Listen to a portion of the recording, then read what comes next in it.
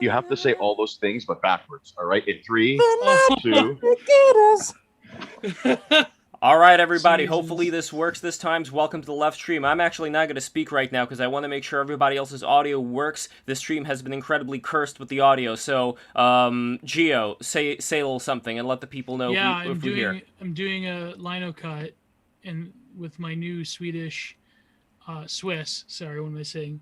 Gouges. So we were talking about metal and how metal is being overrun by hipsters, and how Glenn Benton is based Satanist, but yet when he doesn't have a socially distanced show in Florida, he's evil. So, oh boy. But we have Aydin Paladin. So do people hear us or no? Hello. So this is what we're going to find out right now. How about me, Charles Conn, the masked bastard? Let's see. Bastard. That's right. You got to hit it hard. Pylos, Aydin is not cursed. This has nothing to do with Aydin. We had a similar problem with our Pokemon stream before. I don't know. I'm pretty cursed. Hi, ladies and jerks. I'm Stained Haynes, and we're going to be watching Aydin walk under ladders while breaking mirrors. Gito and Charlie are going to be making bets on cockfights at the railroad tracks outside of town. As we do. And Lev will be screaming at me in Russian while I try to draw with my bad hand, all right? And I'm going to be screaming back at him in Spanish. And it'll be like a really dysfunctional couple, but at the end, we're going to make art. So we're glad you're here to join us, ladies yes. and jerks. And Theodore says, okay, all is well. The audio does work, everybody. Thank Congratulations. God. We managed to get through that stupid hurdle and everything Hooray. works well. Now, I am going to ask everybody, I'm going to do one more new tweet, and I'm going to ask everybody to retweet it right now. Yeah. Yes, for all the good people Got to a know. new tweet. I won't appreciate fail. everybody's... Thank you, yes. A nude tweet? What's going on Got a here? nude tweet. It'll be like the Imagine live all sex the- show. Yeah, imagine all the emojis that I put in, but like the naked version of them. Like Yes. the naked version of what's- the monkey emojis. Some naked emojis. You know, I gotta Naked give alien. I gotta give it to Vinnie Mac with that one, because the Lita and Edge live sex show, like, everyone knew implicitly that they were never gonna actually do anything. Oh, but sure, they but did the implication. implication that was amazing. I remember that week, like the way they sold it. It was like, holy crap. But Howard Stern got in trouble for a gag that was even stupider than that. It was back in the 80s. They had a guy on and they said, listen, you're not going to believe this, Robin. There's a guy here. He can play piano using only his penis. What? I can't believe that, Howard. I Then can't they have believe somebody- that, Howard. They have somebody mashing on a keyboard, with their hand, going, oh, wow, he's doing it. He's playing piano. And then they start playing chopsticks. And so they God. just sell it, with their voices. Like, oh, my God, he's really playing chopsticks with his pecker. It's so You know what's crazy is because me and Lev were actually talking about Howard Stern after the stream last week. the king of all media. But I suppose the once king of all media. I don't know what's going on with Howard Stern lately. Like, things have yeah, he's not. He's took a he's turn. not good. Although I imagine, back when terrestrial radio was a thing, it's hard to lose sight of how once, only just a little over a decade ago, there used to be radio stations and even Opie and Everywhere. Anthony. Oh yeah, on, like satellite syndicated radio. Like that just.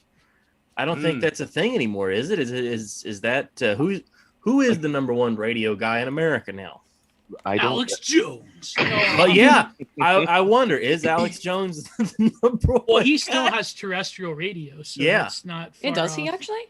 He's still. Oh on yeah, the he's GCN on, network, yeah. 80 or 90 stations. They always say it on the show. Genesis. We're on 80 Communication stations out there. Network. The Genesis Network. I knew the guys at Genesis. I know I give them a lot of crap. I Only go I- after commercials and all that. I am always impressed by Alex Jones's energy. The fact that he Oh, can yeah. keep that up for 4.5 Oh, yeah. hours, Oh my just god. about every single day, and go as hard as he does.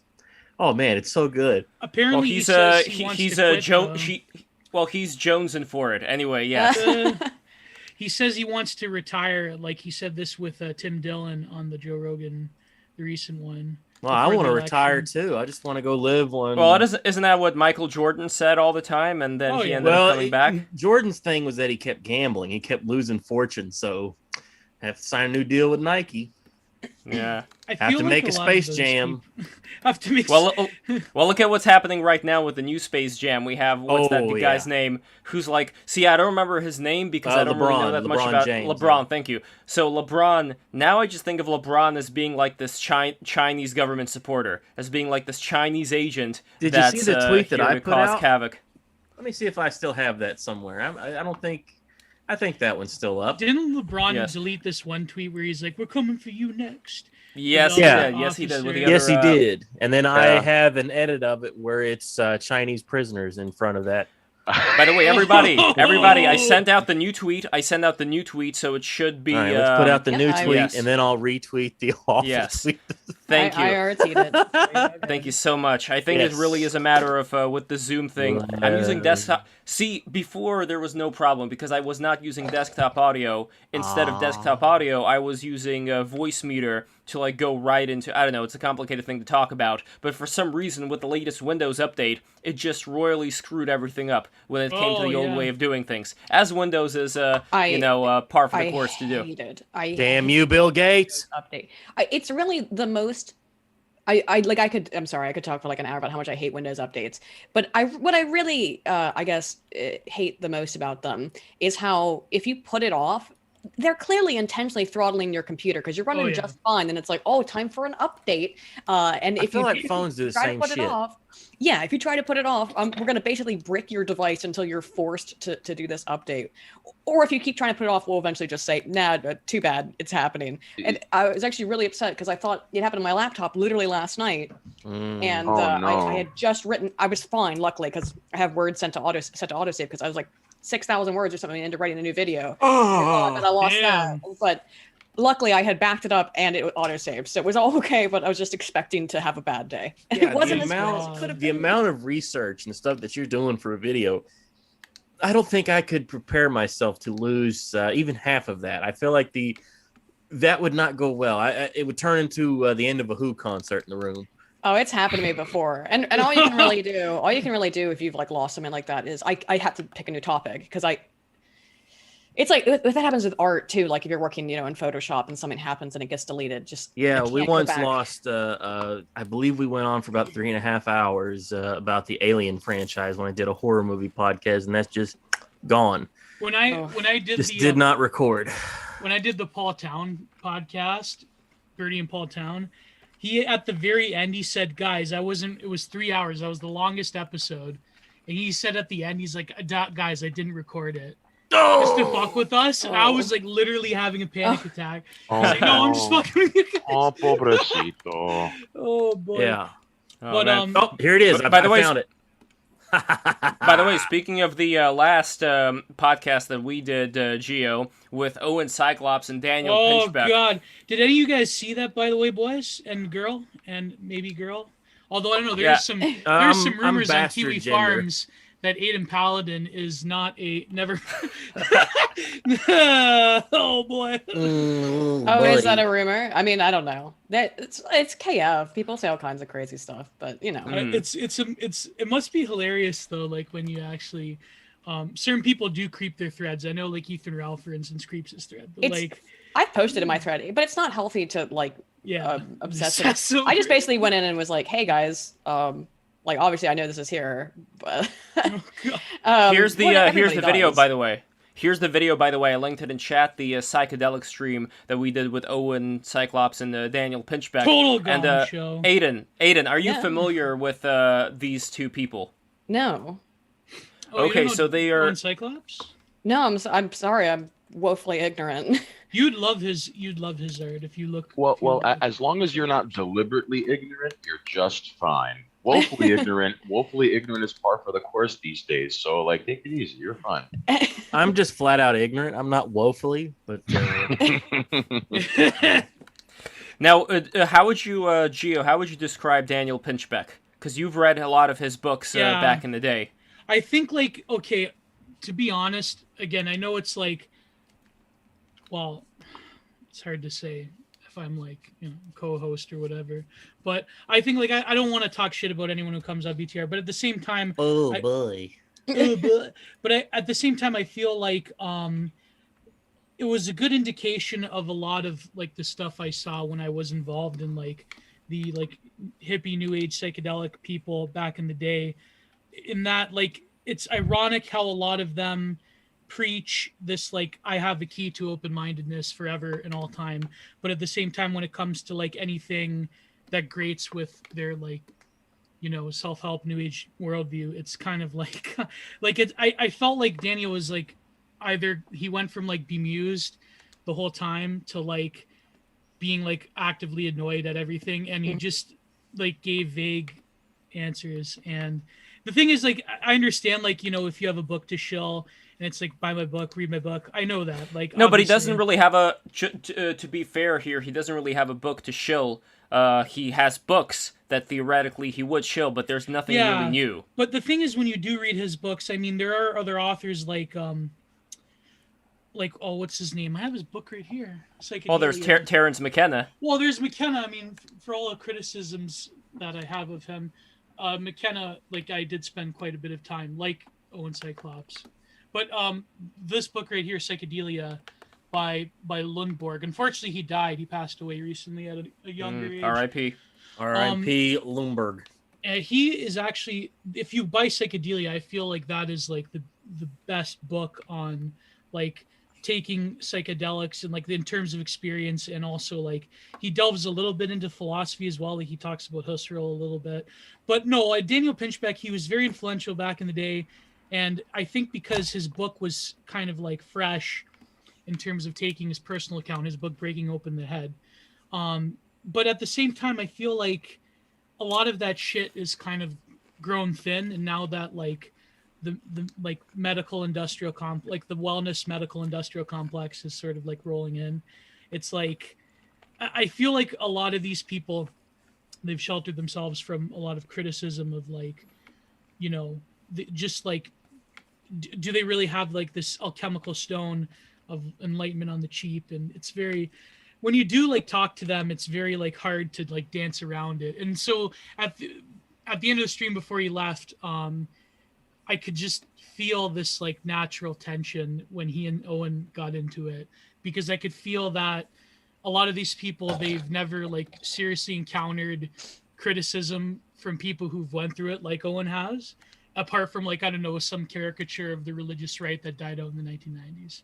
So it's kind of like, it's very difficult to actually I wouldn't say those people died out. I'd say they became woke.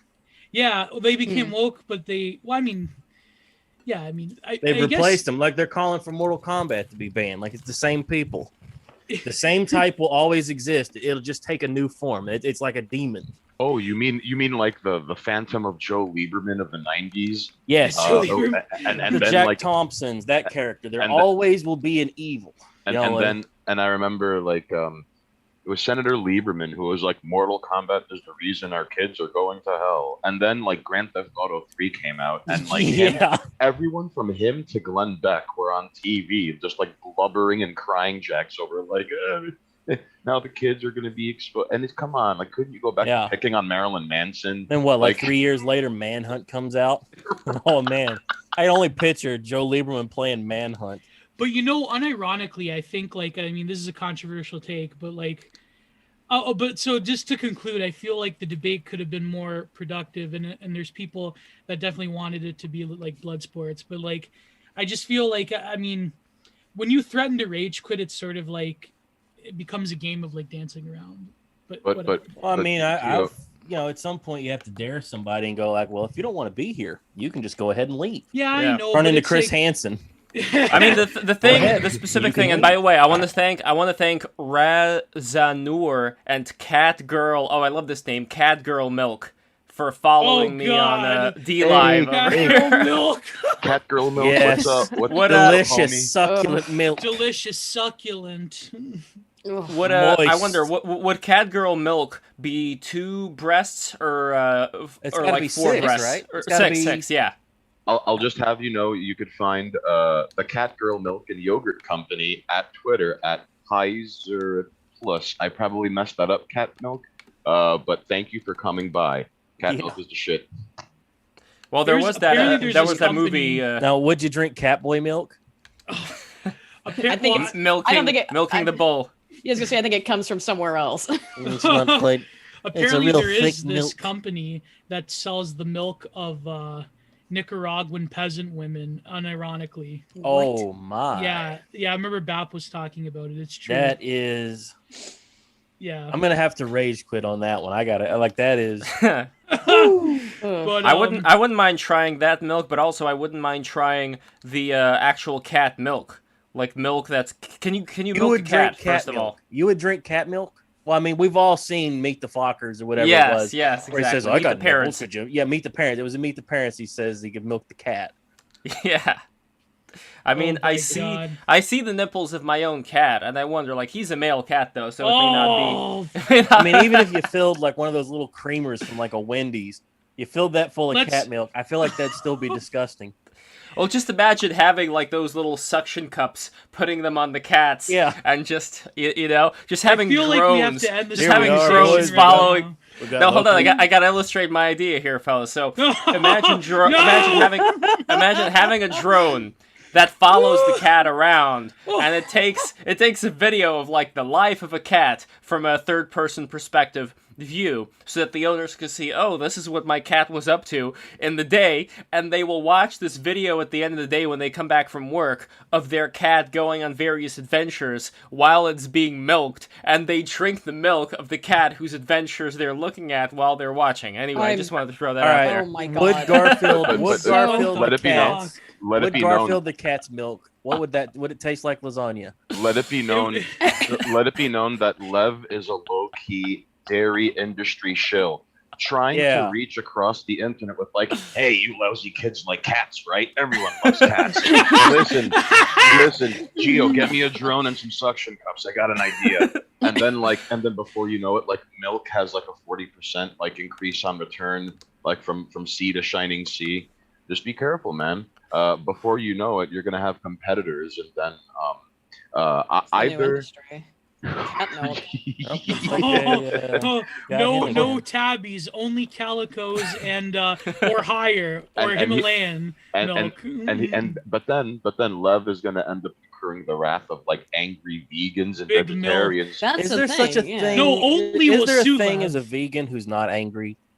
Yeah, well, Oatly will come in and they'll have like a war over it. Oh, Charlie, I to answer your question, No. a part of me wants to say no, only because like if you really want to split hairs about it, like I've always like veganism is an eating disorder called orthorexia nervosa, and like that's something no one wants to talk about. How like it's almost like I'll tell you what they do. It's more so even than atheists. They try to turn veganism into a religion. A lot of atheists Oh, will yeah. turn atheism into a religion, which is Yeah. always funny to me. Oh, absolutely. Yeah, when the faith of non-belief becomes a faith. Yeah. And when it's particularly frustrating in when atheists want to try to convert people, right? And it's that same thing with veganism or vegetarianism to a lesser Yeah. degree. So once you start trying to convert people, like have you guys seen The Vegan Teacher? I'm guessing. Oh God. oh yes, Just I mean that's a perfect example of making your whole life about something you choose to do that's a personal choice and it's no one else's business really. I know that you think you're saving the world, but it's the same thing with people who are like hardcore religious fanatics of any real stripe who think that if you don't convert people then you aren't doing your job right. Maybe not all Right. stripes. I don't know how like if they're but real the- radical. but what There makes are it definitely radical Buddhists, but I don't know if they try to convert others into Buddhism. although What would a I- radical Buddhist be like? What do They they used do? to There blow are shit there, up. there are plenty of them. I Oh, bet- okay. well, the Buddhist only, bombers. no the Oh only, yeah, there's been plenty Yeah. of Buddhists The that only- have. Yeah. the only sect of Buddhists that I could They see have no as wants doing and desires, anything. but they got bombs. No. Hear me out. So, like in Myanmar, Yeah. there are a number of Buddhist monks who have been like evidently twice a week. They got range day, and they're scrolling through scanned copies of Soldier of Fortune because they've taken up arms against the the- Rojiva. Is Yes. Soldier of Fortune still in print? That has to be, right? I believe so. That is And a I- hellacious magazine. The best and- part is the ads. And I'd like to believe that like old copies, like you could find scanned copies by month of Soldier of Fortune if you look hard enough. And like in Charlie, the ads in the back are always Yes, kind of wild. It's they're like, always the best part, just like in old comic books. former Rhodesian mercenary with 6 years experience. Inquire within. Like I wonder if Lev would have seen old comic book ads where it wants to sell you Venus flytraps and oh god, X-ray specs. the X-ray specs, sea monkeys. I don't know about that. Well, I know about the sea monkeys, but speaking of traps, this is what the contraption would look like, I think. So you would have the cat running around. The nipples would be connected to these clamps I on the have to see drone. this. I have See, to what I don't like prove about it. Fuck! He I feel actually like- took the time. No. I feel like it would have to be like This is like a second. Jesus. This It is would the need- second drone. it would need and this- spider legs because Yes. it's going to have to chase after a cat. Cats do not stay in the same place. Well, it's going to be a That or drone, so have- it's just gonna follow. It'll follow the cat everywhere. What The if it drone had will like follow a the cat stinger that everywhere? would come out like a bee that would administer a sedative to the cat? That way it could milk Does the cat know it's getting milked though? Yeah. Does it- Are you drugging the cat with catnip, or like Yes. are you producing like a milk producing steroids and chemicals? Lev, what are you doing, man? And that is quite the They case. have an know app. I feel like this is kind of like Joseph Fritzl engineering his own shed, like having all these devices boy. around to monitor. Honestly, his child lives. I'd like to picture Lev with like Looney Tunes production music in a garage somewhere with like dun, dun, dun, dun, dun, dun, dun, dun, Like as he's like Goldberg machine. Yes. Yeah, the power was it as Power he's hooking Glove? up like the suction cups to the cat, and he's like testing the drone, like flicking his finger, holding it up in the air to see how windy it is, if the cat will have good adventures today. The cat.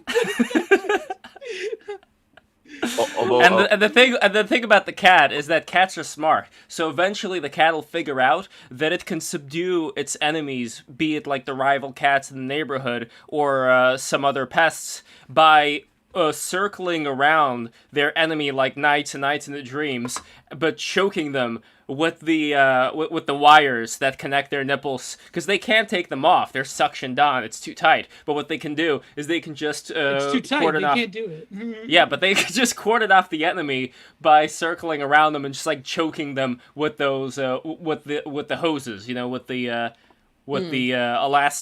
elastic tubes. So they'll choke Sponsor- the other cat. The Great Cat War, sponsored by the CIA, finding out ways to use the cats.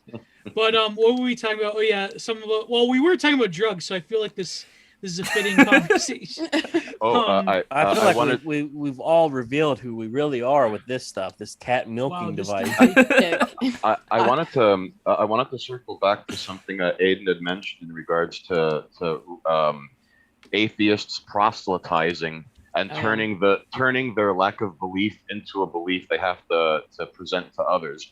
There comes a point where like the only thing more insufferable than very outspoken atheists on Reddit are vegans, because for starters, all right, it's fascinating how there's a disconnect. Like vegans wearing leather, all right, like find the metaphor, all right. Number two, vegans are under the impression that abstaining from eating chorizo will somehow unfuck the environment, and it will somehow undo like years of damage. Like China takes a strained, greasy dump into the ocean and then hurls it into the ozone layer every day. And Yeah. some vegans are under the belief that if they don't eat meat or eggs or milk, that will undo that. And that's such an insane, lofty, like, there's a bizarre, and then on top of that, like, you know, the need to tell you that their lifestyle is superior to that of like, ooh, you're eating carrion and you're eating carcass, and it's like, if you don't like the smell of burning meat, get the fuck off the planet. It's Like- always moral grandstanding. I mean, that was the thing. Like, I mean, this was a thing. This is last week. Harry Styles, who's a supposed pescatarian, and then they've got pictures of him because he's being, you know, paid by Gucci. So there's spread of him with a leather handbag and a big fur jacket, and it's like Harry Styles, the pescatarian. And it's, I mean, it's when you tie yourself into like moral knots, essentially, particularly when it's involved in moral superiority. And I think that, I mean, that's everywhere.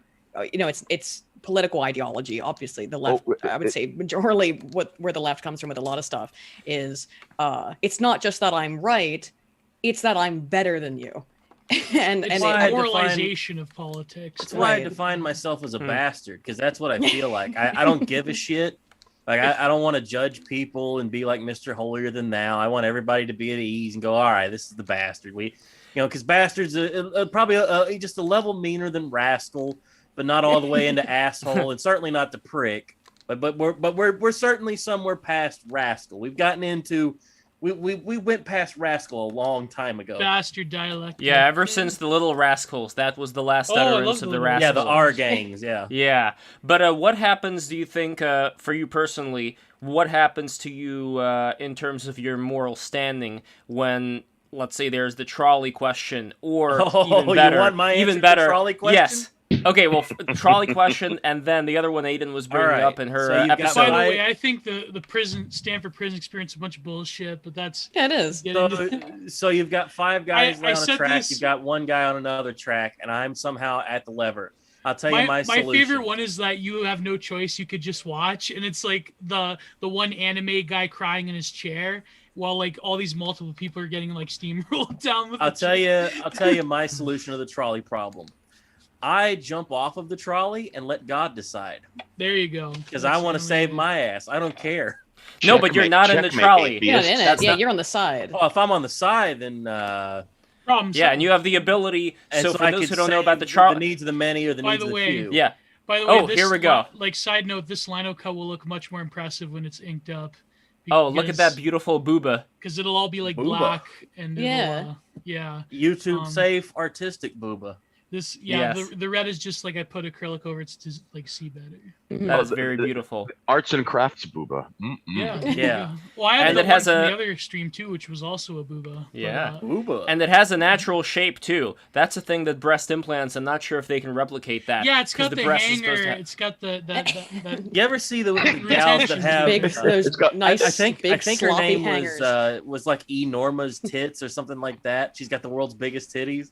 Oh Mm. yeah. It's Oh, very that's fun. really Like gross. it looks. Yeah, it looks really Oh. gross. Like it looks painful. Well, I think she has to like inject stuff or pull stuff out because it fills up with Ooh. fluid. Oh, Something like it's God. one Is or that the other. I what's don't going remember which on? one. Because I feel like I bet you one of those It's like titties Greg has to weigh 100 Valentino, but pounds. with boobs. Ooh. If Well, you I guys recall remember- correctly, if we're thinking of the same woman, but the one where it's just like there's 2 giant beach balls just attached to her chest. Yeah, I think she has to either pull like fluid out or and inject them as one or the other. I think she has to pull the fluid out because I think that it just constantly builds up like a Have cyst, you which is have real you heard sexy. of have you heard of Minka? No. So Minka? Minka is the same but Asian. She's supposed to be considered the See. biggest boobed Asian in the entire. Yeah, look her up, Minka. And she's older now. She's Oh like my a God. Korean. She's like a Korean She, grandmother now. But she Can you used to post work with picture, this Lev, guy. Or is it too? Well, we're on Twitch as well, so I don't know. But she used to work with this guy named Woody before she worked with this fun name, right? oh, Woody. wow, Get I it? wonder Yeah, why. Yes. Hi, Yeah, so I'm she- Woody. So she used to work with this guy named Woody back in the day, but before that, he Work with his friend Buzz. he talked her, I think. I don't know if he talked her out of pursuing her career in tennis, but if you can believe it, Minka was a big tennis star. Imagine in her flopping around in the wind there in the tennis. She still court. plays. She still, I Oh think, my she still God. coaches tennis. Wow. So anyway, Minka, she used to do these posts like right at the time that Woody was not feeling that well, where she used to write on her blog saying like, "Oh, you guys probably thought Woody died. Not yet." You know, it's a weird, like, I'm not Oh, really wow. sure what exactly the relationship is there, because it's almost like she was being kept captive by Woody in some way, where he was literally milking her to generate the money for, for I have himself. heard- That was like that propaganda commercial for the Chinese Revolutionary Army, or where it's like the mothers of the nation will give the brave soldiers the milk. You saw that one, Lev? No, but now I'm no, gonna look it it up was a later big on. thing on Twitter. Yeah. So you've got Chinese cat milk. What are you gonna do with it? This is a real milky stream. Yeah. I Well, can't believe this is this, Korean my milk. God. Korean silicone milk. That's what that is. And she's had these boobs since I believe the mid '90s, and they're like how big are they? They're like this. Like I mean- can't even fit them on the screen. That's how Although- big they are. although I Yeah. I imagine. I mean, as a not woman, I'd like to point out that wouldn't it suck after a while, where like That's if what I'm. because like you'd have to get like lower back problems after a Well, while. no. Here's the Like- thing with Minka. Her entire schedule, I believe, revolves around lots of back exercises. She's Oh always my doing God. back exercises. What a that's that's because pain, that's how physically she. and literally, or 'Cause she's- literally and metaphorically. She's got like two titty papooses that are like weighing her down like a weighed vest. Yeah. Like I mean, even Yeah, no, but that's why she has to do exercises with other weights on the back muscles, so that the back muscles can So maintain she's all this weight. maxing for that perfect. Yes, my exactly. Excellent. Felt like even normal women I've known in my life who just are naturally well endowed are always complaining about Blessed. how much the big titty hurt, and it's like I don't know, like there's something else going on there. I mean, I think some of it is like with someone who's like, I want to have the biggest tits on earth. That's a world record kind of thing. That's the same thing that drives people to do anything that's extreme, I guess. But of just being the best, of being the biggest or whatever. But what a pain to have to live with that. Like I said, physically and metaphorically. Oh, well, we but should I get think her on the it's- show. We should get her on BTR. I By mean, the way, Oh, shout Lev, out you to my wanna good get friend all Mommy the- Milkers on Twitter. Shout out to my good friend. I mean want to that's get all the big-titted women on here, the Well, large breast models. Yeah, Well, we're gonna have Kyla. well, on Tuesday we do have our bimbo stream, so that's Yes. going And by the way, the name of her friends, because she also has like other big boob porn star friends, Maxie Mounds and Kyla Cleavage. All right, think I those have heard are of Max. the Maxi original. those birds are of a excellent feather, I names. suppose. I'm gonna be Well, Tammy yeah. Titties. Well, if They you're used a to- porn star, you got to have a catchy name. Or like Absolutely. Jenna Jugs. Hi, my name's Studley Hungwell. What Good to would be meet my guys? What would be my porn name if I was Giant that's a Geo. terrifying idea? Tank man thrust. Take that! There you go. Aydin Paladin with a zinger, long drive. It could. Oh man. Ooh. It reminds No, me you of know, Tank Abbott a little bit. There's Another. There was a really old website. I don't think it's still around anymore, but before Mass Effect 3 came out, if you guys remember, they introduced that character's name was like James Vega, and he was just a super like ripped, beefy dude. And there was a website that just came up with all generated names for him, and I think Tank Man Thrust was. That's pretty sure that's where I got it from. Pretty good. No, like they like ripped Tank beef Man. steak and shit like that. Tank Man Thrust. Can you Another good imagine- porn star name would be like Kindle Fire. You know, that's a I good think porn that star is name. a like porn it. Not name. bad. Candle Fire, yeah. Kindle Fire, best in the business. You have to spell fire with a Y to avoid copyright issues. Exactly. Yeah. But she also wow. used to go. Minka used to go on this thing called the Boob Cruise with her friends Kyla, Boob Cleavage. Cruise. So it's yes, like the Boob Walking Cruise. Dead cruise, but for boobs. Exactly. And there used to be all these big, bountifully big-breasted women there who used to do strip teases and lap dances. I don't know if sex was involved, though, but I wonder. Because It there were a has lot to of be, horny right? guys. It has to be. It has to be. You know, Geo, Aiden, the porn star name you gave Geo reminds me of there's a Mystery Science Theater 3000 episode where the Oh. movie is Space Mutiny, and there's Oh, yeah. there's a scene where like the main character, like the robot, Mike and the robots just start yelling crap at like Butch, deadlift, splint, chest hair, Yeah, flint, iron stag, buck, plank chest. So Yes. so now Geo is gonna have to do battle with who knows, like punch rock groin or rip steak face. Geo, Yeah. we're rooting for you, buddy. You got to earn this name. Oh, my finisher would be the not the code orange. What was it called? The orange crush where Kabashi would like he'd do like at first it was a suplex, but he turned into a power bomb. But like he almost broke someone's neck, so he stopped using it. So, Oof, yeah. yeah. But we were talking about we wanted to get to Aiden's video, but we were talking about the psychedelic stream. And I don't know, it was kind of weird. It kind of like the people, I remember my good friend who was Thank you, Enfjorder, for following Wait. us on DLive, by the way. oh, thank you. He was my supervisor in my MA, my first one. He said it the best, my professor. He said, there's no bigger ego than in the business of killing the ego. So, and it's true though. I mean, a lot of people that gravitate to these things, they're very like wary of any like pushback. And I feel like the thing is, it wasn't as easy to sort of like characterize Owen as like, oh, you're just like another religious right nut or whatever. because he actually was someone who was pretty deep and heavy into like the psychedelics and everything. But but it's just I think like again, and this kind of like relates to Aydin's more recent video about it was about like the juries and all that, but it was about like group pressures and how I think like video. The big thing, yeah. Like Aydin always does good videos. Like it's so well researched and she knows her stuff. And she'll it have sounds gags good in too. there. Yeah, I really dig how Aiden's videos kind of remind me of like, okay, if Justin Wang didn't work for the Internet Interpol division and actually covered socio-political things, it would be on par of like actual like, hey, this is going on in the real world, and it's like. Thank you. I love Justin Wang's stuff. However, Inspector Did you Wang. watch the recent Messy Tales video? Oh yes, I did. Oh yes, It was I think Messy Tales great. might be the extremest of extreme, right? Like how it's one of those things where I think, well, how do you top this? Do you know about diaper furs? Yeah, okay. I unfortunately, I've heard the stories about what goes on. About the Aydin, guys who dig through dumpsters to find dirty diapers and then Diaper Chew, yeah. Pamper Chew, yeah, that was his name. The that's no, maybe there was like Botfly Girl. But that was a the different Botfly. thing. Oh, that's Botfly worse. Girl's pretty bad. I feel like My Little Pony cum jar guy, that's pretty bad. I can't One guy, believe- one jar is pretty bad. One jar. Well, no, the one guy, worst. one The jar. worst would definitely be, as all of us know on the BTR stream, Kiro the Wolf and the Zoo Crew. They're awful. Yeah, they're the worst. Who's that if you're Who's just that other budget Aydin Paladin on YouTube? what? I don't want to say that budget Aydin. What's her name? Something McFly.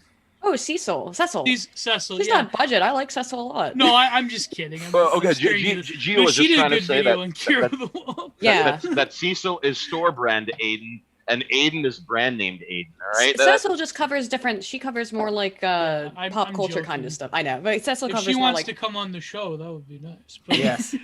no, like she did the series on Kiro the Wolf and the Zoo Crew, and that who's the Her and Deadwing Dork have done a really good job covering that Yeah. stuff.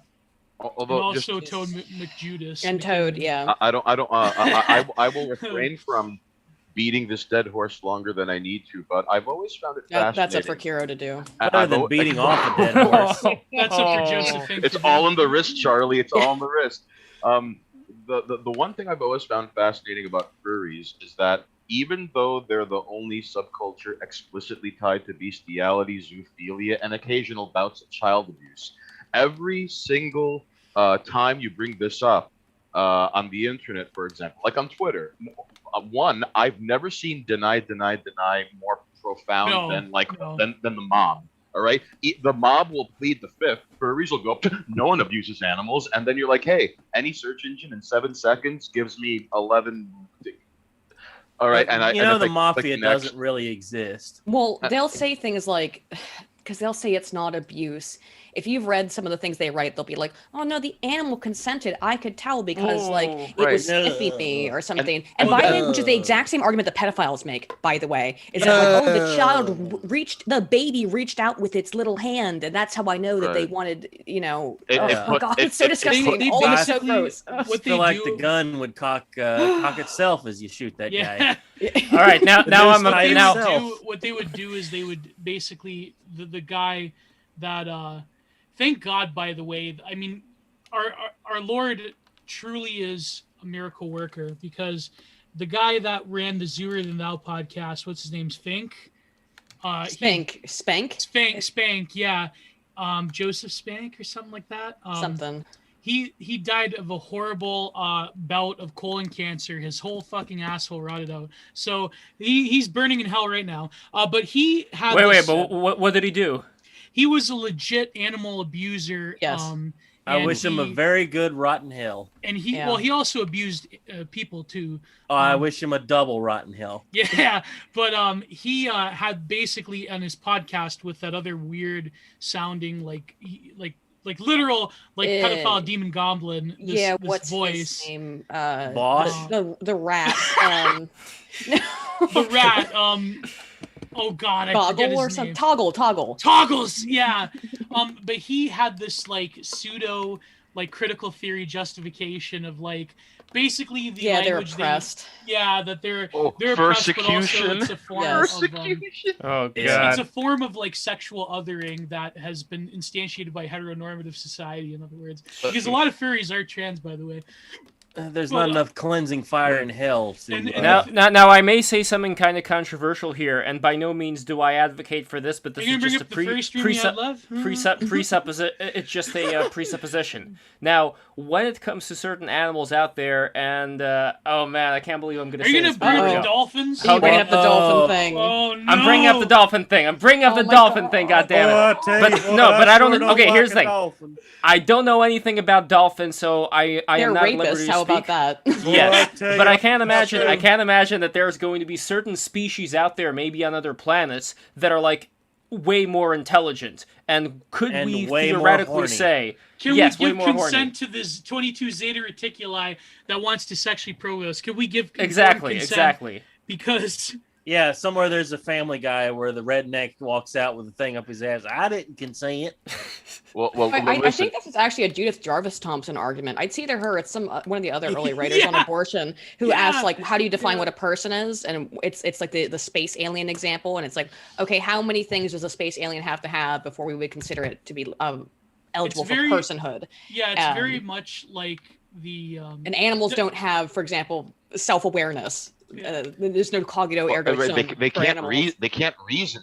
So like it's. Did I it's, cut you off, Aydin? I'm sorry. No, but the question of they can't reason is then, do we consider people who are mentally disabled to not be people? We Exactly, clearly do. it's- But The thing is, We should. Yeah. No. Well, when it comes to people who are mentally disabled, what are the rules of engagement when it comes to somebody who is not mentally disabled who wants to be in a relationship with somebody who is? As far as, is there coursion That's kind potentially of- involved? I I think feel there's like, coercion. yeah, you're crossing the line there, brother. It's hard not to see it as anything other than predatory. Although I'd like to believe there's got to be, statistically speaking, biggest odds, a handful of couples where like one person is mentally disabled and one Yeah, isn't, it's happened. and I'd like to believe like they're good to each other and for each other. I'm not going to judge. I mean, you could Well- define there's a lot of people that are clearly like, well, he's the smart one and she's smart as a bag of rocks. Like she's not. Hey, Mr. Action. Shout out like, to Mr. Action. there's a lot of that kind of stuff going on. but I feel Or it could like go vice versa. Where I would say it's sorry. She's clearly the breadwinner. She's the smart one, and he's the deadbeat who stays at home and plays Nintendo all day. I would say it's similar to the argument we kind of make where it's like it's okay if a 14-year-old dates a 15-year-old, even though they're both yeah. they don't have a fully developed cognitive abilities. So I would say that if it's a person who's got a 70 IQ dating a person who's got a 80 IQ, and they're both people who have lower than average IQs or something like that, or if it's really low. I mean, I don't, 60, Like that movie, The Other 75. Sister. I've never Oh, seen it, God. but I feel like that's when you're talking about two people who are on the same sort of level of development or a comparative level of development, then That was it's not so bad. But if it's someone who is fully cogent and has full capacity dating someone who's mentally disabled, yeah, that just seems predatory to me. Same thing with children. Children can't consent. Yeah. I don't think.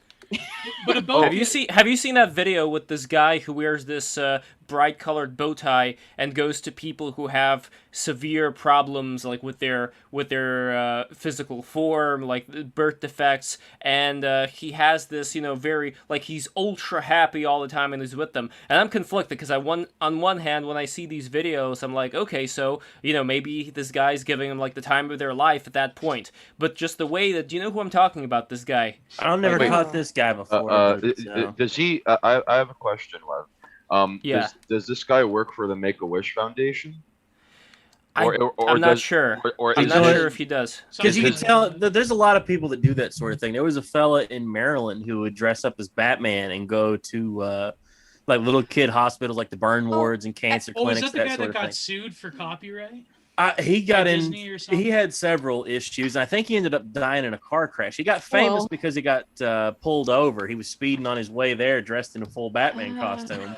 Yeah, like there's And there's everyone- a documentary that shows off the reality of that, where a lot of the little kids, like there's this one little kid who's got these the tubes and stuff up her nose. She's just so happy, like holding his hand. Thank you so much for coming.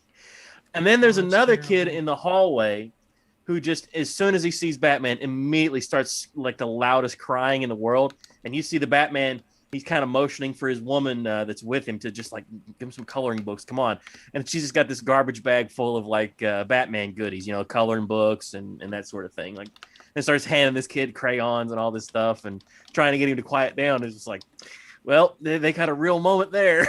Yeah. Well, a good friend of mine years ago, who I met through doing cosplay, he dresses up as Batman and Daredevil and stuff like that. And what he does is he goes around to children's hospitals, and he's an ex-cop. He's a like super built buff black guy. Like he's like wow. 6 foot. He's like 6'7", and he's really in shape because he used to be a cop. So he looks the part for all these characters, and he's such a nice guy. And like he's been doing that for years of just going to like children's hospitals and volunteering and doing it all. He gets all in character and stuff. It's, I really think that's awesome, and I really one of the appreciate things that made me respect John Cena, having not like I wasn't watching a lot of wrestling when he was Even though he the popular ruined guy. WWE. So. Well, whatever. He hearing that he was spending so much of his time going out and visiting with sick kids, because like he had only been famous for like 10 years, and he'd spent 2 of that. Like he had the world record for Make-A-Wish things, like spending days visiting sick kids at hospitals. And his schedule was nice. grueling too. That was I can't imagine what that schedule must have been like. But see, the guy who I'm that's why talking he about had is to bury different. guys' careers so much, because the schedule was just too busy. so you're thinking, Lev. so you're saying this guy's more predatory, like Wait, he's doing Lev. it. No, Lev, I'm not I'm- gonna say yeah. Okay. Do you get weirded out watching footage of? Did you feel like the guy is doing it to like low-key antagonize the kids, and he's getting joy out of like being mildly vindictive but with a smile on his face? Like now I need to see the footage. I'm dying from suspense here, Lev. Can you post a link? I'm going to try to find who this guy is, but just But, well, so we were just so you know a little bit about who exactly he is, because I could describe the videos. It's him, and he's playing with, and the kids who he's playing with, they have severe deformities, like one of those conditions where, for example, there's no bottom jaw, or there's, just like some kind of things, and he's just like playing like some dress-up games with them and various things, just like, always with a big smile on his face. And to me, the thing is, like, that's great if you want to put, if you want to take in the time to do that kind of stuff. But why put it on YouTube? I mean, maybe there's a reason, I don't know, but it's like there seems to be something a little bit. I guess, but there's just something a little bit weird. Maybe it's nothing. Maybe it's just a false signal that I'm getting here. Wait. Okay, Lev. Do you feel? Okay, but do you feel that this is the equivalent of like when a YouTuber is like, "Hey, film me giving this sandwich to this homeless guy. I'm a good person." So do you feel that that's like the children's hospital version of that? Like, is that why it takes away from the idea of charity? Is you're supposed to help people. You're not if you're helping people because you think it's going to get you over with God or that sort of thing. I feel like that defeats the purpose. If you're helping people for clout, like the Mr. Beast thing. If you're out, we gave $10,000 to this guy. I mean, in the long run, I guess I'm happy he's doing it. I'd rather here he is. So still, so this is him over here. You see on my screen. Yeah, yawning, and I explain. Let's see. And again, maybe there's nothing wrong with this, but just the energy that this guy is giving off when he does this kind of stuff. So you're like, thinking like it's the salesman thing. You can smell it on him. There's just like such a tremendous amount of disingenuous. I don't know. But here's the maybe thing. not. I don't know. Maybe not. Maybe it's completely genuine. I don't want to come off like a moral grandstanding jerk when I say this, but like when there's like a passage in the Bible that says like when giving alms, do not let your left hand know what your right hand is doing. And like so this guy, like for example, like does it require an audience to do something thoughtful like this? Like, and the answer is no. So it does lend an air of like what Charlie said. Like, I could picture this guy trying to sell me a used car. Like, there's just something like a little off. Like, there's something off about. You can smell it. Like it doesn't pass the sniff test. Like you can just see it. something about his body language, something about his aura, his vibe, whatever you want to call it. Yeah, that's fascinating. I'm actually, since I'm kind of talking about that in my next video, I wonder if anyone's done anything on that to see like if you can just determine if someone's genuine or not. Because the video I'm working on- physiognomy is Doing definitely- the sales, like the sales pitch. Oh, Like you can see that. Yeah, the one I'm working on right now is on branding and like woke washing, right? Of okay, so this happened like 2 years ago now, where Marks and Spencers, which is a UK grocery store, Oh, yeah. put out a LGBT lettuce, bacon, tomato. Oh, it's an LGBT BLT. Yeah, and They just had that joke on The Simpsons the other day. Did they really? Well, it was Yes. a real thing. It was a real thing. Yeah, Krusty was going woke. That Oh he my was competing gosh. with Mr. Burns' burgers. So here's Oh, the wow. thing. Already Well, Mark and apparently Bart's a male feminist now. So that's, Oh, really? Yeah. I can't be shocked by anything. But that was just to get a girlfriend, so that. Well, that's very first- accurate. That's too real. Hang on Yeah, now, that's first too Bart comes out as being a male feminist. Next Then thing you he's know, trans. well, no, I was gonna he say starts next. listening He's, to ContraPoints. He starts. See, taking it would Asian- be- no. Most Next, Sislak. next, Most Sislaks Gio, needs to be you're the male stepping. feminist. You're stepping over what I was about to Sorry, say. sorry. What he's gonna become, he is gonna come out to his parents as a gamer. Oh, Stunning and Do brave. 180. He already Stunning did the and gamer brave. episode. That That's was right, like they He'll did. 2-3 years go ago. He'll go to No, like this the was Wayback another- Machine and start listening to Davis Arini videos, and then Yeah. he'll go That was another Chris Chan reference. And then he's gonna have really strong opinions about Gamergate, even though it was like 6 years ago, and it's And like he They never go. let it go. Yeah, it lasted like a weekend. Like And know, dude, I- every day it's Gamergate. Every It's day. every day. Gamergate Well, apparently did the Capitol everything. riots. There was those articles about Gamergate. Oh hell no! Oh, yeah. Remember what happened at Christchurch? Within an hour, someone was like, "You know Gamergate. why? 8chan and Gamergate is behind the Christchurch." you know Well- who elected Donald Trump? Gamergate. Gamergate. you know, know but But who, we cut off the flow of the fuck. It You know the absolutely reason does why live 2 rent people free in killed people's heads, though. themselves? no, Because of Gamergate. But Aiden, the thing that I find fascinating about it is that like people. Okay, we live in mumbo jumbo times. Okay, and a hallmark of mumbo jumbo times is people playing 6 degrees of Kevin Bacon, but there's only Oh, yeah. 1 degree, and Kevin Bacon is whatever you want it to be, like white men, systemic racism, buzzword, catchphrase. And for some people, they could look at like a 17-car pileup in an abandoned Toys R Us and be like, Gamergate did this. They breathe life back into it like a boogeyman, like how do I There's put it? there's a good Simpsons reference where he drives by a fire and goes, "You ever drive by a fire and think, how can I make this about me?" Yeah. Oh right. Oh yeah. Self-absorption is definitely a part of it. But the Gamergate thing is that it's a convenient sort of cognitive heuristic.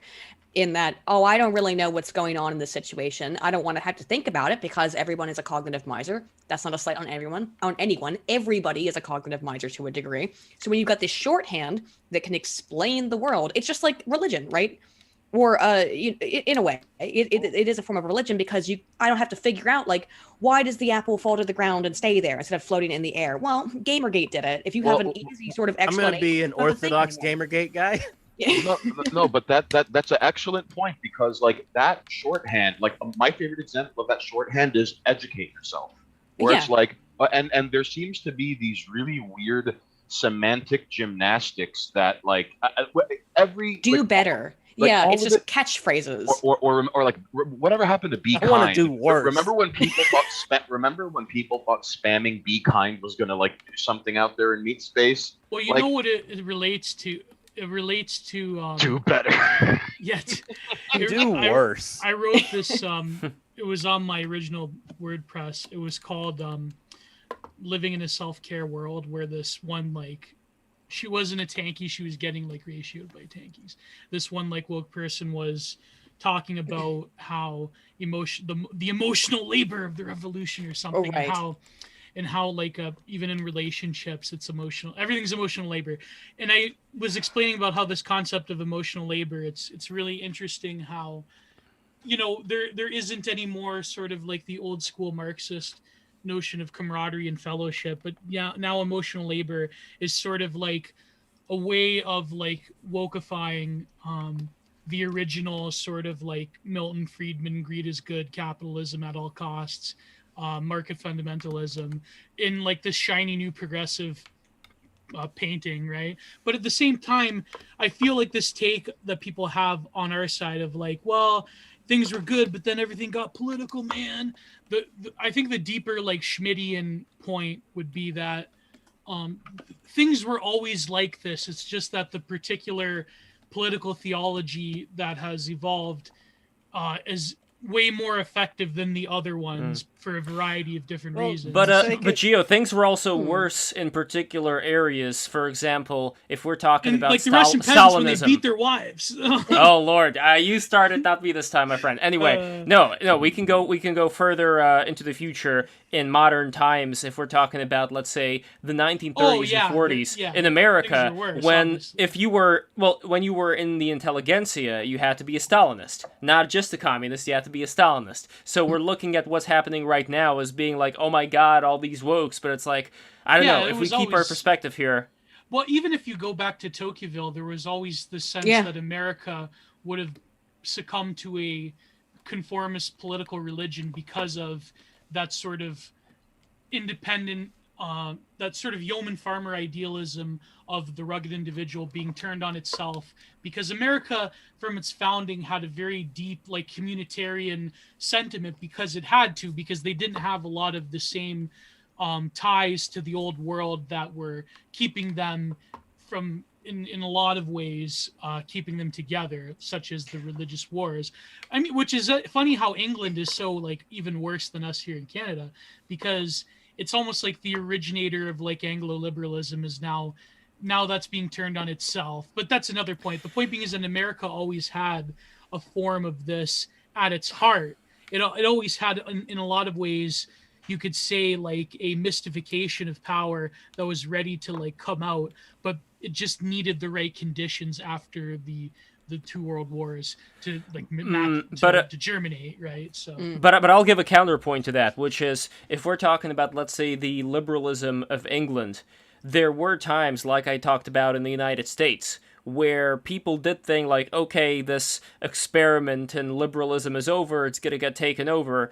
What if the answer to that is that it's not a matter of, let's say, us having to go through the great cycle of history where now we're going to have some kind of a dictatorship and that's going to go into something else? But what if the answer is, in a way, that this liberal system that we have, which would, at least for the time being, guarantee that you, Gio, and you, Aydin, and everybody else would be living in not the worst kind of way. And what if this is such a system that, of course, it gets attacked by all sides, and the whole idea is trying to still maintain order and civility despite this, and that there were times before in England and in the United States where people thought it was going to go to hell, and then things ended up rebalancing themselves. So what would you say to that? That this system of liberalism is always a fight. It's not a matter of being complacent. It is always a fight to make sure that these competing forces don't erupt. That may have been true like in the 19th to early 20th century, but it's definitely like liberalism itself, now that it has finally gone global, has sort of exhausted its own capacity for not just political innovation, but also like people themselves have reached a point of immense entropy and stagnation. But that being said, I mean, Aydin's video, when you watch But weren't they saying that before? Weren't the same people talking about people having stagnation in the 20s and 30s? There were like a minority of people that were involved in things like theosophy and traditionalism and so forth that were talking about it. There were people, I mean, there's, De Maistre and Schmidt and Younger. No, but it's like a general thing, not even them. It's a general thing of every other generation saying, well, back in my day, everybody was like wiser and better. At a point says back in my day. Exactly, everybody does. It's in part just a memory, a mental effect of, the older people remember things differently because they were younger when it happened. It plays a role in warping our perception of reality. Although I find it kind of neat how like the turnaround rate of back in my day, like so like for example, like Generation X is gonna be the first generation to end up in retirement homes covered in like worn out tattoos that look like stretched out amoeba assholes and piercings, and they're gonna be like back in my day, there were payphones and arcade games, the original multiplayer. Remember like- when you rented VHS tapes? Remember I pay-per-views? watched It's like, Kurt okay, Cobain Grandma. on Saturday Night. Right, so then... We and- used to and- go out to live events. Remember those? Now, Remember- Pylos has an interesting comment. He says material comforts aren't positives. I completely agree Yeah. with you, Yes, Pylos. of course. But Yeah, agreed. the other question though is, what is the alternative you're proposing here that would, let's say, kind of, because it may be that your idea is if we get a strong man, if we get a dictator in there, then he's going to tell people what's up. He's going to sort everything out, and he's going to make sure that Pylos, everybody's going to act like the way you want them to act. But my concern problem is is, that he's Lev, not like- going to do that, and he's going to come after Pylos, and he's going to come after Geo, The and he's thing going is- to come after Aydin. The thing is, like, As long as he's coming. Yeah. Better they bring all his had towel. harems. They all had harems. That's the It's imperative. like but- Arnold in Pumping Iron. He's just got to come everywhere I'm always he coming. goes. I'm coming in the gym. I'm coming on stage. I'm coming. Yeah, I'm coming. I get the pump. But the thing is, dictatorships, like explicit, like secular authoritarian regimes are quite brittle. But at the same time, when it comes to in general, like I mean, the problem is like we can't since the time of Machiavelli, we can't even talk about this in terms of like what is legitimism, what is authority, in terms of how a monarchical or feudal system actually operated, because now we just think of like any old like authoritarianism that is divorced from the quote unquote mandate of heaven, right? So political power, especially in America, has become so decentralized yet so invigorated in terms of its ability to generate consensus that power had to explicitly find ways in which people were going to become susceptible to certain selecting pressures that aren't very easy to legislate. This is why I think like the meme of like, let's suspend social justice courses till we know what's going on. Like that shit doesn't really work or happen the way that, you know, they think it is, because people like Jordan Peterson and Sargon are thinking in terms of Anglo-legalism. They're not thinking in terms of how these things have actually come about and how they really are by and large a product of especially North American liberalism. And so we're kind of stuck in a place where we can't really confront what power is. I mean, it's the things that come up are very explicit examples. Like in Aydin's video, the first thing was talking about how Maxine Waters and all these other people were basically threatening violence over the Chauvin It was trial, implied. right? It was implied. It was implied. It was explicit. They were explicitly calling for Oh violence. yeah, but Also, Some people were. but it's I really love, the pressure. some people of did that. some things. I love, Massive Thank you. I You're love welcome. how like Maxine Waters, like, wasn't her district like 6 states away from where the Yeah. trial was happening? Yeah. And She's it's from like, California, listen, right? yeah, and it's like you don't have jurisdiction over this. You're not Batman. You don't get to just be like, hey, something happened in Central City. Like, no, and on top. Remember, if you remember the LA riots, she was the one that bumbled up all the welfare checks. So they were like, Oh Yeah. my. Ave So- Maria. Now, They keep when electing it her comes, forever. She'll figure it out Yes. eventually. yeah. well, But by the by point them, being- we may partly mean the Chinese government. I Oh, wonder at if she's this also point. involved with that. But also, yeah, she has ties here and there. But but the point I think is pertinent is that the thing is you can explicitly threaten that I mean, whether Black Lives Matter is an organic movement, I tend to believe it's not. I mean, Yeah. it's partially organic, but it's partially, I mean, come on, all the leaders are buying like multiple mansions. It's just the leaders. It's every major corporation on Yeah. earth. It's by Well, large it's- mansions. But it's a really, yeah, By 4 of them, more actually. girl but- boss, Yeah. more girl boss riders. But no, the way that it's become is this sort of decentralized movement of power of a conglomeration of Yeah. corporations and government forces working together, but not working together. I mean, there probably is some kind of like Soros NGO at the top, but at the same time, it's more of a discourse of like, this is what people believe in, like a professional white collar liberal like society. And it's not like this, we don't live in like a Ernst Younger worker state. We live very much in like the parasitic, like We live in private this managerial society. class. We Yeah, do. rootless, like professional managerial class run society. And so they all believe in this same imperative. It's not really a matter of conspiracy. But at the same time, I mean, even just like watching your video, Aiden, like it's very easy to see how certain group dynamics can influence people's opinions, even when it comes to matters of life and death. And lastly, before I stop ranting, I just wanted to say about this question of what were you saying about like people who are mentally challenged or when life begins. I think like it's more of Aristotelian, like acorn in the tree sort of argument, where if something has a potentiality for something, then it's given a bit of a greater respect. But at the same time, I mean, we started off with fucking furries that literally abuse animals, and Right. the pseudo discourse around it, I feel, is another product of the terminal decline of liberalism itself. And I know this is a crazy take, but the thing is, the language that they're using to justify essentially raping and abusing animals is the same language that people have been using, that are now using like these articles coming out about incest and all of that, because literally there's no argument that a modern secular consent-based morality society can make against these things. I mean, with animals it's different because of course they can't give consent, but when it comes to other but then you have like post-humanist people that like are doing these things in critical animal studies. That you should look into this. Oh my gosh. Where they Yeah, that's talk happening. about how the animals in some ways have a Oh, no. cognition of giving consent. And you know where that if you are starting to mingle with the idea that animals have a human quality to them, or rather it's a speciesism of like saying that it's an anthropocentrism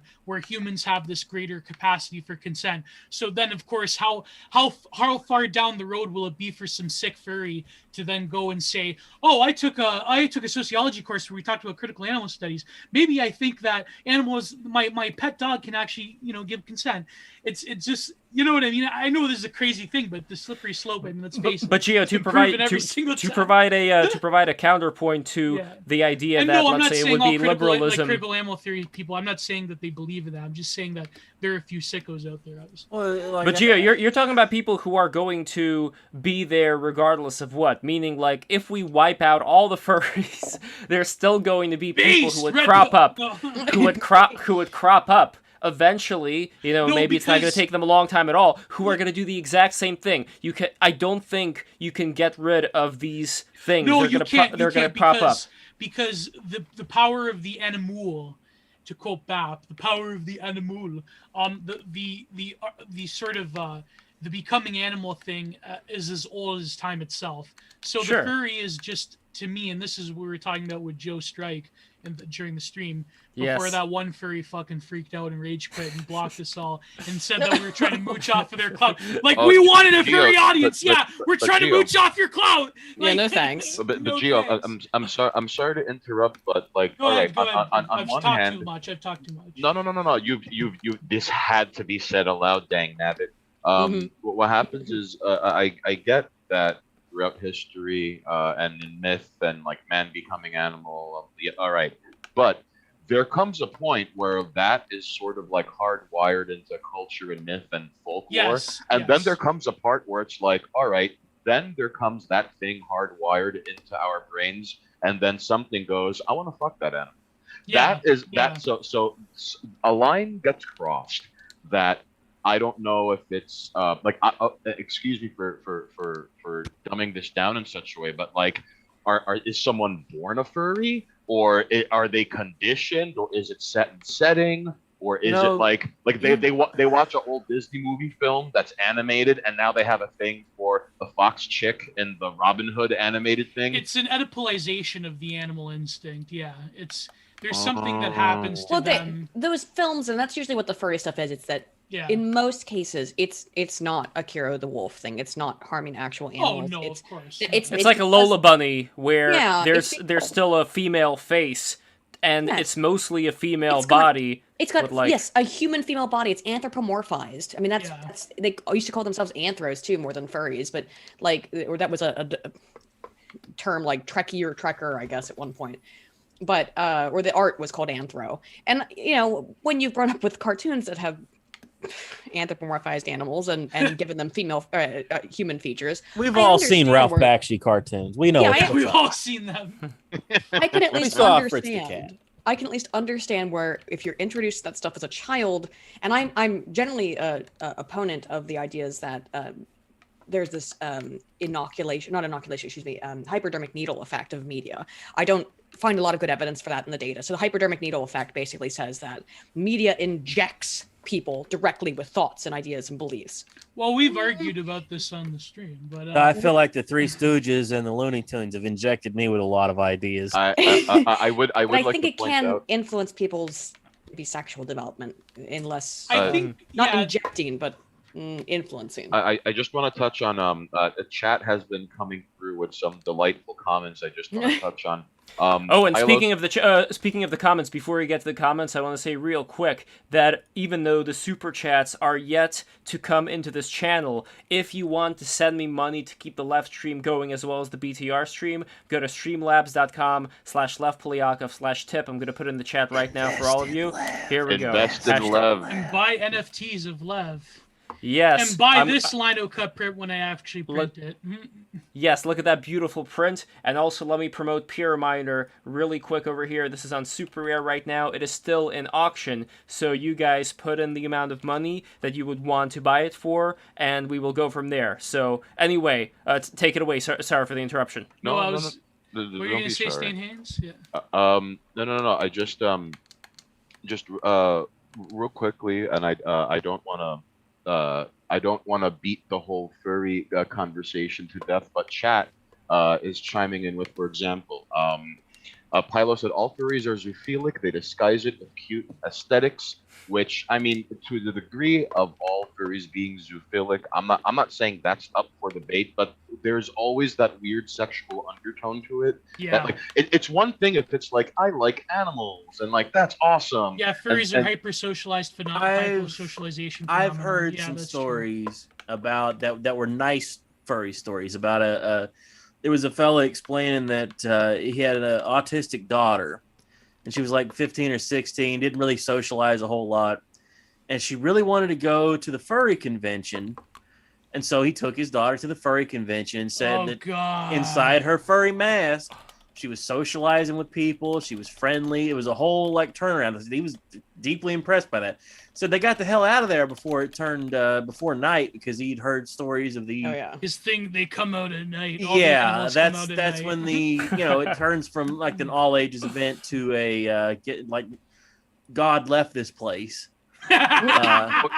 And then God has forsaken. Because there was I've once we never went to a seen it. hotel and the guy had said that, oh, thank God you guys weren't here, a couple weeks ago. He had the furry convention. He explained about litter boxes. They had litter boxes. Oh, set no. up. Oh my Oh, god! Christ, come on, Yes. dude. Yes. And you know Imagine what? this. Boxes. Imagine the smell. Oh, Imagine the imagine smell. the And smell. I don't, you know what, Lev, the only thing worse than the litter boxes are the shame and Astroglide and odor of fursuits all along Yeah. the hotel And hallways. so I think there's something to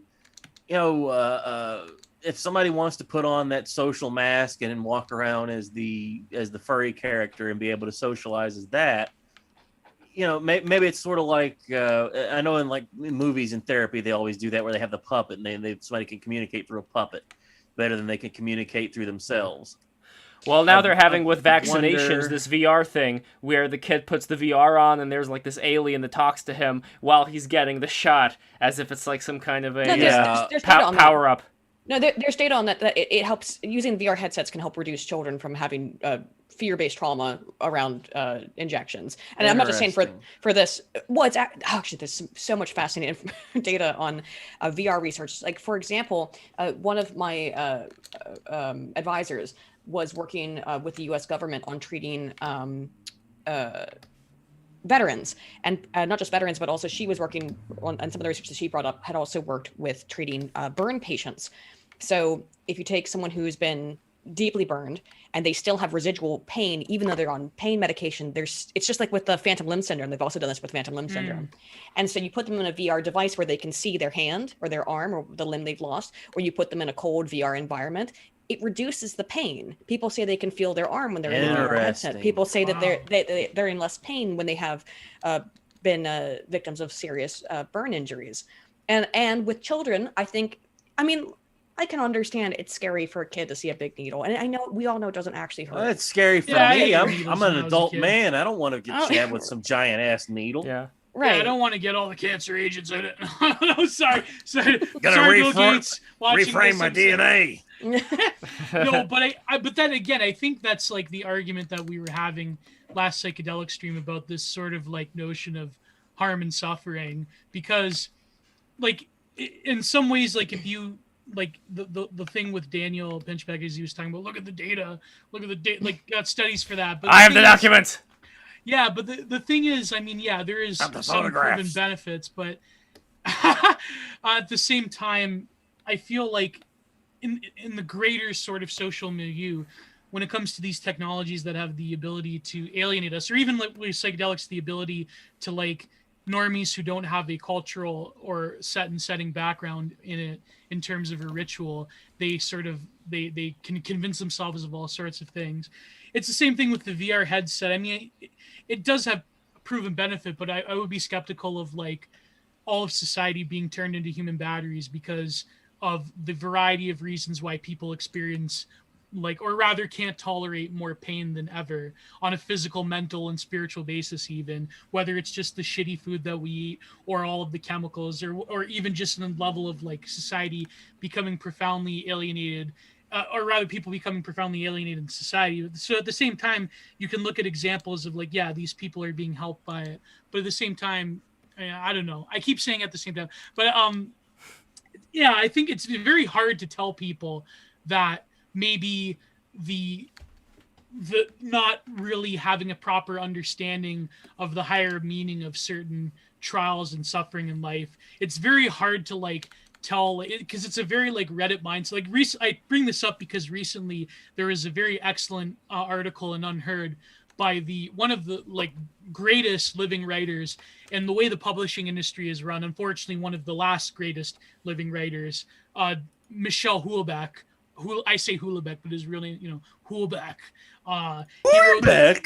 Houellebecq. Well, I mean, Ben if you know about Houellebecq. his past, that's a proper claim, but with Houellebecq. But so he was talking about assisted suicide, how France wants to go like the Scandi model, and he was saying about how a society that craves death no longer deserves any sort of recognition, because now it's sort of like all of that Faustian spirit has left us when we constantly obsess over things like the at one hand the denial of death, but also at the other hand an incredibly powerful Thanatos instinct where everyone just wants to die. I feel like the furry is another instantiation of this, because the furry ultimately craves death because the furry wants to escape the human and the sort of pain of cognition, because they want to escape back into the animal. But it's not like a return to monk the way that trads talk about. I wonder, monkey. because it seems to me that the people that want to do the furry thing, they want to Well, live that lifestyle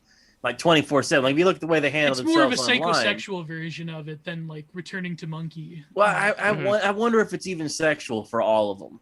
I wonder, because some guys I think No, this is deeper than just like getting off. I mean, obviously a lot of them have the fetish, but it's more of like, I personally believe all of this comes from immense trauma that a lot of them have suffered. Yeah, Also, I- 100%. There's no doubt in my mind that One the thing, sort of freaks that are doing this stuff. one thing about one. All right, I've always wondered that there's a recurring theme, whether it's like, all right, maybe there are some transhumanist furries that are maybe like looking off Yeah, into the they're- future that want to like ascend or transcend like the mortal shape that like they find themselves. Right. However, it is kind of fascinating how there are a ton of furries in STEM, all right? And Oh, yeah. furries Oh, yeah. almost like you had mentioned earlier, like a large amount of the furry population like is trans or identifies as non-binary, or like like I don't think there are that many Other subcultures. kin, right? That what they call themselves? Yeah, there's- those are the ones that Yeah, they What- take it as an identity. And Yeah. what I find fascinating is how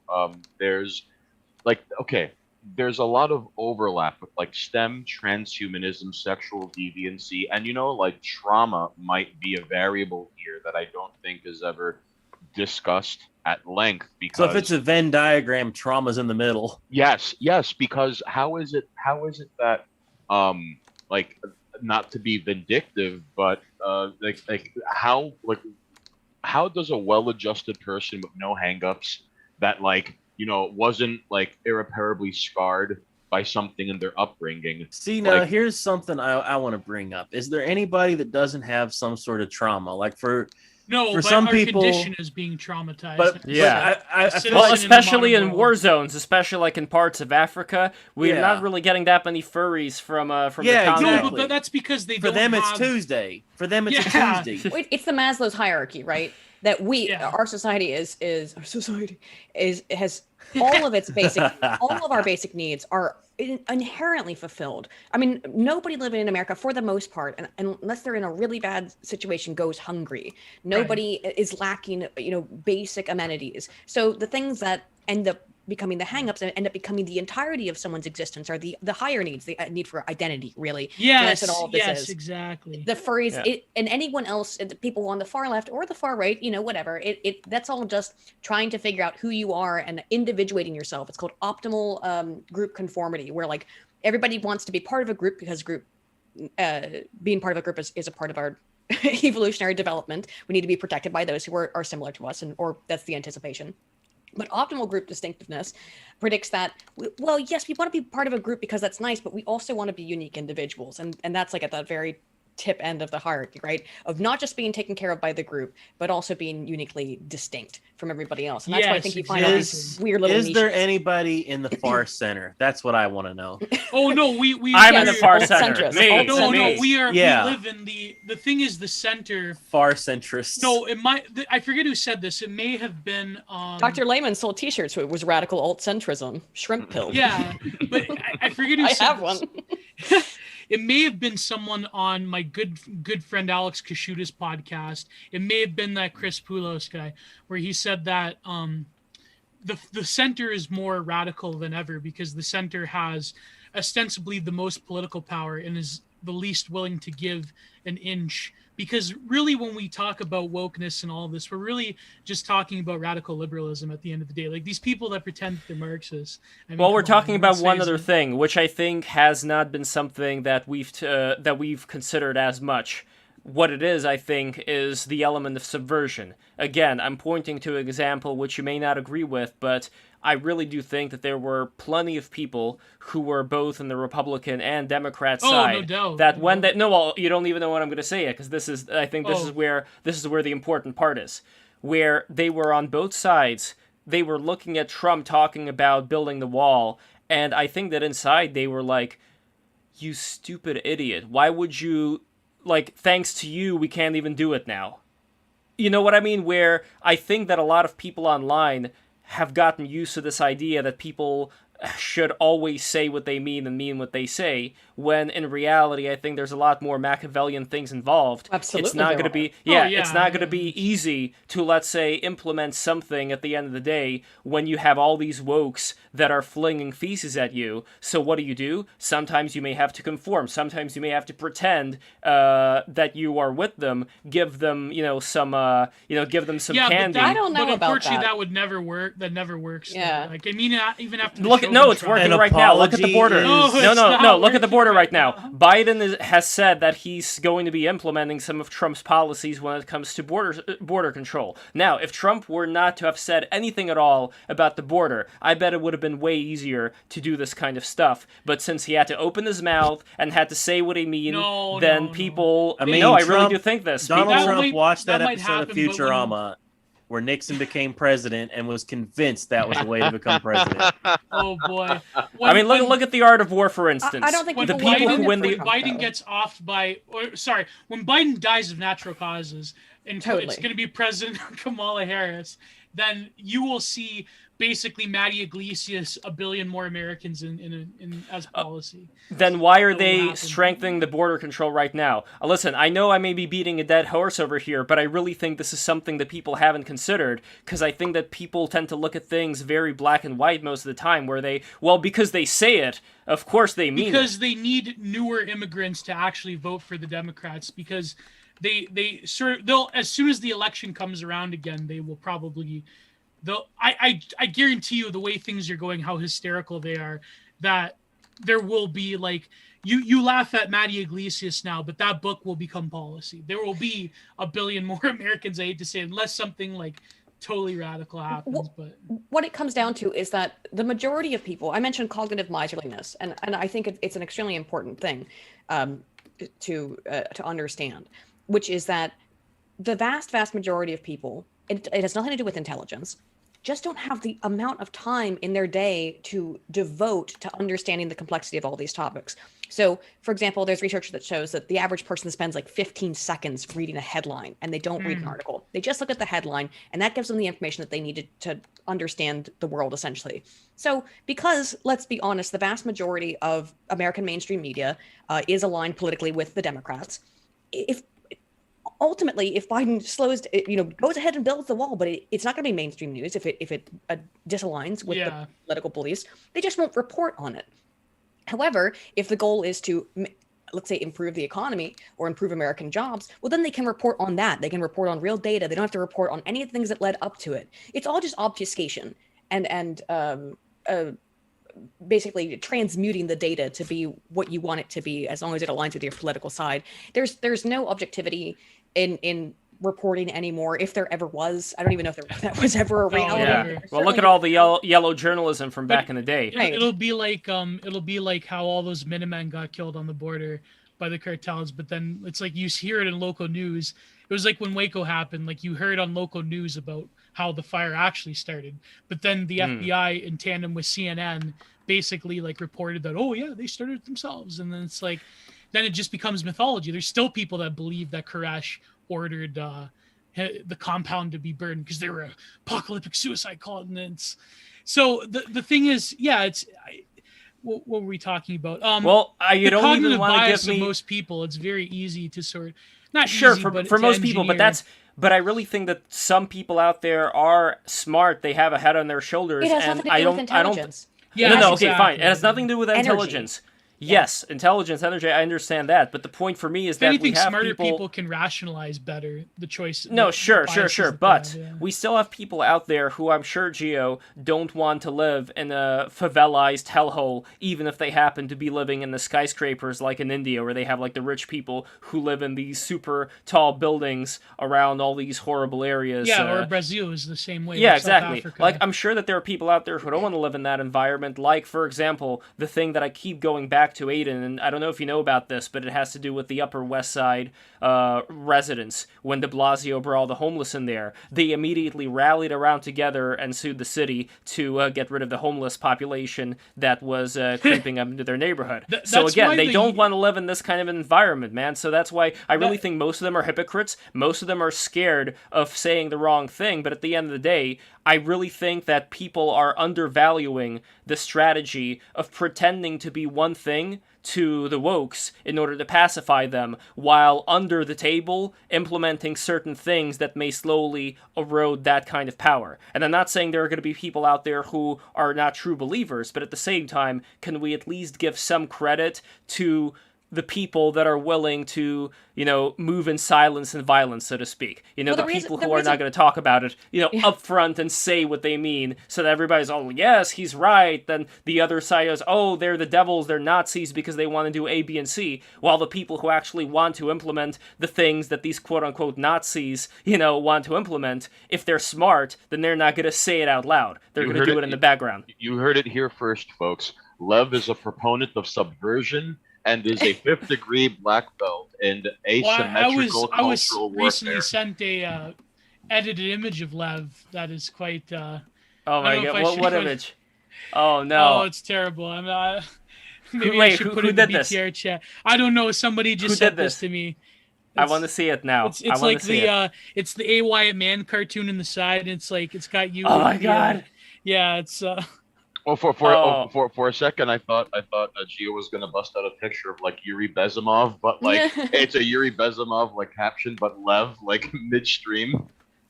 Yeah. By the way, I'm gonna Demoralized say person. I'm gonna say another controversial thing about Buff this time. I have a theory about Buff. You want to know my Buff theory? what? I think Buff is making money from watching our streams, and I'll tell you why. How? I'll tell you why. No, and this is nothing against Buff, because my theory is that at first he went here, for an assignment to make money, but then eventually he started hanging out with us, and he figured, you know what, this is fun, I'm gonna stick around and make money on the side. I'll tell you why. Because the one good thing about the Russian government is that you can kind of fuck around with them. You can kind of trick them into thinking that whatever it is, whatever assignment you're going to sign up for, it's actually really, really important. So, like, please give me this amount of money to watch Break the Rules so that I can, like, Maybe. write my comments, like, fuck around with them and do something that would... No, I'm serious about this because this is a really wide operation. Sushi bar. It's... No, I literally think that Buff is a Russian troll, but I love him. Oh. That's where I... No, Anyways, this is where I stand. Aydin, please save us. What were you going to say about... The thing about going back to the deception of politicians, are they intentionally lying? And I think they might be. I mean, all politicians lie. That's an oxymoron, of course. Politician and lie are the same word. But however, on the idea that they're only pretending to be woke, I think the reason is, if that's the case, and I do think it is because one, it sells. It gets people real riled up on social media, and they go out and they shill for these people. But the reason why they don't implement those policies is because unless you're AOC, who is someone who is very savvy on the social side of things, and that she knows how to get people excited. And that's pretty much it. Yeah. And that's about it. I think that someone like Joe Biden, while he might be out to lunch, his handlers and the people who are actually running the show know that they can't implement this app, not to the extreme degree that they want. They can virtue signal about it. They can signal about it. And that gives, because again, these people, they just read headlines. They don't follow the day-to-day news. They don't actually follow what happens. But to build on what Aydin is saying, this is a really good point because it's not just with politics. It's like, okay, if you don't mind me making a comparison here, all right? So there's a certain amount of lip service that has to be paid just to get people on board, all right? And that is along the lines of like, remember when the Han Solo movie came out, and before it came out, it was like, by the way, Lando's pan.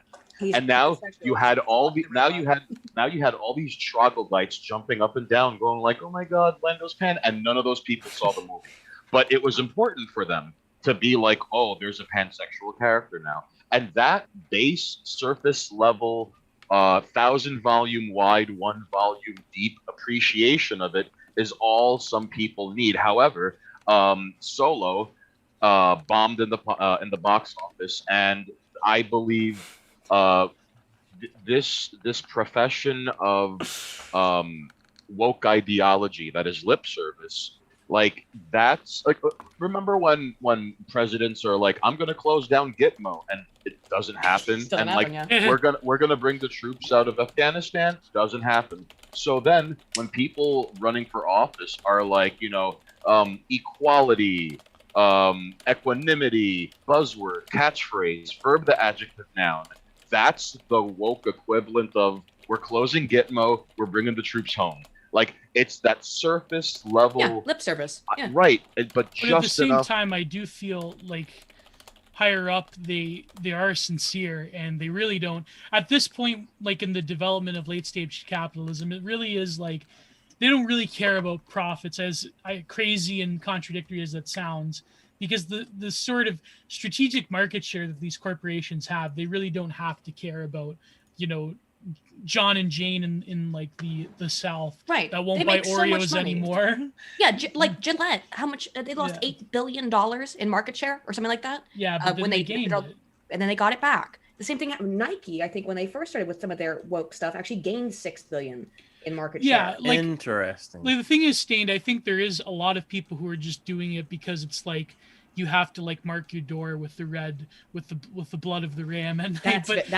That is yeah, it. Yeah. but there are people who are deeply sincere, and that's the problem, because I feel like, it's very easy for, like, I don't know, like you were talking about, like, this is fucking Harry Styles or whoever, to just wear a tote bag and be like, yeah, men can wear purses too, And but- I'm being paid by Gucci to do it. yeah, exactly. But then along the way, there are people who have been sort of interpolated into that identity, who will occupy sort of roles of corporate power that do actually think like this. And like you were saying, how in tech there's a lot of people who are furries and transhumanists, and there are a lot of people who do have these like very anti-human ideals that Well, I'm a transhumanist. Don't lump me in with furries, please. no, but like, no, of course not. But I mean, there's different forms of transhumanism, obviously. And I think that there are people who have anti-human ideas, but ostensibly they think of it in terms of post-humanism or like a greater humanism, which is sort of, Oh man, very a crazy post-human and- society. What? How sweet that must be. well, there are like based forms of post-humanism,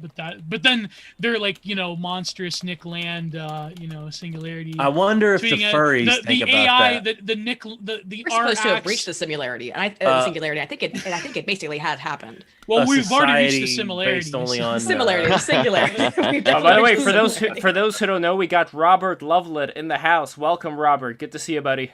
Hey there. Hey. How's everyone doing? Rob, Hello. What's going on, Rob?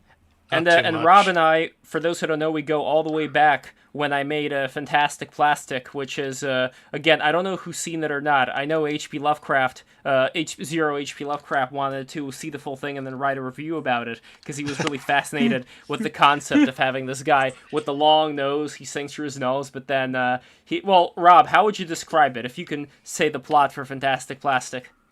Like a synopsis or like Yeah, like a synopsis. It's a surreal animated short. It's comedic. I think it critiques kind of the superficiality and vanity of modern Western culture. There's a lot of Is it film? slapstick. I've seen. It's an animation. So Yeah. Aydin, if you look in the chat over here, the link is posted to that animation, Fantastic Plastic. One of the people who I had a voice to do like this little girl in Fantastic Plastic is Sarah Natachny, who you guys may know as the voice of Ash Ketchum. Ah, Wow. fascinating, fascinating. She is in this movie as well, and I want to see if I could bring her on. I mean, look, if I get her on for the Pokemon stream, then I'm just gonna make like 1,000 subscribers in a day. But that's It's like a possibility. I'm gonna have to wait for that. Lev, I Yeah. must say, Rob's review is up my alley because I like how he framed it as equal parts highbrow and lowbrow. How there's like, well, there's social commentary on a deep level, and there's slapstick, and it's like, listen, Yeah. I want me some thinking man talking points with like Three Stooges gags. I want It's this sort now. of like Brazil. Brazil is an excellent. Yeah. Sort of. Exactly. Although Is Terry Gilliam an influence on you, Lev? Oh, I feel love. like- absolutely. I feel yeah, like yeah. all of Monty Python does that kind of stuff where they go real high and low at the same Mhm. time. And also Yeah. put some sexuality in there as well. Like I was a big fan of that scene with Venus, played by was Uma Thurman in The Adventures of Baron Munchausen. You remember that scene? Mhm, mhm. Yeah, I couldn't sit through Baron Munchausen. I don't like unfortunately. it. Generally, I don't. Really? Like it Why as a not? film. I don't like Why it not? as a film. It's Why don't you like Robin it? Williams. too yes. much spectacle for me. Like Robin Williams is the headless flying thing. Like that was great. Who doesn't love that? well, I think Terry Gilliam, like, he does best when he has an editor and Yes. a budget. I think So, that was like- the problem with exactly Yeah. with Munchausen. Well, I think Terry Gilliam is spiritually then connected with Richard Williams because Yes. they both go way over budget, and they're Because, both fucking perfectionists. Yeah, The Thief and the Cobbler, like, that was like 10 years in production. And then Oh, the nope, animation that came out though looks so cool. Yeah, I oh, didn't yeah. get to see it. it was like completely on ones, and he was adamant about just making everything move. Like, that's how Richard Williams animates. He doesn't like pauses. It's Yeah. almost like everything's kinetic, you know? Well, that was one of the first books I got for animation. Was the Animator Survival Kit. Yeah. And, very influential book. I'm sure. I have that I- book as well. Yeah. Yeah. Just real quickly in regards to the Adventures of Baron Munchausen, I ended up watching that film because, I very much enjoyed Terry Gilliam's work, but for me, it was kind of strange to see it at the tail end of like, all right, Time Bandits, one of the best movies in the history of anything ever. All right, Oh my gosh. then Brazil, which is like if 1984 was presented to you by part of the people from Monty Python. All right, and then there comes this, and it just felt really underwhelming and tonally like, I don't know, like it's Well, do you know who liked it? Ichiro, or however you pronounce his name, Oda, the creator of One Piece, because he based that Oh, guy yeah, Van Oda. Auger. Yeah, he based Van Auger off of that guy in Baron Oh, Munchausen. and by the way, let it be known that One Piece is Dora the Explorer for adults. Let it be known. All right, you I love heard it One here Piece. first. I never watched I love One Piece too.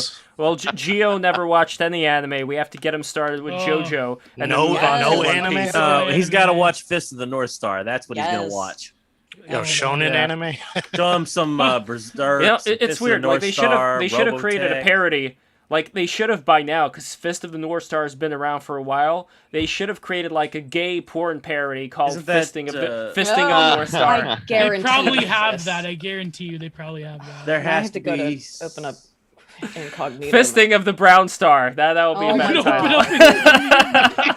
Oh God! He goes to confront that guy who stole his boyfriend. Have you ever seen Does a it not Hunter x exist? Hunter? I like that better than. I love Hunter x Hunter. I'm Yeah. actually a huge fan of Hunter x Hunter. And the other one that I really recommend to people, if they like One Piece at all, is Gintama. I'm an enormous fan of Gintama. The problem with Gintama is that if you read the manga, right? Basically on every other page, there's this giant paragraph on the side that's like translator's note because it's some weird reference to Japanese pop culture that just does not translate at all. And outside of that, Gintama is absolutely fantastic, and Hunter x Hunter is also an excellent series. So there's tons of asides. Oh, Gintama, yeah. If I would recommend, the anime is okay. It's got good points and bad points, and they've remade it. So what I would recommend is that my favorite episode to people who are new to Gintama to recommend is that there is, or two episodes, it's a two-part episode, is they are trying to fight over who gets to play the new Nintendo, Brotendo Wii. So that's how old this is. But it's a fantastic sort of, it's a really funny series, but there's also great action in it if you watch the films or get into the manga itself. It's just hard to translate. And in fact, I believe there has not been an official translation of the Gintama manga because basically I think whoever owned the rights to it was just like, it's untranslatable. But Really? but people online have done it. Just be as long as you're willing to read the long explanations in the corner, because even I don't get them. Yeah. It's full of puns too, which don't translate. Oh, I You see. can't translate a Japanese pun to English. Super Iron Bob says #bring back translators notes. Yeah, I mean that's basically what Gintama is full of is the translator's notes. Translator's note. What's the classic meme on that? Oh shoot, I can't remember. God damn it. Well, what about Attack on Titan? Is that canceled now, or what's going on with that? the Because I ending see was- some. Well, it was finished. I didn't see it yet. I didn't read it yet. I watched a couple It's of just the those. manga. The anime is not Uh-oh. over. The manga's over. And Geo, it's usually the other way around. Yeah, so it goes I'm from glad- anime to furries, and yeah. Yeah. No, but by canceled, I mean canceled in the way that we use that word today, canceled. Like, were there some Oh. accusations of Nazi stuff, or what's going on? that was always the case because there's a heavy, at least influence in terms of aesthetics from sort of fascistic stuff in Attack on Titan. But the ending was just absolutely god awful. It's maybe one of the worst endings to a manga Ooh. I've ever Oh, experienced. All right, I gotta see it now. Did it have the monkey man in there? He's my favorite. Like this giant titan who looks like a Bigfoot. You know who I'm talking about? No, in the end, Aaron becomes a bird. There! Yeah! I did not hear what you said because I'm Don't not worry gonna... about it. Don't worry about it. It doesn't matter. Oh yeah, translators know Keikaku means plan. Thank you, Kevin. Good. I knew the chat would know what I meant. I heard that the author of the manga, like he said he was influenced for the ending by the Justice League movies. Oh, So that's a great influence. Really? so that can give you some indication of like It's how just how nonsense. lame the ending is. Nothing is really wrapped up in any kind of meaningful way. The manga had been going downhill for a long time, in my opinion, but the ending was an insult, I would say. Well, I'm most looking forward to after Mr. Idolmaster himself gets around to making the next chapters, Berserk. That's yeah, the one that Berserk's I'm the watching. one. That's He'll what be everybody dead should be before it's into. finished. The same thing with the Hunter x Hunter guy. Like those two mangas have been in development for like 30 plus years, I think. Yes, and the problem with Hunter x Hunter is the mangaka whose name's escaping me. He's the guy who also made Yu Yu Hakusho, if people don't know. And yeah. The that'll Ghost anyway. Detective. Ghost Detective. But he is married to the creator of Sailor Moon. Yeah. But he's- that's Oh. right. He's very sick. He's always getting, He's I don't got know, back pain.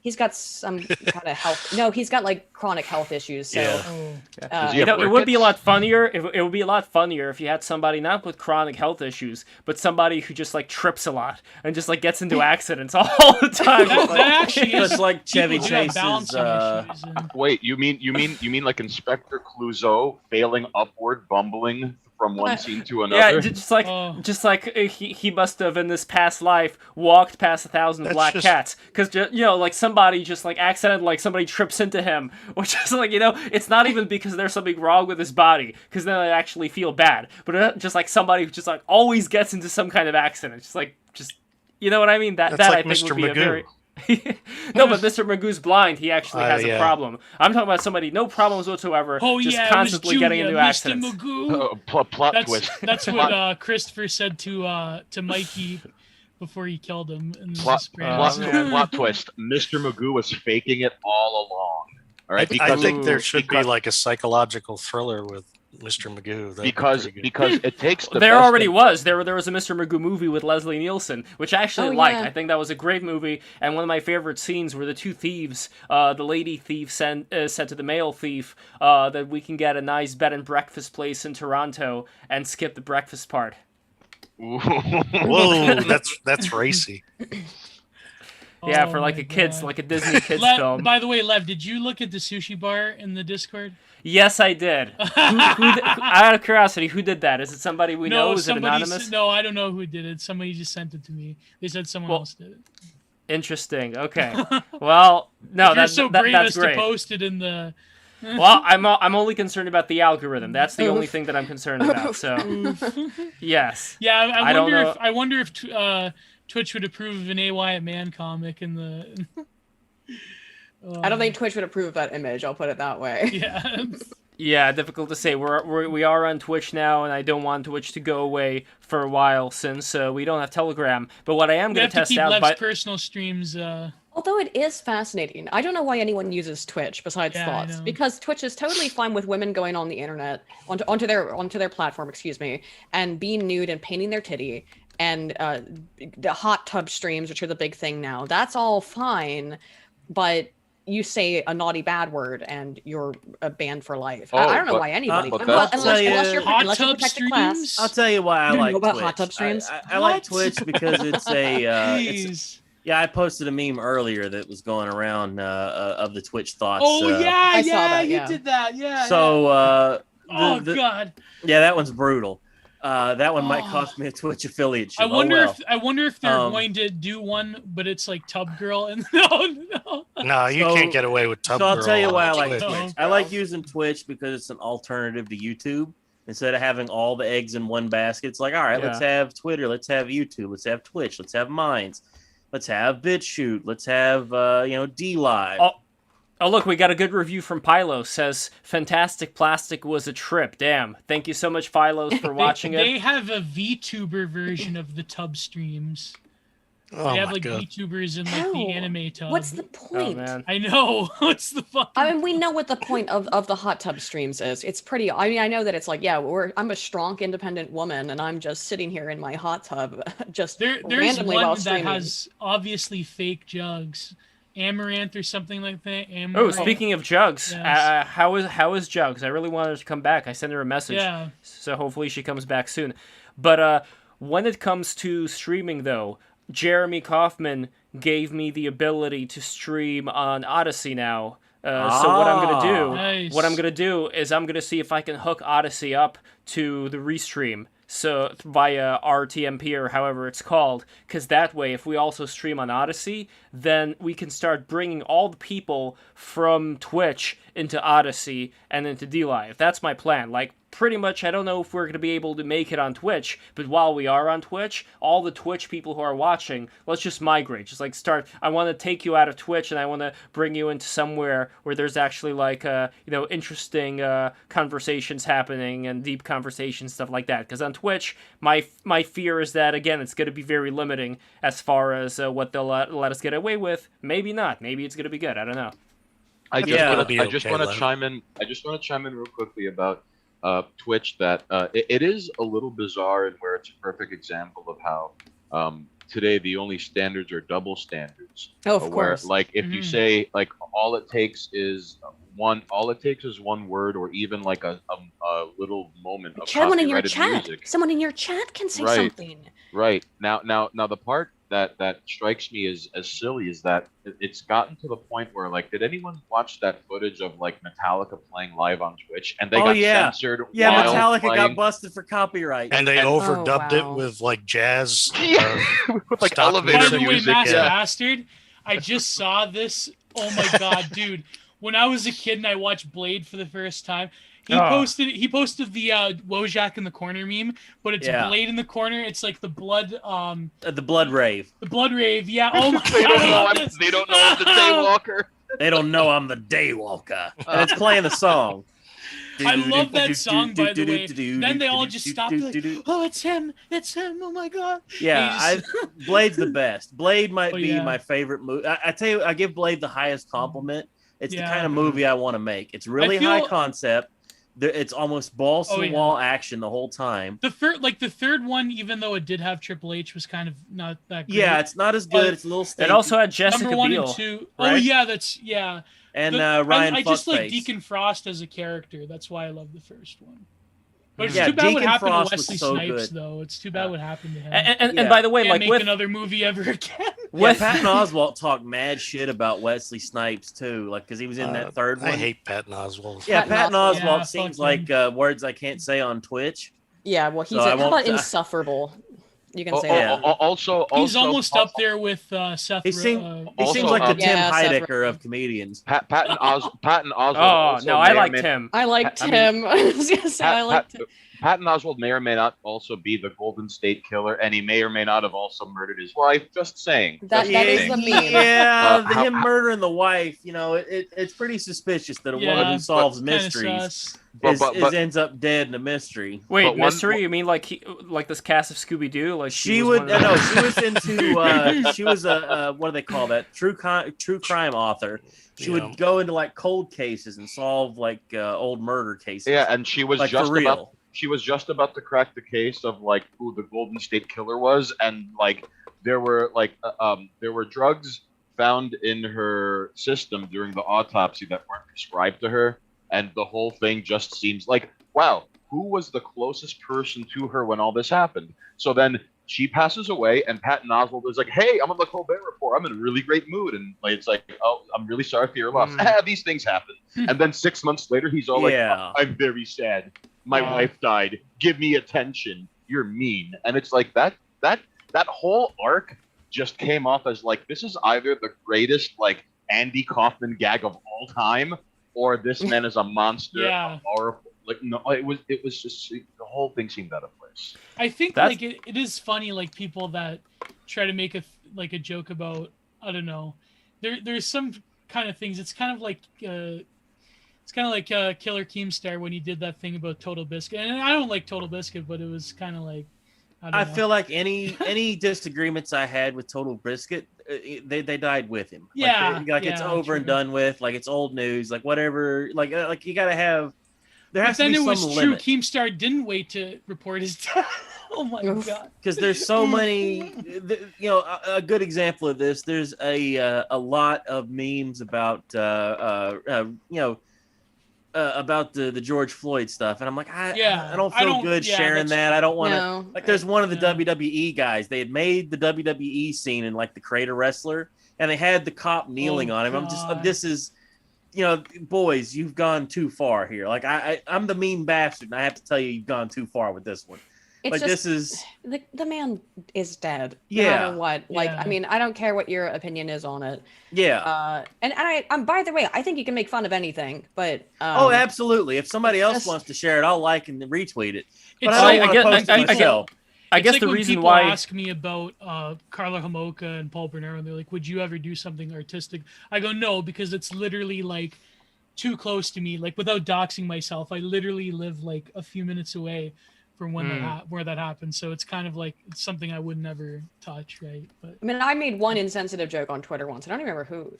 Was it RBG died or something? And people still bring it up, and I said like "Ding Dong, the witch is dead." oh yeah, I I really did feel that bad. too. I did a whole painting of RBG. If you I feel- recall. I feel like we painting. did Ruth Bader Ginsburg. Oh, I don't remember what mine was. Mine was I said something about her dying in it was a skydiving accident. I said, oh, you know, Ruth Bader Ginsburg died the same way last week. Oh, I actually, but died. I do feel bad about tweeting that. Like at the time, I was like, "Ha!" But then it was like, this is a real person. But you know, so it's bad. I remember when I tweeted a few things out when Bader Ginsburg passed away, and like some of Surprised them, my painting didn't get that much heat. some I feel like, you know, there's a difference between a celebrity death and it's just here's That's some true. dude. Yeah, But- like Yeah. a person difference versus 'cause a it's- celebrity. Yeah, But it's the the- Well, also, celebrity or Gio. politician. like what I Earth- think the reason your painting didn't get that much heat is because it looks either like she's falling or like she's turning into another form. You know what I mean? Yeah, Like, if you know the context of the Francis Bacon Pope paintings, then it would be way more controversial. But the average like woke person, like the average like liberal like wine mom, isn't going to like get the subtext. Oh, but that's- just real quickly before I they forget, have, what Ruth Bader Ginsburg dolls. Anyways, go ahead. Yeah. no, you're good. You're good. What happens is Ruth Bader Ginsburg passing away and people posting memes and making ha-has and hee-hees on Twitter. That was the very first encounter I had with someone replied to one of my tweets going, "You're not going to heaven because of this." And I remember thinking I feel and like remember- I've gotten that one a lot. and I remember it was like, all right, like for starters, this is like a Supreme Court justice. This isn't like some like to have such strong feelings about someone who like it just struck me as like what's the best way? Like it was a reminder of like how people are offended by things but can't tell you why, and that is another example to make a call back to what we were discussing earlier. Something like you would expect that from someone who says like educate yourself. Like Oh, yeah. you would expect that from someone who or like the kind of person that would call something problematic rather than tell you what the problem is, like or do better, you know, like. But it's also Yeah. complete hypocrisy because the same kind of people, I'm not saying the same person, but that same kind of person absolutely has no compunctions about going onto Twitter or social media and accusing someone of being a Nazi. And I know that apparently that doesn't mean anything in the United States, but I guess they don't know that there are parts of the world where it is illegal to be a Nazi. You know, you can actually get in legal trouble. Well, evidently, I think we could forgive Germany for what they did in World War II because evidently all the real Nazis live in America. Right, Like, apparently. I find it fascinating. well, how after Operation Paperclip, you're You know, kind of right about that. Oh, You know No, who really no, set not up Hitler? wrong. It was Gamergate. But- They're the Wait, ones. Yeah. See, that was Invented it. time travel. guys, I They have to alert you invented- all of something. Go What's go up? ahead. What's going Go on? ahead. No, go ahead. This isn't of like immense importance, but Breaking news. I'll link it in the chat and then Lev, you could throw it. But this thread on they're doing this like bullshit translation thing with this anime. I don't know if you saw this, but this person is like yeeting upon like Western trans weebs so hard. It's like, my God, What is it's a this? thing of beauty. This thread, it's something else. It's apparently they're trying to make this anime. Oh, the person talking about Crunchyroll. Dr. Money. Yeah. I saw that, yeah. Yeah. Oh, but anyways, go ahead, Mass Pass Studio. So Wait, Dr. I got to Okay, never bounce. I just got a phone call. I got to bounce, everybody. Ooh. It's Charles Kahn, the Masked Bastard. I'm on everything: Twitch, Minds, YouTube, Twitter. People like my memes on Twitter. Yes, you post great memes on Twitter. Yeah. I've got the memes. You know, I'm in all the meme discords. I make some of the stuff too. Like I try to put a good mix of stuff up. And you do a great Garfield day every Monday. Yeah, that's the most cursed day of the week. You know, Quentin Reviews loves that day. I'm sure he does. Yes. And don't forget Why he to, hasn't blocked me? And don't forget to sign up to his Twitch as well. Twitch, Yeah, I stream .tv/. Dungeons and Dragons every Friday. It's fun Oh, times. And let it be known, Charlie Khan is the best DM I've had the pleasure of trying to outrun extinction from.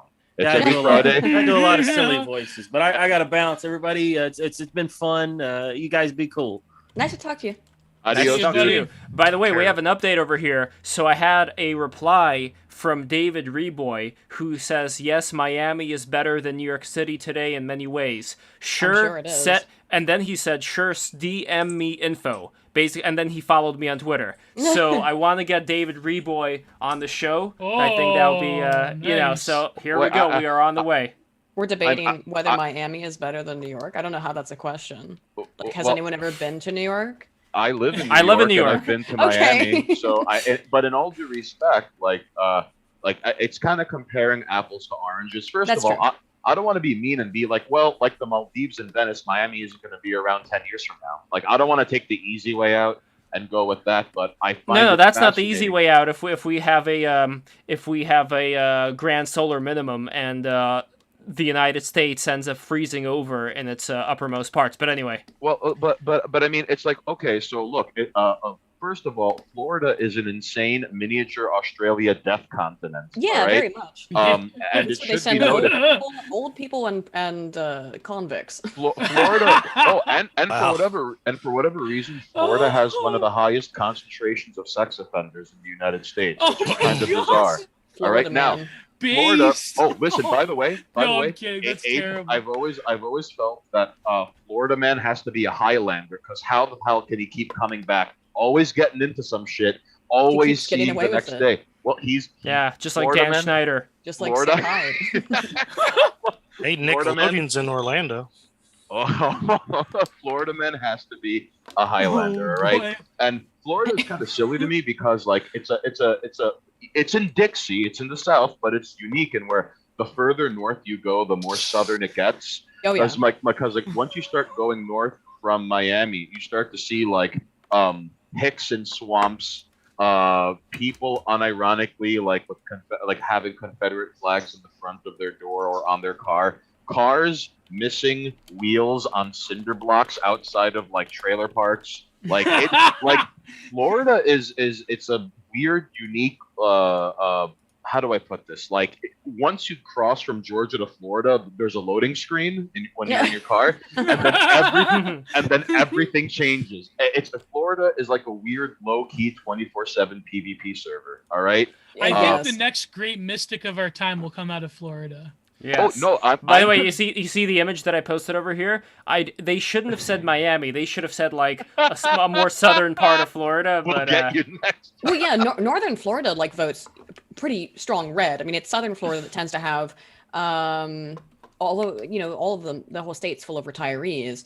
It also has a lot more South American immigrants, and that tends to make it be a little bit more tilted blue. Right. well, it and depends on who though, because if we're talking about people from Cuba, they Yeah, they remember don't vote. Castro, and Yeah, they're they Oh. vote red. Right. Sorry, I'm Almost just- like because they I'm lived mar- under communism. I'm currently marveling at this thread. This person, I wonder, like, my God, it's like a sheer drop brainbuster. It just keeps going down. Oh, from Locksneed Farton.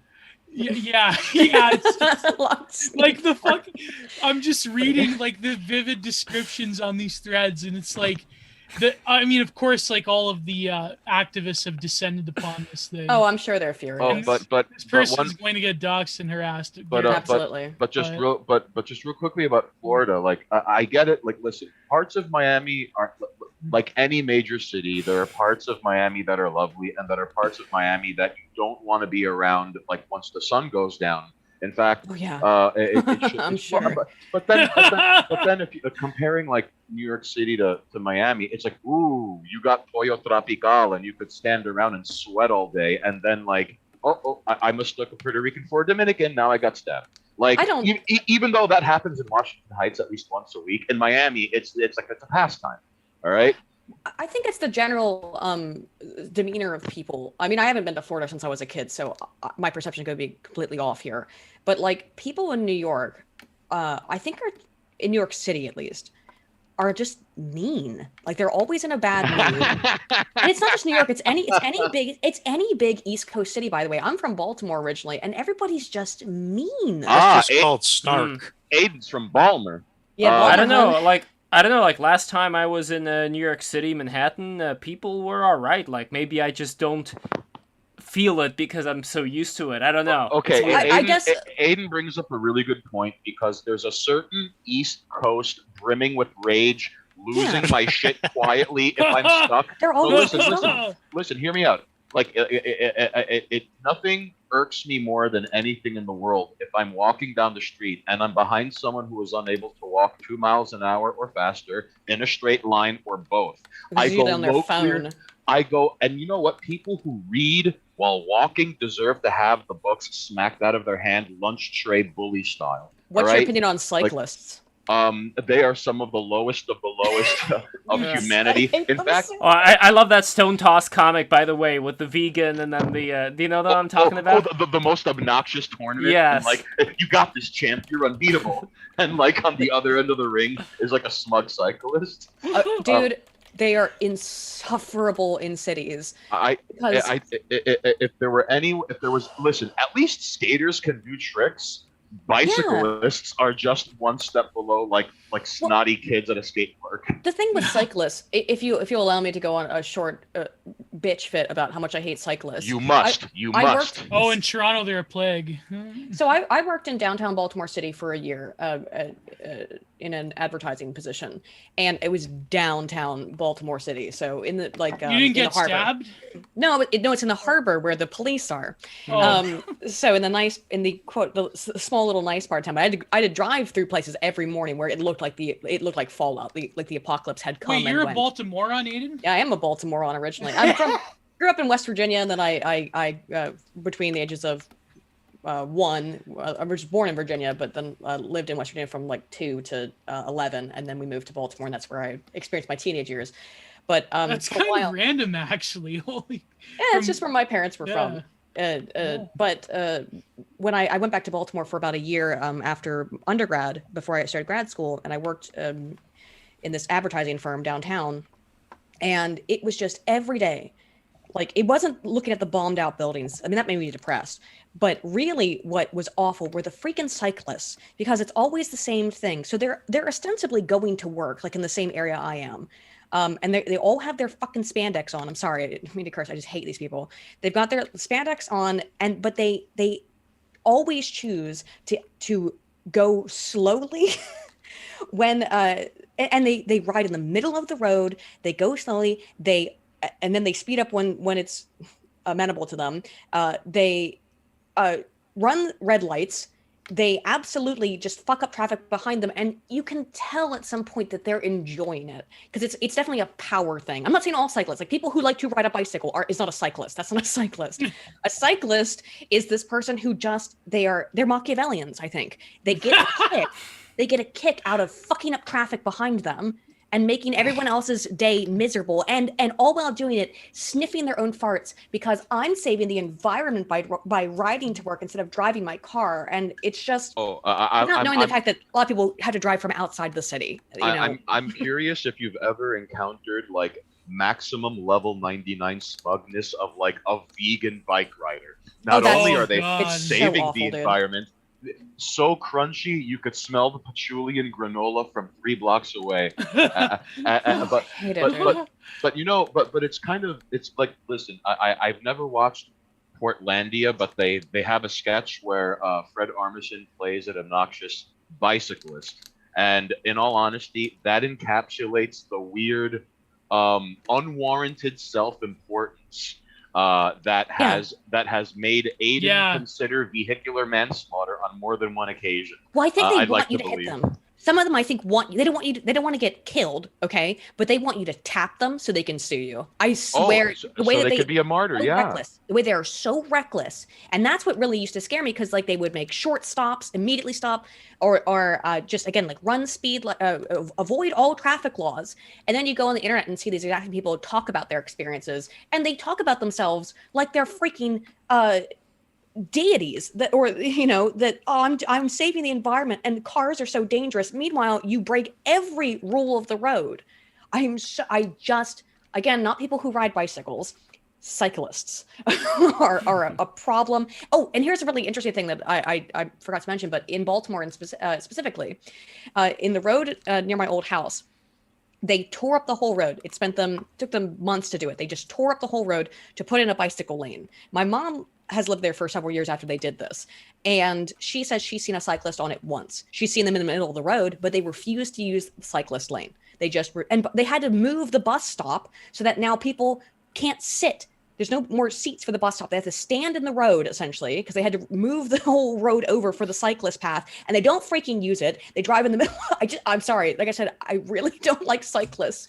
They so irritate me. You never see them on cyclist paths. They always are disrupting traffic. Not all of them, but you know what I mean. Like it's just this particular kind of person in spandex who does this. It's a very specific subculture of people who and they're like dangerous. They're like flirting with danger because I think deep down they kind of want you to hit them so that they become a martyr. I think that's it. It's Sorry, that same Rant about impulse cyclists everywhere. towards Thanatos that a lot of these people have, a lot of these furries, a lot of these other identity groups that I will not name. It's the same sort of instinct that like this death drive that we have because we live in the ashes of a dying civilization, and we can feel it in our bones, even though this nightmare may continue on for quite a long time because of technology. It's like these people, Gio, like I mean, in Canada, I think we invented the smug cyclist, in my opinion. Like Probably. especially in Vancouver. No, I think Yeah, Lance like, Armstrong popularized Oh yeah. that Yeah. sort of. Oh no. Lance Armstrong not only popularized it, but he gave it a face and a name that, for what it's worth, like, our roided up guy beat everyone else's roided up guy in the insane Tour de France Yeah. motorcycle gauntlet. And like, you know what? On one hand, yeah, he was a completely vicious sociopath who threw a bunch of people under the bus. But then again, it's like, oh, what did you expect from a professional cyclist? Not just a regular run-of-the-mill farting into a brandy snifter and wafting it into their face with smug satisfaction, like unseen out of like the world of cycling. But now this guy's being paid to be the greatest cyclist of all time. But he also beat cancer too. That's Like right? so, he's Yeah. almost like this savior in a way. I think that it's not just related to cyclists. That that's a growing a trend along a lot of people, mostly on the left, I would say, which is the savior complex, be it race savior or environmental savior. And it gives people basically a feeling of moral superiority over people. And the rest of us, I think normal human beings kind of go like, yeah, I'm imperfect because I'm a human. But some of these people who adopt these causes, they think they're infallible. Wait, and wait, it's really Aiden, insufferable. That's an excellent point because, like, take people who espouse the virtues of like woke politics and intersectionality or whatever you want to call it. They see themselves as like dying on the right side of history. Right. And They there's say it, this right side of history. and there's this really weird, like, it's almost as if like they might pass on, but the enduring beliefs that they've championed and yelled at people over all these years, like it will endure beyond their mortal coil. And I just want to bring this back to something Gio had mentioned, where like I'm probably messing up the Oswald Spengler quote, but he said something to the effect of like, when there's no struggle, when there's nothing to fight for, inevitably people end up welcoming death, like at the tail end of like a civilization cycle. So like the really weird lurking undertones, whether like furries or cyclists who flirt with death and taunt La Santísima Muerte, hoping it would just put their arms around them and embrace them in a big old hug. It is it's Gio, I never thought of it, but like excuse me, how did you, what was the word you used? Thanateros? Thanatos, yeah. Thanatos. The death Like instinct. that's something I never. Is it a coincidence, by the way, that it sounds like Thanos? Well, No. that's probably where they got. Oh wait, Go Don't ahead, you know Steve. mythology? was the Thanateros machine like what Dr. Kevorkian hooked up his patients to? That's why he called it the Thanateros. Ah, Yes. okay, Yeah. okay. Could you repeat that? I'm terribly sorry, Rob. Oh no, I'm just saying Thanos is death in In ancient Greek Mythology, mythology, I yeah. think. but the death instinct, that was a Freud theory too, right? Yeah. Yeah, I think these people are just ultimately bored. They don't face any sort of real struggle in their life. I mean, they occupy their time basically on Twitter, like making 70 tweets a day. But the end result is they kind of trivialize real issues like mental illness, for instance. Someone who has legitimate issues based in like trauma or something, they'll develop PTSD, but to effectively deal with it, you privately go to therapy and try to work on coping strategies. But it seems like nowadays folks wear their mental illness as a badge of honor, like it's part of their profile description. Wear it on their sleeves. But It's do you it's also a bit bizarre, and it trivializes real issues as well. It But also do you also trivializes. think- I'm sorry to interrupt, Lev, Oh, no but problem. it also trivializes people who have those very same conditions but don't wear it as a badge of honor.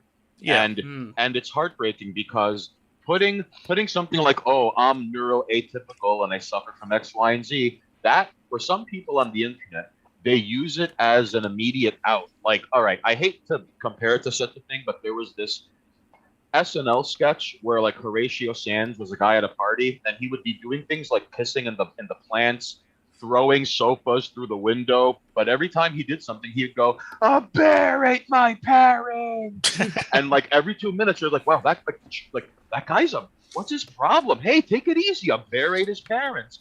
What do you mean? He's pissing in the sink right now. And then cut to him, and he just screams over his shoulder, "A bear ate my parents." And this is the same out that like, oh, look at someone being a high octane tasteless jerk on the internet. Oh, evidently if you criticize him, that means you have a thing against like people who suffer from bipolar disorder. It's one of the ugliest Mott and Baileys out there, in my opinion, whether it's deliberate or not, because it centers around Definitely. itself. But do you guys also think that there is a similar thing, maybe not to that extent, but as far as trivializing the solutions to see an implementation of whatever happened before as being the solution without thinking it out so much more on the side of people who are on the right? What do you mean? So if we have these problems today, then again, it goes back to this idea that, we need to upend the system, we need to completely get rid of the system, and we need to replace it with, say, I don't know what, because some people would say replace it with a monarchy, or replace it with a dictatorship.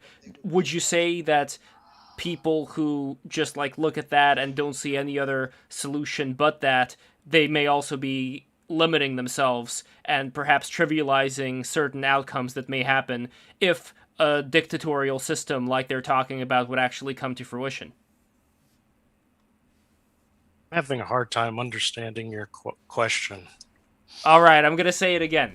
Some people, let's say like this, many people who are on the left, they want equality, they want to have some kind of system that would make sure that everybody's going to be completely equal, no matter the damage Except that's for going those to that cause. they put in the state of exception, but that's Exactly, But they're not able to articulate practical solutions. Like Yes. it's more so about quote unquote awareness. So it's like that's what the wearing of the badge is, Sure, you're right. They're not able to articulate practical solutions, But on the other side, you have people whose practical solution would involve there being some kind of a dictator, some kind of a strongman, or a new monarch to come in and set things right. I don't think that's practical either No, today.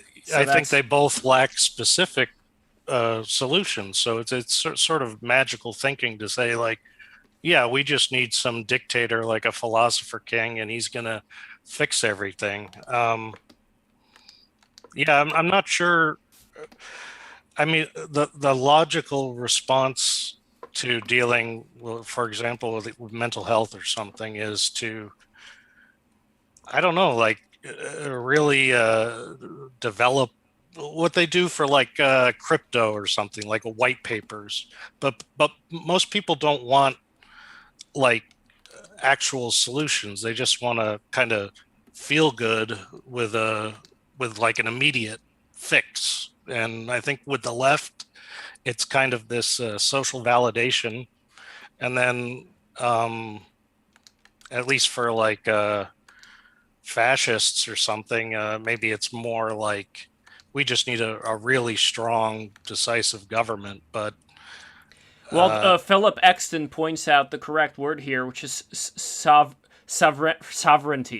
When it comes to yeah, and you could say sovereignty can be located in different ways. So you could have sovereignty within the family structure, sovereignty within the community, and in a way, our system does have more than many other systems a certain degree of sovereignty when it comes to, you know, like local elections. For example, the way that Florida is addressing the COVID thing is different from the way that New York is addressing it, and so on and so forth. So when it comes to the degree of sovereignty that people want to have, so that we don't have this evil globalist empire that would enslave people, my concern is that if they look at the giver of sovereignty as being some kind of a philosopher king, then how do they know it's going to be the right philosopher king, that it's not going to be the philosopher king that's going to take away whatever they're currently, you know, used to as being creature comforts, and whatever they're currently used to as being, you know, just like some basic tenets of dignity even.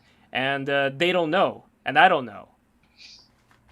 Yeah, but even the idea of states' rights now, I think it's a bit contentious and polarizing as well, because it's like I'm in Texas, and everybody thinks we're cowboys and we're shooting guns, and Well, aren't you? well, I do shoot guns, but There we go. But See, I rest my case. recreationally. but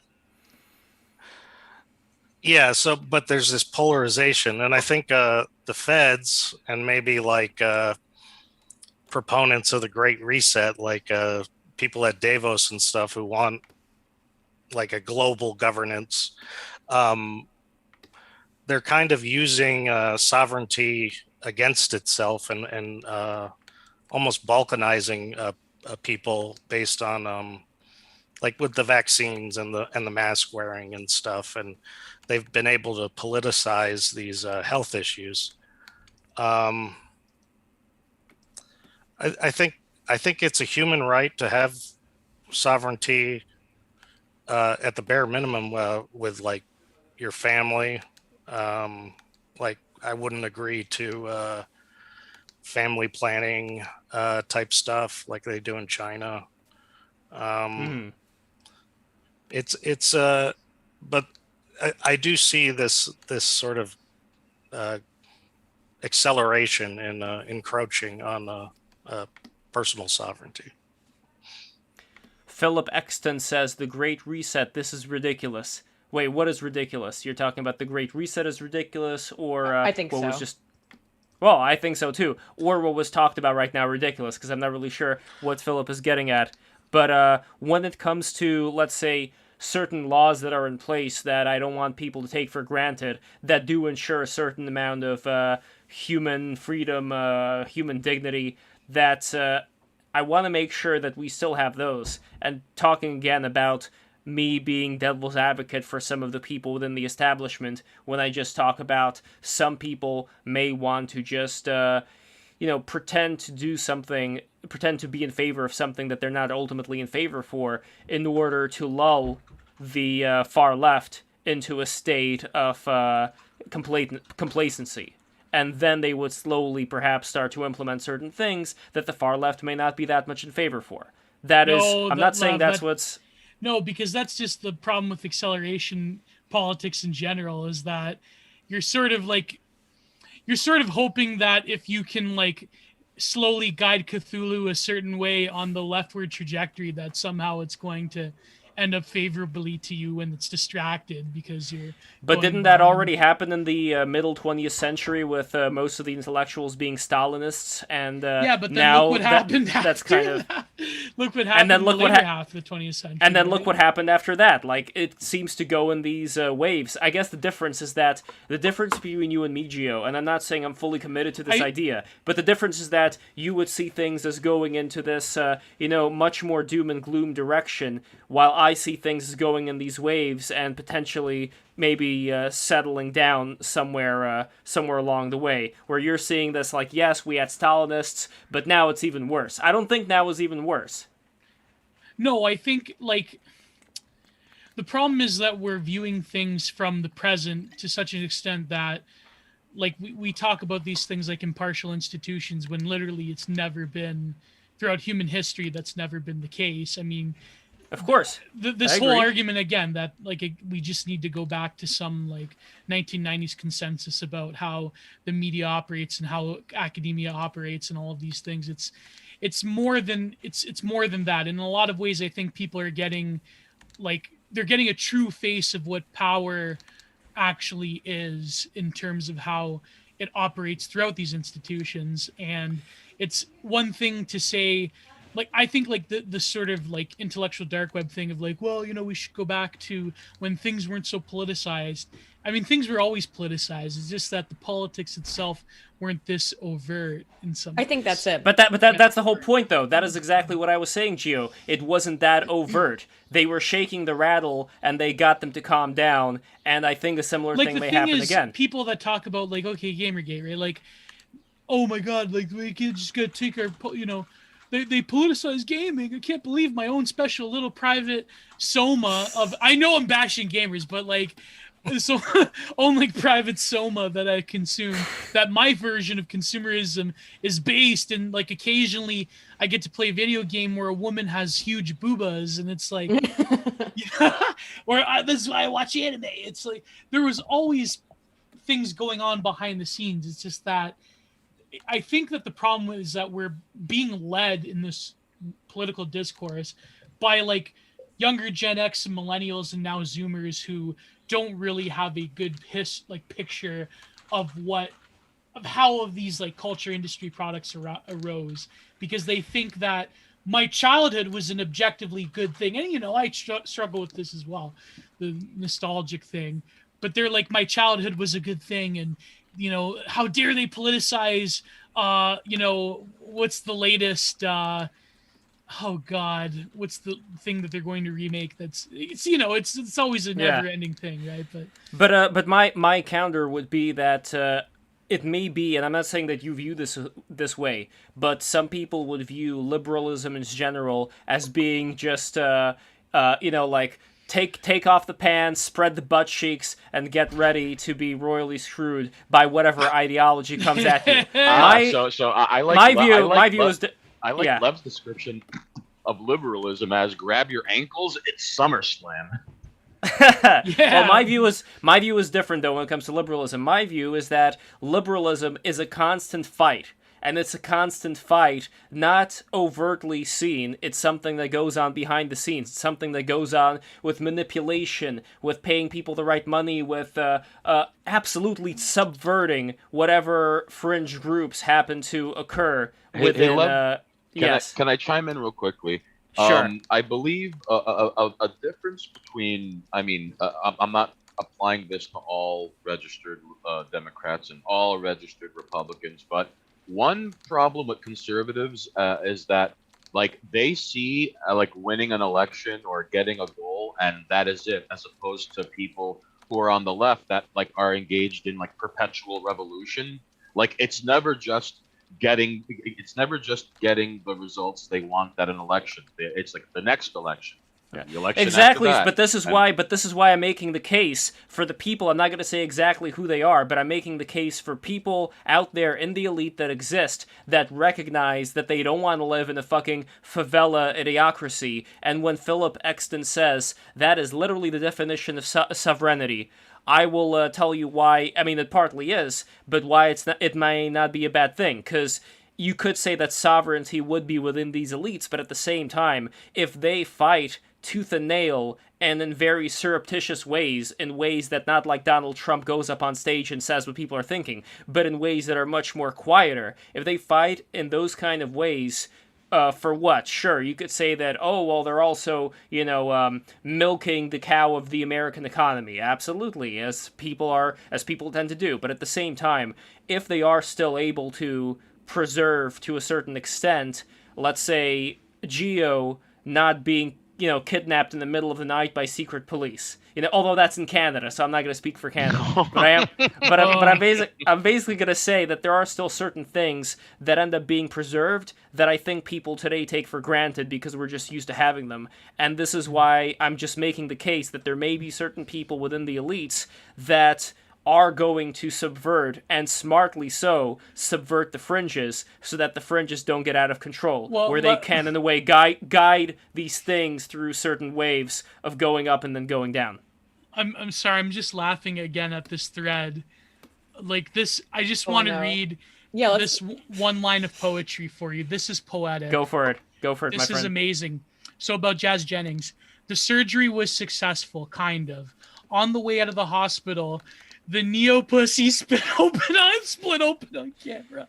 Oh, no. Went straight back to the hospital. Multiple surgeries later, it was finally starting to look like kind of like a vagina, and Jazz was finally happy. Well, did you see that scene from the show? That was terrible. The pop scene. Or the boyfriend, where she was showing the dilators to the boyfriend. And he's my god! What I find so bizarre about that is that the sort of trans lobbies are denying. They want to deny that things like dilators exist. What? I don't know why that is. My introduction to dilators was that horror movie by the Mexican director, the Skin Eye Men or something like that. Horror movie. I mean, what it is that, I mean, if people don't know, the reality is that because it is when you have inverted the penis to create a vagina, a simulacrum. I don't mean that in a disparaging way. I don't have a better phrase to describe it, but your body's going to perceive it as a wound because it is. And so if you don't use a dilator, it can start to close up. It starts to close up. And that sounds awful. And I respect trans people, obviously. And I respect anyone's right to do what they want with their body, as long as they don't harm anyone else. That's my strong libertarian line. But I see people all the time saying like, oh no, there's no such thing as dilators. That doesn't exist. And it's like, well, yeah, it is. And if you're not using them, then you're going to waste a lot of money and be in a lot of pain for essentially nothing. We have to be real about the limitations of science in terms of transgender surgery. I think what they're going to do is they're going to shift the discourse in some ways. What they'll do is they'll slowly start to go towards a more vocal, celebratory mode of the actual gruesome physical act, the same way they did with like the infanticide thing. Like they'll I know my bias, they'll do things like the Shout Your Abortion campaign, or the one I covered, which was Thank God for Abortion. They'll do things like that. There'll be like a celebratory mode where of activism. That stuff I absolutely find. Degenerate is a word, but I think it's worse than that. It's just evil. I know like people on the left love to throw in the word evil. I don't like to throw that word around because I think it means something. But to celebrate an abortion, and I'm generally pro-life with exceptions, right? The mother's life's in danger if the woman's been raped. I think there are exceptions that we have to admit where abortion is not good. There's a gray area, but it's not good. But... Yes, it's not a good thing though. You shouldn't be happy about it. And the celebrating it is just, I think, an example of where we've gone off the ledge. I think part of the celebration though is that these women made they have to justify their decision by getting others to do it. Oh, yes. But there's a really weird parading around of the, like, look what I did, or like when you'll see like a radical feminist with a shirt saying I had 20 abortions, and it's like, I don't think that's something you should really be broadcasting out there. Like, that's a really weird point of pride. Like, I just what like, I'm too good for condoms. What does that even mean? Well, a few years ago, I don't get it, man. I covered that gallery with all of the top feminist artists. It was called Abortion is Normal, and it had that the person who organized it was the person who did the campaign Thank God for Abortion, where it was like this weird inversion of mostly Catholic ritual around it with all of these like mock protests. And it was really, if you go to my WordPress in the major PDF section, it's all there. But the thing is, I think like people, like on our side, we like kind of meme about it and it's funny, haha. And Paul, on 4chan, it's like they say to each other, dilate all the time. But right. I think like the meme language about it, it sort of detracts from the actual reality of, why people are sort of, why we're not just normalizing it, but why is it that there's an immense amount of over socialization that goes into even people who should know better, which is people that make up the medical establishment are condoning this. And there's this whole sort of of course, at the end of the day, there's like a lot of money to be made, but like, why is it that there's just like giving people plastic surgery, it's a business. Yeah, exactly. It's an industry. I personally think plastic surgery, apart from people like who've had like breast cancer or whatever, I think most plastic surgery is bullshit in my opinion. I mean, if you've been burned or something, if you've lost a breast because of cancer, that's all fine. I think that should even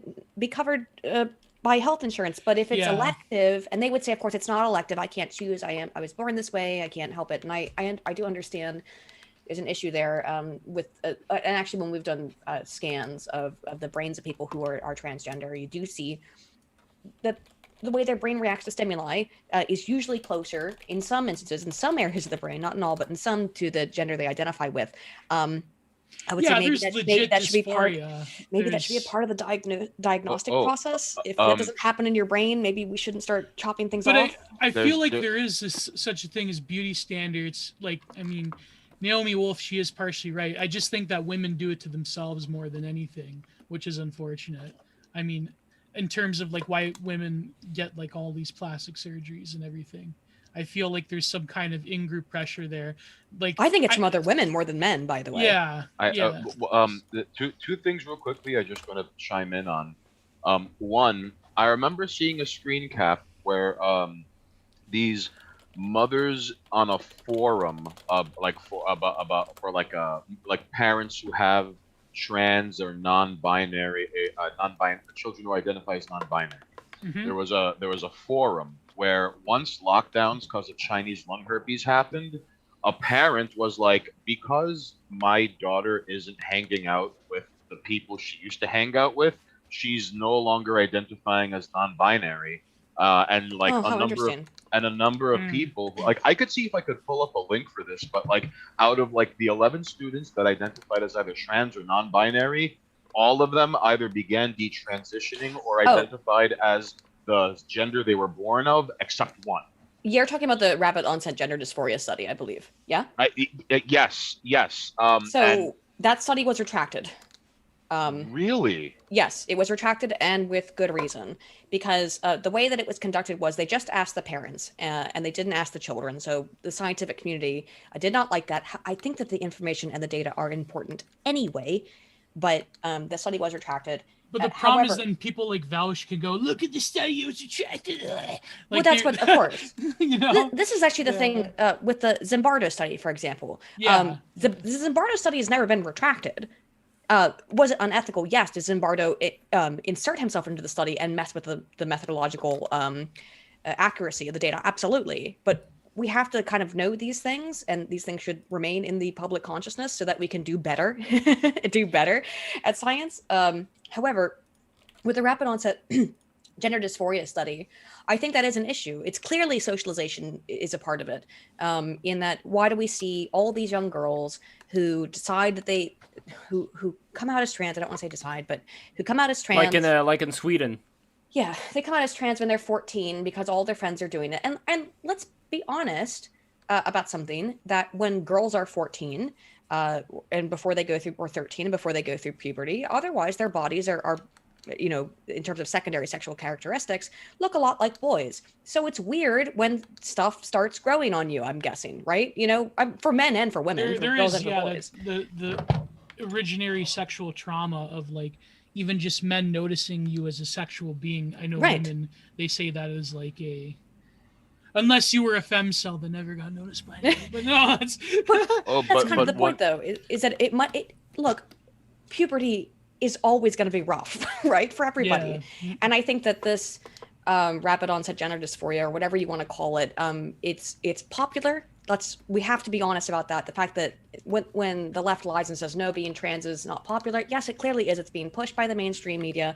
When you have people like Jazz, who is on the cover of everything, and is clearly being promoted, and this is you both get to be a very special person. It puts you in like, oh, you're so special and you need to be applauded, and people will say you're so brave. And of course, that's desirable. And it also allows people to handle you with kids' gloves as if you have no agency, and be like vindictive towards other people for even asking basic questions. Yes. It literally puts you in a position of power. Mm-hmm. And also, I wonder if it allows people to skirt this interesting situation where there isn't as much culture of interest being produced. So in a way, it's like an excuse to say, well, we're promoting like trans and all that kind of stuff. It's a form of exhaustion. Mm-hmm. Yeah, but it's not. We're not really making anything that's that interesting. So it's like hiding behind a lack of something interesting to present by showing off one's identity. But the thing is, it's there's a lot of different factors into it. But it goes almost with this discussion that we had about furries, ironically enough. I mean, the trans furries, but the way that people talk about, like in certain like post-humanist critical animal studies circles, like for example, they'll use the certain chapters in 1,000 Plateaus by Deleuze and Guattari about becoming animal, becoming minoritarian, becoming spirit, different things, where he was talking about how these different indigenous cultures have these very like slippery notions of the subject. But that being said, the problem is that with the vast majority of furries that are really anthropomorphizing it, you're just going back into what Deleuze called a molar identity formation. You're going from one to the other. Now it's no longer this sort of like source of creativity or vitality or ritual. Now it's like you become just another animal. And so the animal becomes human. And so in a weird way, by formulating it as an identity, you are cutting off any sort of very surprisingly ancient ritual and vitality that is possessing of these things.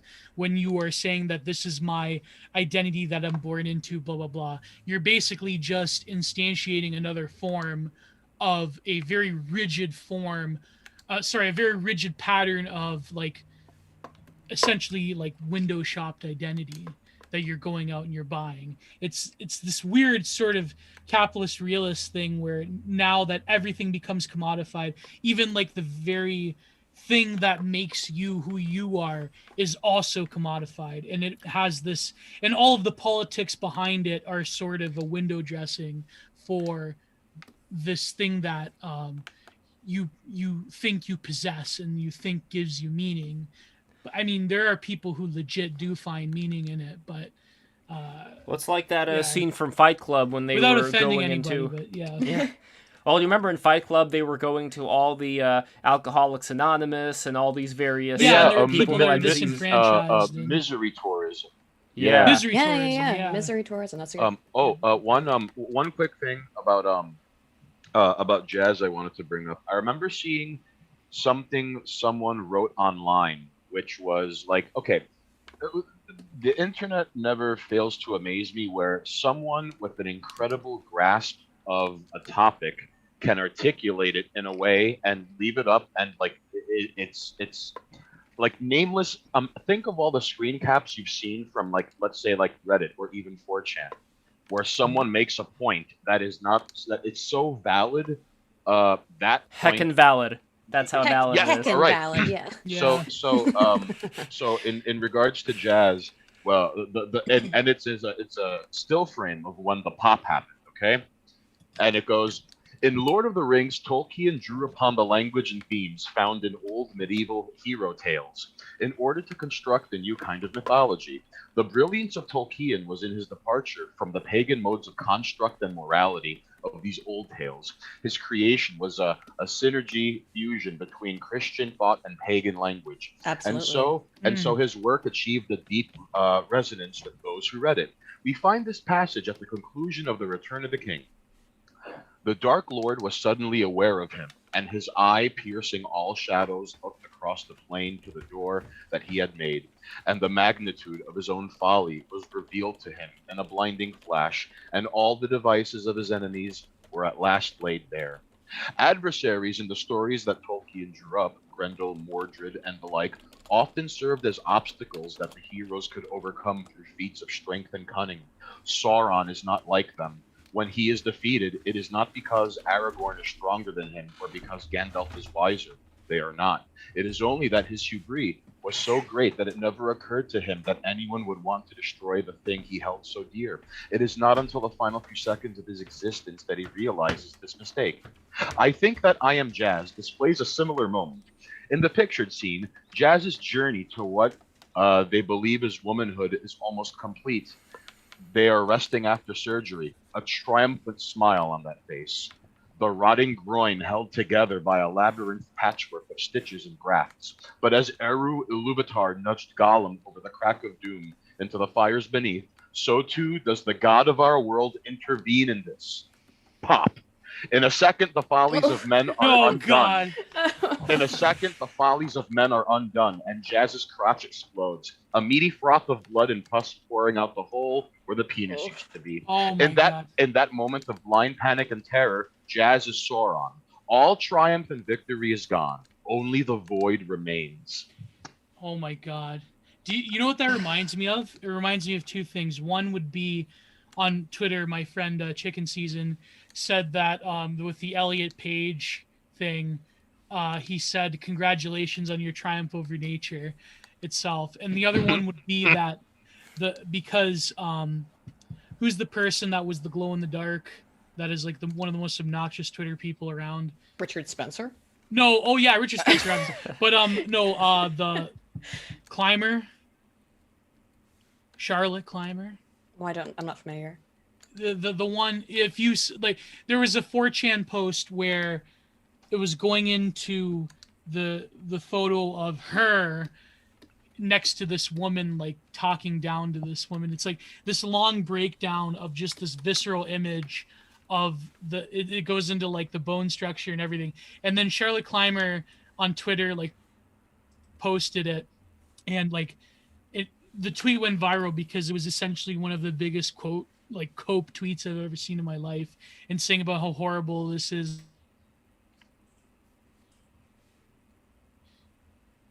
Geo, I Geo? think I we think you cut lost out. you. No. Gio, are you there, buddy? Hello. Geo, blink once if yes, twice The if internet no. hate machine invalidates my. Am I here? Yes, you are. Oh, sorry. I don't know what happened. Just for a brief second, my internet blipped out. But no, yeah, Charlotte Climber. If you look up this post, type in 4chan Charlotte Climber. It's like this really visceral. And the tweet response to it was, again, this very amazing. Oh, this. Oh, sweet It had like Jesus. 100,000 likes on the response tweet. Okay, okay. I did this them. Okay.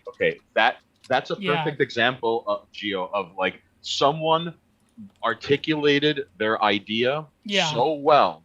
It sets precedent. Yeah. Right?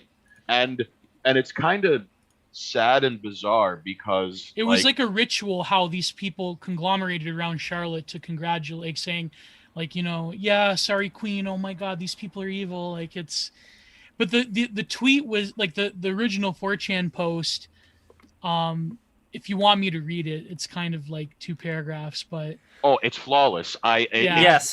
It's Please do. this is But first, Yeah. I just want to say, speaking of Booba, what do you think of this? oh my God. Ooh, While we're hey. talking about it, this is like Oh, that, very that scene in nice. the Holy Mountain where the police guard saw the if you look up the Holy Mountain, there's this one scene that it reminds me of. It's And look at his face. Look at his face of destiny. He's got destiny in his eyes. He's got his third eye open. I love. And he's just like a minor character in this whole thing, by the way. See, like he's just playing such a small role in this entire thing. But anyway. So this tweet, this Oh, and thread- subscribe, everybody! Subscribe. Sorry, Subscribe. Gio. Everybody, subscribe to the Left Stream right now, and don't forget that we are simultaneously streaming as well to twitch.tv/leftpolyakov and dlive.tv/leftpolyakov. So subscribe to everything. Thank you. So I would like to. I'm very sorry, Gio, but sorry to interrupt, but Lev, I love the determination on his face. Like he's almost as if like, yeah, I know you're looking. Take a picture for the last very one. stern look. But no, dramatic reading by Geo time. Let's do Okay, this. so Yes. the response, well, there's this big thread, but it's from 2019. It's like just cope. But Charlotte says, this image of me has been going around 4chan and other awful parts of the web with similar transphobic commentary. Often in the past few weeks, I had turfs and trolls send me it. Oh no. And even some friendly folks who want me to be aware of its existence. I know the vast majority of folks probably don't find me particularly attractive, blah, blah, blah. I would dress in nice suits with a clear cut, look normal, but it made me feel constantly anxious and depressed. Okay, so then I say cope as a bad thing, but then this person definitely does have a lot of issues. I feel bad that I want to present to the world how I feel internally every day. I've been able to walk out of the door. You may look at this picture and see someone who makes you cringe in disbelief. I look at this picture and see happiness and survival. So then it goes on, but okay, so here's the post. And it's Charlotte next to this other woman who is like an intern that looks very like bemused. This is honestly the funniest picture I've seen on the internet. His vaguely threatening, and I'm only I know the post you're talking about. Yeah, I'm only misgendering Okay. because this is the post. I'm not trying to misgender here. His vaguely threatening gesture and stance, the woman meekly clasping her hands together in fear, the difference in size between his massive skull and hers, his caveman tear slouch making him look like a hunchback versus her standing up straight, between the remnants of what appears to be the sideburns on the side of his face versus the woman's clean cheeks, the intense expression on his face versus the bewildered expression on hers, the sheer difference in size between their torsos, his probably double the size of hers, his masculine profile with his chin jutting out, long face versus a wider face. I could go on, but you get the idea. All of this contrasted with the constant assertion that these people are identical to women and that there is no meaningful difference between them makes for the most exquisite form of irony where their difference in juxtaposition so vividly. The contrast is almost divine. On the left, in men's hubris, his desire to capture the beauty of nature and making it his own, his cerebral and conscious understanding of what it means to be what he thinks he is, his intentional becoming, while on the right is nature, effortless being, no doctor appointments or hormone surgery, just an is that needs nothing added to it in order to be complete. He tries to hard, and yet the harder he tries to become, the further he takes himself away from the effortless is, and this thing he wants to be. It's comedy on a cosmic scale, a joke only God himself could come up with. Now, I think like there's a lot of apt points there, and I don't want to If I recall But what's correctly- really left for us? Like, oh no, go on. go ahead. If I recall correctly, though, that specific photo was taken like that trans woman was like yelling at the woman. Yeah, it was over over something. some kind of. Oh, I remember the context I first saw that picture in was like, wow, she looks like she's correcting a woman how to do feminisms properly. Yeah, basically, and again, like as that post, says in more verbose, flowery language, but the reality is that Disagreement they had. the cis woman looks terrified, because the trans woman is a foot and a half taller than her and huge, just physically imposing in size. And it's you know, the post is accurate. I mean, again, it's he goes maybe over the top in some places, but the pith of it is correct. I believe. And by the way, like, I'm not saying that. I think that trans people obviously exist. They obviously are feeling a real thing, and we should try to, you know, accommodate them in every way and make them feel welcomed and safe and things like that. But you're still an extreme minority, and I don't think you represent womanhood necessarily. So for that reason, I find it odd when trans women immediately, when they have transitioned, want to start getting grants that are exclusive to women, want to start getting scholarships that are exclusive to women, want to start entering women's sports and what we call women's spaces, you know? I find that just odd. Like, if you just want to go to the bathroom in a woman's bathroom, I don't think that's a big issue. But it's the insertion of the self into things that have been, whether or not you agree that they should have been segregated, but they have been for women, like, again, women's scholarships and women's sports.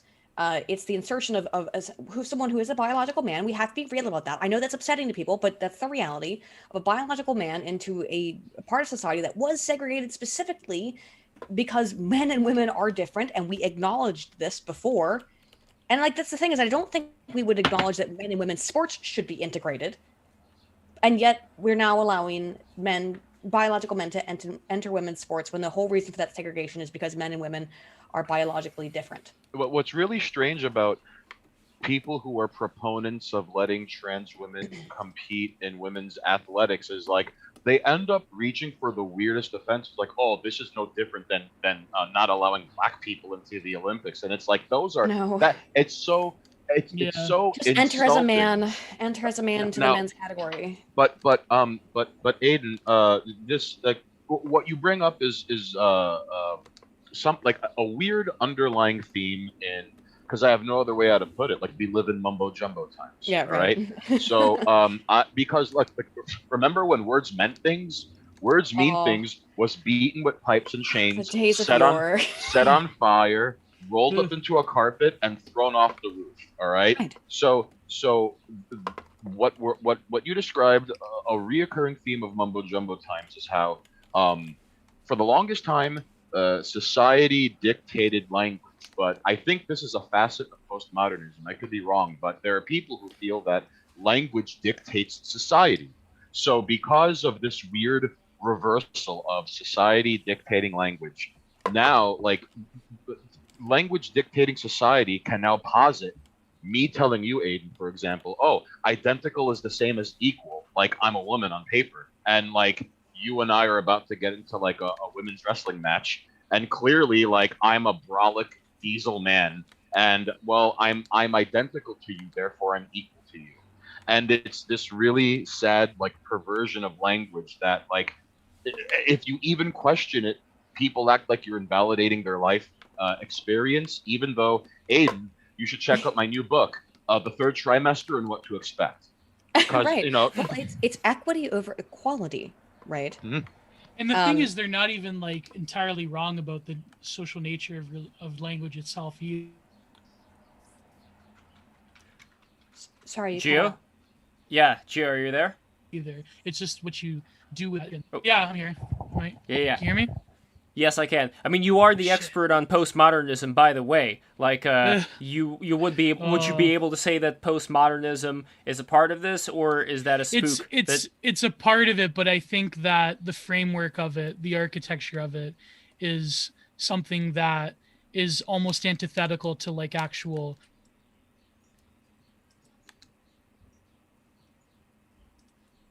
Oh no! Oh shoot! Cut out again. Here we go again.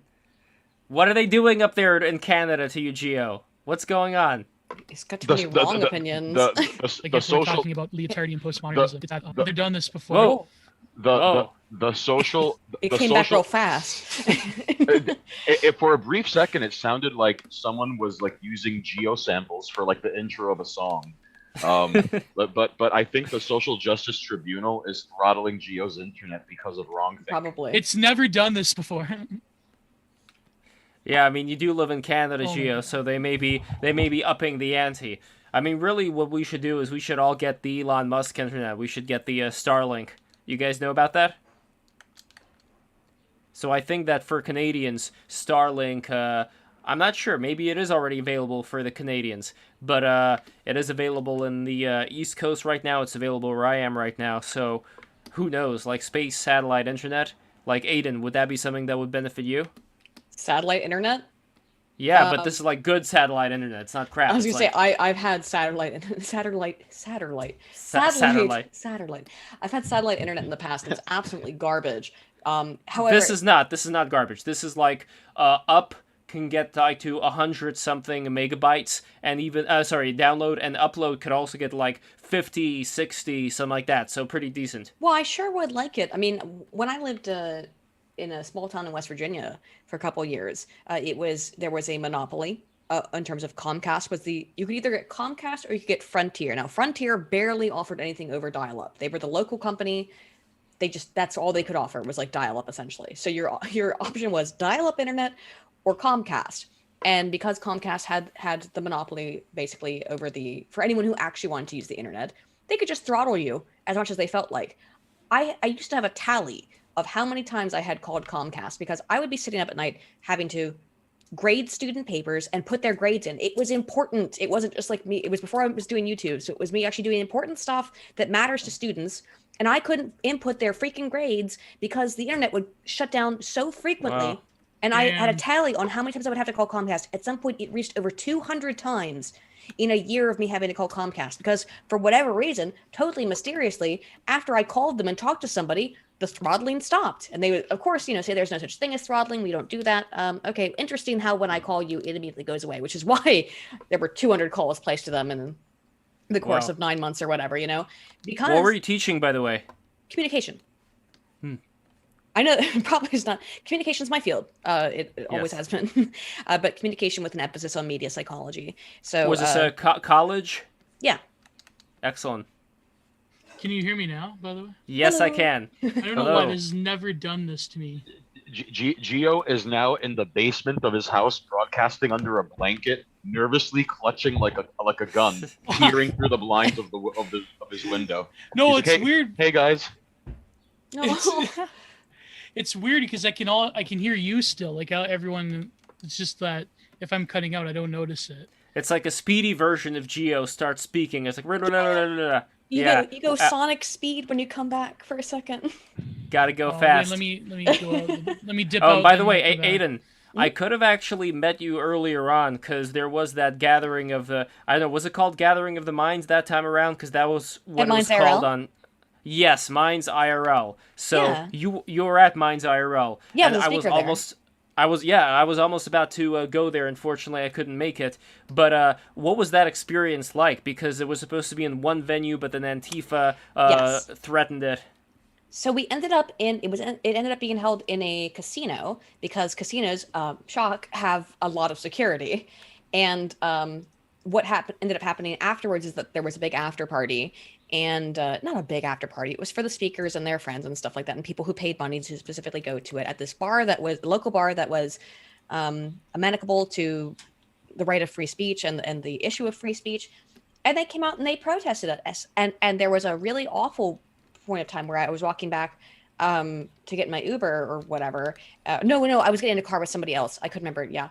We were going with someone else's car to get away from the bar. And I had these Antifa people standing like 3 feet away from me screaming, Nazi, fascist, bigot. There's the Nazi. There's the Nazi. There she is. It's real messed up. These people are serious. Like they are so convinced of their own righteousness and the own correctness of their opinions. They don't care. And again, like the person who was there with us at the bar, who they were out there screaming Nazi, racist, fascist at, besides myself and lots of other people who are not Nazi, racist, fascist, was Daryl Davis. And Daryl Davis, if you don't know, is a man who he de-radicalized actual Klansmen. Oh yeah, He's a black man. They did the movie of the Black Klansman about him. Yeah, he's a black jazz musician, and what he's done over the course of his life is he went out to these neo-Nazis and these KKK members, and he just talked to them. And a lot of them had never actually spoken with a black person before. Not really, not in a one-on-one. And he would just talk to them. And so he's got, for example, like when he was at Mines, he came out and he had his collection of Klansman robes that they had given to him as like a sign that they were, leaving the clan. And it's a beautiful story. Like I get, choked up every time I talk about it because it's beautiful. And if anyone listening, is interested, please look up Daryl Davis and listen to his story because it's fantastic. And those Antifa people were out there calling Daryl Davis a racist. Oh, Were they calling him like an Uncle Tom or something? Absolutely. Yeah. He's an Uncle Tom. He's a secret Nazi. He's a fascist because it's the thing. There's no opportunity within the modern left and the way that it works for redemption. It is just castigation. You need to be destroyed. You need to be witch hunted. You can't become a better person. What I just wanted to chime in real quickly that so you got called a Nazi, all right? Oh yeah, I get called one every day, dude. What's funny about that is that the same way like you had called it like a shorthand, which is no different than like educate yourself. Yes, do better. It's a heuristic. Yeah. What I find fascinating is that like JonTron, I think he debated Destiny, right? And to this day, like it's like, oh, you mean JonTron, the Nazi that debated that debated Destiny, and it's like not like, listen, this guy could like find the cure for cancer and spend the rest of his life feeding the homeless and sheltering the sick, and like there are people who will be like, oh yeah, the Nazi. And I find it the real irony about all that. Oh, go ahead. Sorry. No. Go for it. Tell me. So the real irony about all that is, in terms of the JonTron thing, is that Destiny is now being called a Nazi because he disagrees with Vaush. Yeah, whatever. There you go. However, to put myself into the ironic position, before I started my YouTube channel, I was on poll one night. I was real drunk and smoking weed. And I debated Destiny. And by debate, I mean I didn't even know who he was, which I know is, by the way, that is incomprehensible to his fans that I didn't know who he was. They're like, you have to know. Everyone on Earth knows who Destiny is. He's such a big deal. And I was like, no, Well, I think what it is. Can you hear me, by the way, now? Yes. Hello. Yes. Crystal clear. It was Zoom. It wasn't my internet only cut out for like a second. I think it was Zoom.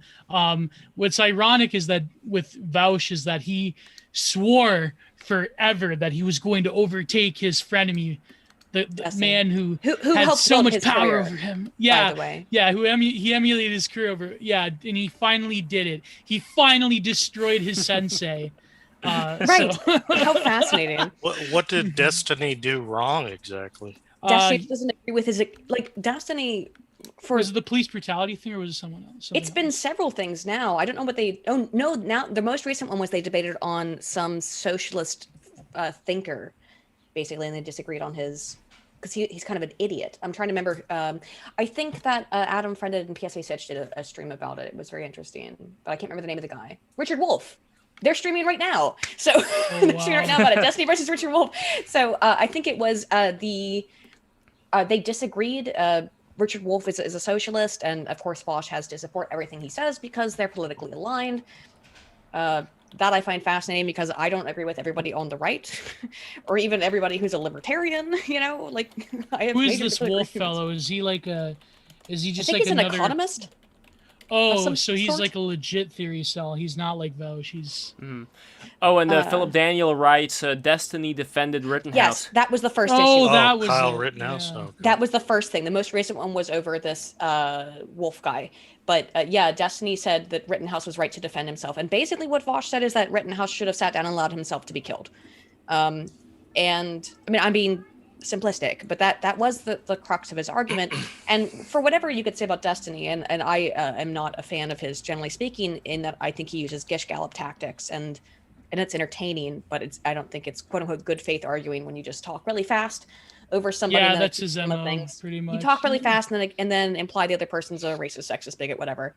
Vaush takes that to like 100, Not only, and the thing is, Vaush, he has a more of a plotting type of vocal pattern, but it's always like this. He doesn't talk as fast. That's true. Damn. Oh man, Canada's out to get Geo today. It really is. Well, I think I could, man. but it's this voice of like. There we go. Oh no, the fucking sped up Yes. geo samples. Woof. I think It's like funny. Longmont Potion Castle. It's like speeding up and slowing down. I think that Ye- that Vosh does have a more measured tone, and I think that one of the things that both of them do, and it's because they come out of the same. I don't know what you want to call it. It's not even the school of thought. It's the same a school of debate, if you want to call it that. Is to demand citations from your from your interlocutor at every single second while not providing any of your own. That's a big part of it. Always putting the onus on the other person. So they always look stupid when they can't provide you with an instantaneous citation.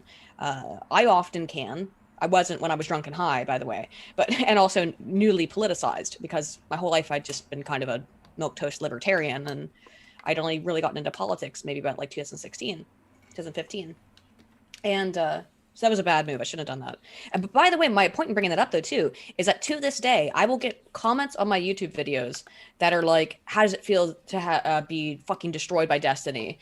You got fucking raped by Destiny." I get that God. almost every Jeez. video. I get like multiple, like I'm gonna say on average like 3 to 5 comments on every single video I make about like Destiny raped you, Destiny destroyed you, and it's like the point obviously here is not to discuss things. It's to rape someone. It's to own someone. And that's why It's just the new atheist thing all over again. it is. And I was who was I discussing this with? It was, what is the point in debating people, right? What is the point in debating the left? And it was in a Styx video. I left a comment on a Styx video.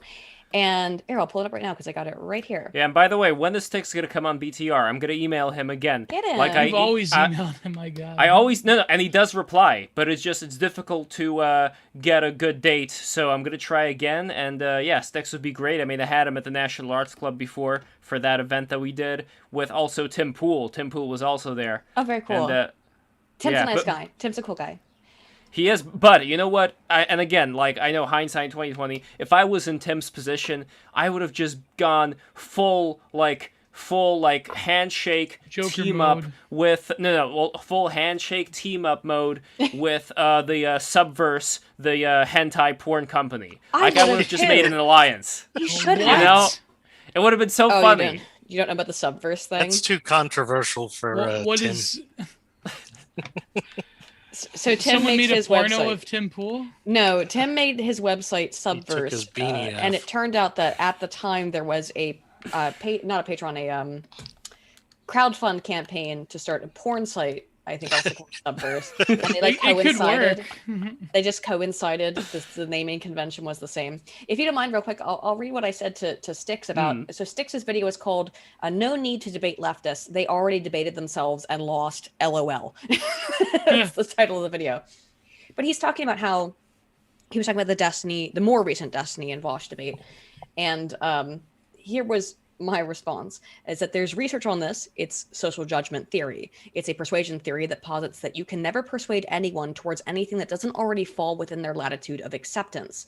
A good persuasive speaker will start with something that everyone can agree on, and once you've agreed with that speaker once, as they move the argument further, psychological consistency makes it more difficult to not acquiesce to further argument. It's cognitive dissonance.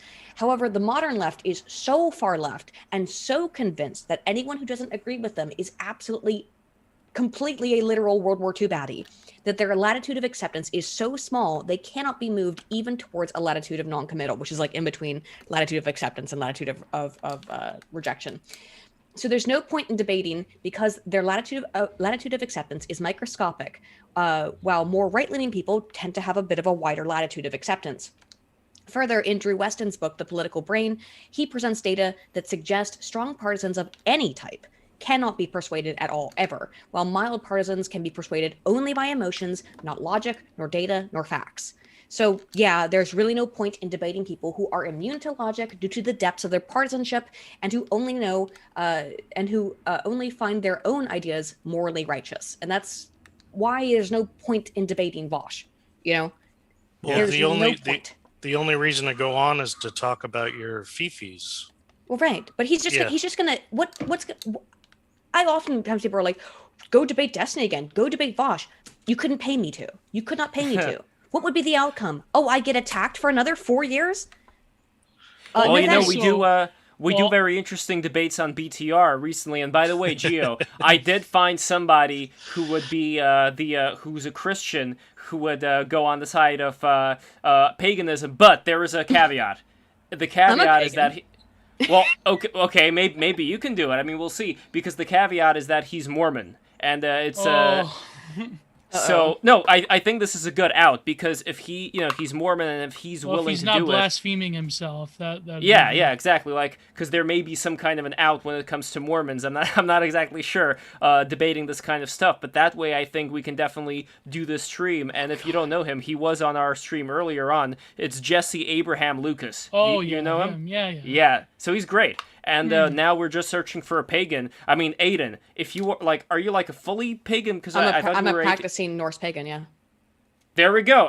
Aydin, if you want to do this, I would love for you to do it. Because this is a reverse debate. This is a position swap debate. So basically, for the first hour, you would be on the side of Christianity and he'd be on the side of paganism. I can absolutely argue both positions. If you really want me to do it, I could. Yes, I mean, I would love for you to do it. This is happening. This is happening Thursday, May 6th. So if you can do it, like, we can schedule a time. I mean, we usually start at 5 p.m. If that works for you, then I could just confirm it with Jesse, and we can get it started. May 6th. And then let's... sorry, I just written it down for myself. No problem. 5 p.m.? Yeah, 5 p.m. if that works. Here's the only thing. Like, I was on Yellow Flash's stream last night, which was very fun. I always and Nick Ricada was on. It was a very nice time. A bunch of other... And lots of people. That Umbrella guy was on, and Memology. It was a very fun stream. However, it starts at 10 p.m. EST, which is 3 a.m. here. So I had to take a nap and then wake up and then drink an energy drink, and then I drank alcohol on top of it because I'm not getting up at 3 in the morning and not having a drink. Yes. And so inherently, next thing I know, it's like 9 in the morning and I want to kill myself. But absolutely 5 p.m. I can do. That's okay.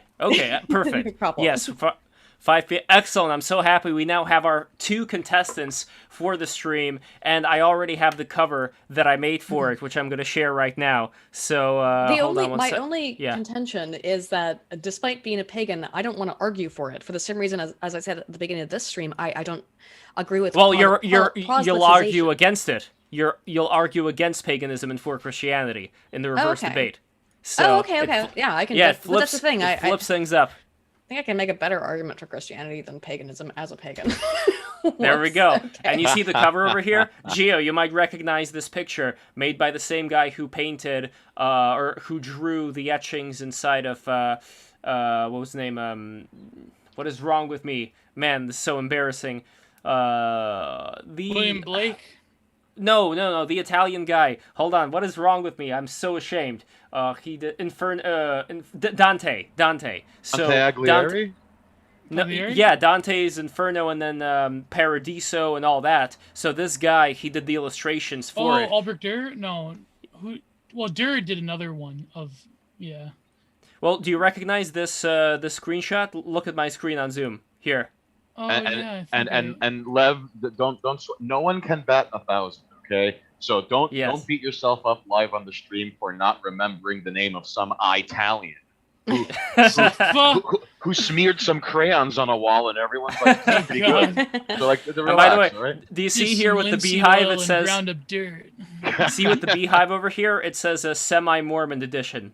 Because there's going to be a little bit of Mormonism. If that's okay with you, Aydin, there's going to be a bit of Mormonism thrown into the mix as well during the discussion.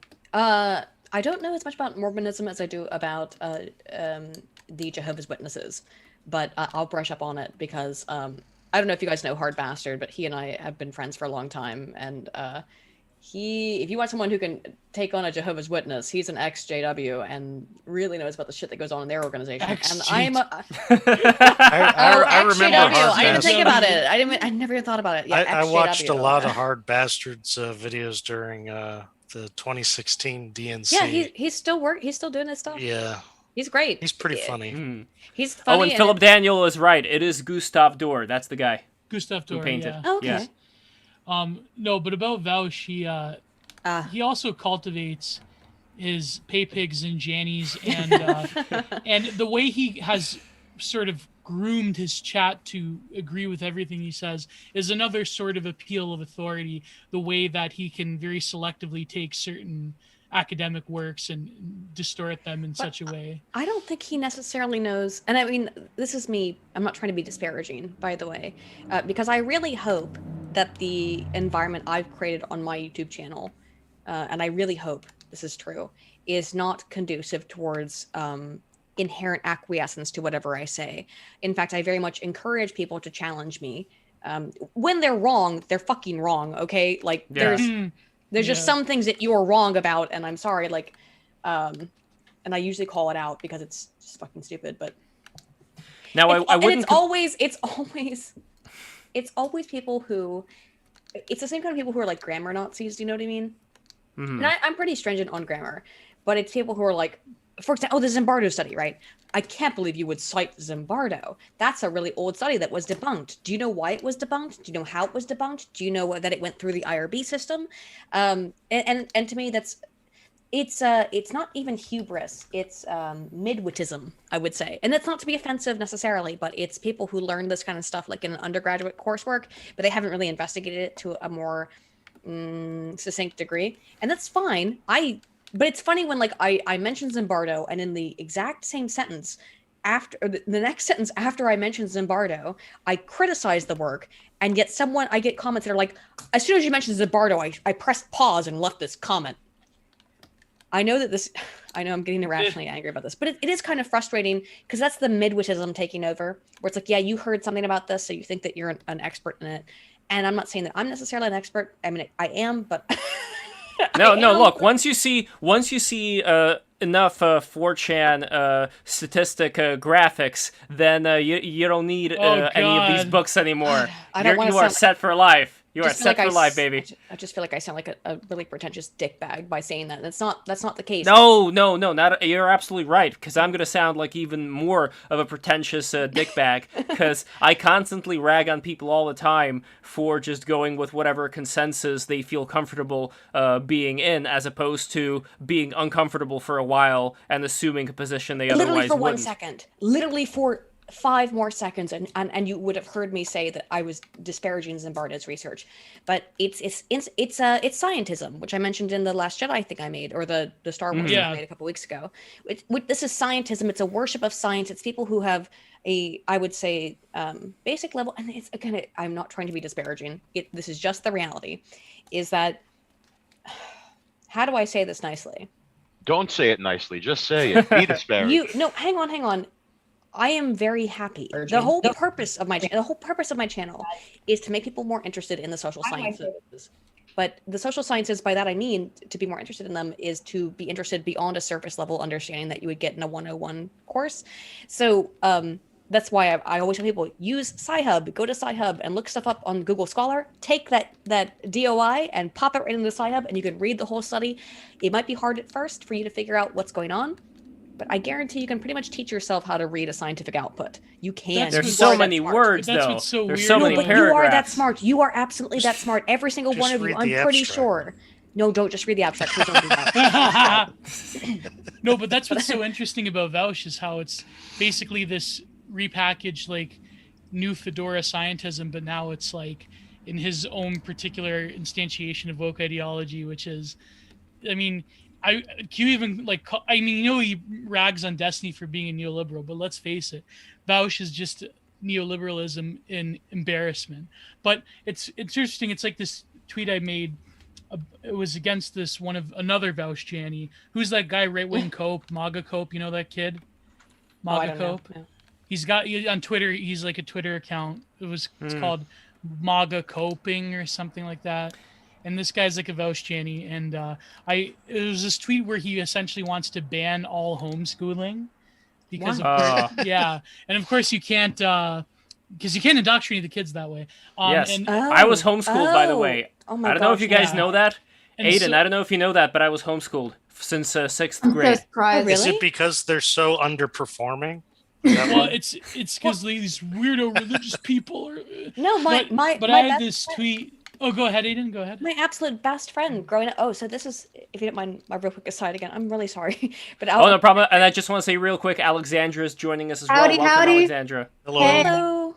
Hi. Huddly ho. No video tonight because I'm a mess. We Well, Well, I'm can't sure deliver you look stunning, darling. Oh, thank you. Oh, thank you, Gio. Yeah. my real quick aside about homeschooling is that my absolute best friend, who I met when I was 13 years old, we were like sisters for, I mean, up until 2016. So for 10 years, more than that. Geez, Oh, for I like wonder what almost happened in 15 years. 2016 that changed. Yeah, I wonder though. what happened. Well, I'll get to it. We were like sisters. We would spend, anytime we had a chance to be together, we were together all the time. We were best friends, and she was homeschooled, and it was a very. So I went to Baltimore School for the Arts. I don't mind that people know this. Everyone knows it already if they care enough to look up deeply into my life. And Baltimore School for the Arts was a unique program because, unlike, it was a public high school, so you didn't have to pay to go there, but you had to apply and you had to pass a jury. So you had to like present all of your artwork and then explain it in front of teachers when you were 12 years old. Looking back, I'm like, oh my God, I can't believe I did all this. Wow. 12 year olds old, you have to do all this weird stuff. Or if you're a dancer or a musician, same thing applies. So I went to a very weird high school that was an art high school. So we went from like 9 in the morning or 8 in the morning to like 3 or 4 in the afternoon. And the first half of our Beast. day, the first half of our day would, or second half, depending on your year, would either be like you're painting for 4 hours or you're taking academic classes for 4 or 5 hours. That's it, just depending on the way it works. It was cool. It was awesome. I learned a bunch of stuff. I had a great high school experience, but she was homeschooled, and I watched it be easy for her when she was in high school with us, where it was a very stringent schedule, and it was, you're in the school, you cannot leave. You have to be here, and then you have to go home to your parents because you're 15. And she was, I was valedictorian, but I think we were like neck and neck for that role. Like we were like really close in line for being people who had like the highest grades in the school, some of the highest grades in the school, not the valedictorian, but you know what I mean. However, afterwards, when she went to college, and I'm not saying this is a condemnation on homeschooling in general, but what I witnessed is that the second that she was not living in her parents' house and didn't have mom or dad to tell her to get up and go to school and go to class every day, she flunked out of like 5 colleges in a row. And it was just one after the other because she could not. And by the way, the colleges got more and more and more expensive because it becomes harder to get into a school when you flunked out so much. That she just, there had been like no concept built into her psyche of self-motivation. And that is what I fear in homeschooling, right? Is that when everything is sort of put upon you by your parents are encouraging you to do stuff. I don't know how self-motivated you can get. I could be wrong, but that was what I saw was the problem there, was that Like without there's too mom and much dad. oversight. Yeah, without mom and dad, she just had no idea how to function on her Yeah. own. But Everybody. go ahead, Rob. Go ahead. Oh, everybody I've talked with who are against homeschooling will say, well, I don't believe in, I just call it social skills, but they'll call it social intelligence. So they're like, well, these kids are always at home and they don't get to interact with normal kids. And that's why they struggle so much in college and things like that, because they basically insinuate they have Asperger's or something. No, she was perfectly fine with interacting. I mean, she's shy.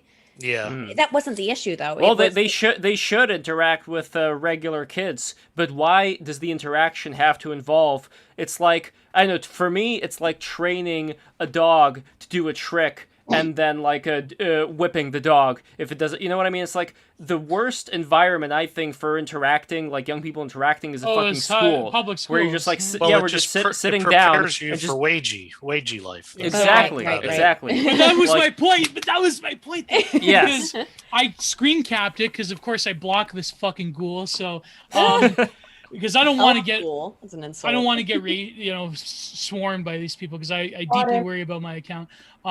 So I posted next to a picture of Michel Foucault, and I said that every single day these Vouch Jannies prove themselves to be essentially fake theory cells, because if they had a cursory understanding of the middle period of Michel Foucault, especially in works such as The Birth of Biopolitics. The weird pedophile shit from Foucault. No, okay, yes, I know, pedophile, I know. Every single time I mention this, but it's just because Sorry. in grad school this is what I did. So, if they had a cursory understanding, they would understand the apparatuses of capture that happen within public school systems. And so then I had a bunch of these people basically come at me saying, you're transphobe, you don't understand, blah, blah, blah. And I just deleted it because I just didn't want to deal with it. But it's funny how these people, they are essentially condoning the power structures with this overlay of progressive worldview, when in reality, they don't know the first thing even of the supposed sacred text within the progressive pantheon, or else you would know that public schooling is essentially just a KG that prepares you for the wagey KG and interpolates your identity in a certain way that it structures your whole being around. Yeah, it's just about social conditioning. Well, to quote Jello Biafra, if you like school, you'll love work. Yeah, and the funniest thing though is that Matt Crumbs tried to come at me with, dude, where does Foucault say that he condones right-wing homeschooling, these religious nuts? I go, obviously Foucault didn't say it explicitly. It's like it's an interpretation of a way of problematizing that power relation within public school systems. And he's like, yeah, but I said, like, Crumpler, listen, you're reaching here. And it's if you know about Matt Crumps, you know who I'm talking about. It's very funny. Why is homeschooling inherently right wing? I don't understand. Well, because the way in America, at least, the vast majority of it's parents, mostly Christian. Yeah. Yeah. But there's like new age hippies and stuff like that. My friend was a new age hippie homeschool. Yeah. But this is another thing I said to one of them. I said, for the majority of time, homeschooling was something that like hippies and people that read, who was the guy that created unschooling? Not the guy who created Ivan Illich. Yeah, not Vladimir, but Ivan Illich, the philosopher. He has this whole like wide critique of the public school systems. So when you look at the history of critical theory, you look at like the New Left in the 70s and the anti-psychiatry stuff. Yeah. That was where homeschooling was going, with unschooling and then Waldorf schools. So yeah, Rudolf Steiner. Yeah, and so these people that want to, like, now the Vouch people, they want to ban homeschooling because of course only religious weirdos do it. And no, it's because you have to indoctrinate people. Exactly. That's be real why. I think that if you I'm glad that my internet came back, by the way. Oh yes. Yeah.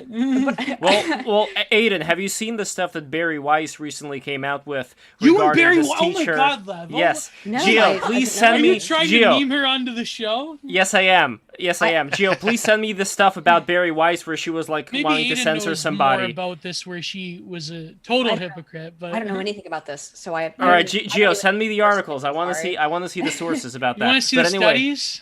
Yes, I want to see the studies. I absolutely want to see the studies. Yes. But anyway, Barry Weiss. Barry Weiss got canceled for. I don't even know who that is. I'm sorry. Barry she used Weiss? to be I think she was the editor. She was one of the editors of the New York Times, I think. The opinion. Oh, I think I did hear about this, but I didn't care enough about Barry Weiss. Let me see if I could find this article over here. It basically talked about how, and this is two instances. One instance, a teacher who was from one of these, like, Beardley School, or no, that wasn't the teacher, that was the dad. Say that again? Beardley? Beardley, no. Beardley. I've never heard I'm of not Beardley? saying. I am not. Yeah, I'm not saying it correct, but I'm trying to find this. Is that like a prestigious school or something? It is a prestigious school. One of the girls who went to Lee Strasberg with me, she was in that school too, and I think she had some drug problems later on, but like whatever. I love how you like say it every time you mention this every time that you went to Lee Strasberg. I love the way it just rolls off your tongue. Oh, this is okay. So Barry Weiss, she tried to go after like other journalists that were like Brett Stevens, who were critical of her particular favorite country in the Middle East. And so how did she go after them? What did she do? I know it's from Wikipedia, but there's other articles from it where she left following the departure of Pulitzer Prize winner Brett Stevens, from whom she had worked and joined the New York Times. So I think like she burned the careers of a number of people. Also, in January 2018, Babe.net published anonymous woman's alleged the comedy actor Aziz Ansari. Not that I like him, but behavior during the Me Too movement, blah, blah, blah. Weiss was one of the several writers who argued that the woman ignored her own agency, not considering her ability to speak up in the situation. Weiss ignored the realities of women faced unwanted sexual encounters. So she was, I think, her first chink in the armor was when she decided that the Aziz Ansari case was terrible, and that like the people that were drumming on about it were, you know, malicious actors. Where So- they're Wait, criminalizing sex But there's testing. nothing. Yeah. But there's nothing in that that's actually negative Well, this about was her. when So what's? no, this was before that. She was in a number of controversies where she basically was going after other journalists, and then she also. Well, what's the example? What was she doing when she was going after the other journalists? Well, Because that's really what we're after here. Like all the other stuff doesn't matter. This is specifically what I'm curious about. He's in laying the Columbia- road to hell for her. That's Yeah, all. He's as laying in- down brick by brick. yeah, then she published the intellectual dark web piece, which I mean, Oh. we can all make fun of, but like that was pretty big for her at the time. So, You're so skirting. yeah, you're in skirting Columbia this. University. In Columbia University, Okay. okay. In Columbians for Academic Freedom. As Bless you. Ooh, wow. Sorry. That's a good one. Bless you. As a student at Columbia, Weiss took an active role in the Columbia Unbecoming controversy following the release of the film Columbia Unbecoming in fall 2004, alleged classroom intimidation of pro-Israel students by pro-Palestinian professors. She co-founded Columbia for Academic Freedom, Columbians for Academic Freedom, forged with Aaron Horowitz, blah, blah, blah. Weiss said she had felt intimidated by Professor Joseph Massid in his lecture, and she thought that he spent way too much time talking about Zionism on a course about the Middle East. In response to the release of the film, Columbia put together a committee to examine the allegations. The committee criticized Professor Massid, but emphasized the lack of civility on campus, including from pro-Israel students who heckled some of their professors. Weiss criticized the committee for its focus on individual grievances, maintaining that students were intimidated because of their views. In 2018 book, How to Fight Anti-Semitism, Weiss described the contentious atmosphere during the period, giving her a front row seat to leftist anti-Semitism. The activism intimidated by Weiss was alleged by Glenn Greenwald to be designed to ruin the careers of Arab professors by equating their criticisms of Israel with racism, anti-Semitism, bullying, and central demand was that those professors, some of whom lack tenure, be disciplined for their transgressions. Weiss called Greenwald characterizations baseless, saying that she advocated for the rights of students to express a viewpoint in the class. I'm not doing Oh, the... how dare they? Oh, Lord. How dare you advocate for the rights of students? I don't know what criticizing professors become out of bounds. So then she worked for Haaretz. So Haaretz is also notorious for being one of the most leftward Israeli publications. And then she went after a bunch of journalists by calling them anti-Zionist alt-right. But then at the left side, she also called left-wingers like Glenn Greenwald anti-imperialists as basically like anti-Semites. That's kind of like all over the place, though. Yeah, I think she's... Okay, what I don't get about all of this is Well, that she's a hypocrite, I don't know. clearly. Hold just- on, no, she's just Geo, Flinging you are making insults in all directions, I'd say. Yeah. okay, well, she is flinging insults, but the question for me is, was this guy intimidating her? Because just to be clear here, if she was saying that I want to ban whatever it is this person is saying, that's one thing. But if she's saying I am specifically going against this person because he intimidated me, then that's a personal thing between her and this person. That New I would Republic, say there's a the difference there. self-cancellation of Barry Weiss. That's another good. I know it's the New Republic, but No, but Gio, do you see what I'm saying here? Like, I would not put that in the same category as dude, somebody who you always calls bring this for. up.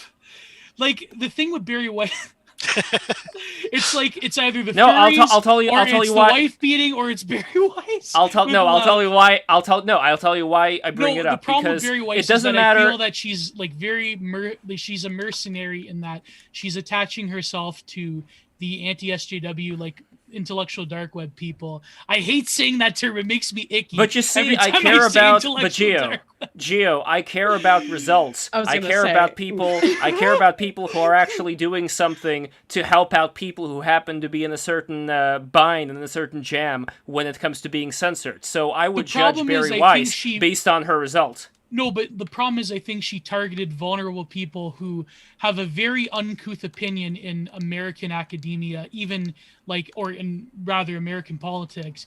And now when she like the cancellation Well, I'd say mark specifically. turned towards I'd say her. specifically, she was targeting people you could say it's contentious in American politics. It is absolutely the opposite of contentious in American academia. The one thing that the left and the right can completely agree upon most of the time inside of academia is how much they hate Israel. That's the one thing that Yeah, they but can both outside agree of on. but outside of You're not academia, wrong. within politics, within politics, within specifically being a publisher of like the world's newspaper. I mean, But did the she American censor? political But did she machine- censor somebody, or did she say that this guy's she intimidating me? explicitly. No, but then She said he's intimidating me. She didn't call for censoring the guy's work. There's a no, difference. she actually did in her book explicitly called to censor these certain professors. So Where is this? Where in is this? her book, How to Combat Anti-Semitism, Okay, what is she the passage? literally I'm wrote gonna a look book this up. about how to cancel people for anti-Semitism. I'm gonna look it up right now. I'm gonna go to LibGen. So what is this book called? You said? No, I'm doing it. What is your investment with?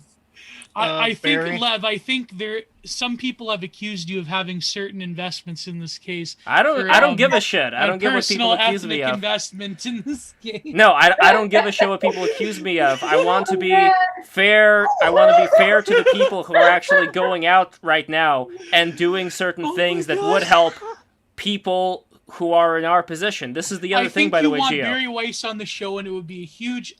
Listen, I'd love to get Barry Weiss on Breakthroughs. I mean, Sure, That'd be but amazing. see that's not the only thing that You I'm got to talking get about Glenn here, Gio. Greenwald and Barry Weiss at the same time. we have to get Barry Yes. Weiss along with who's someone I could like.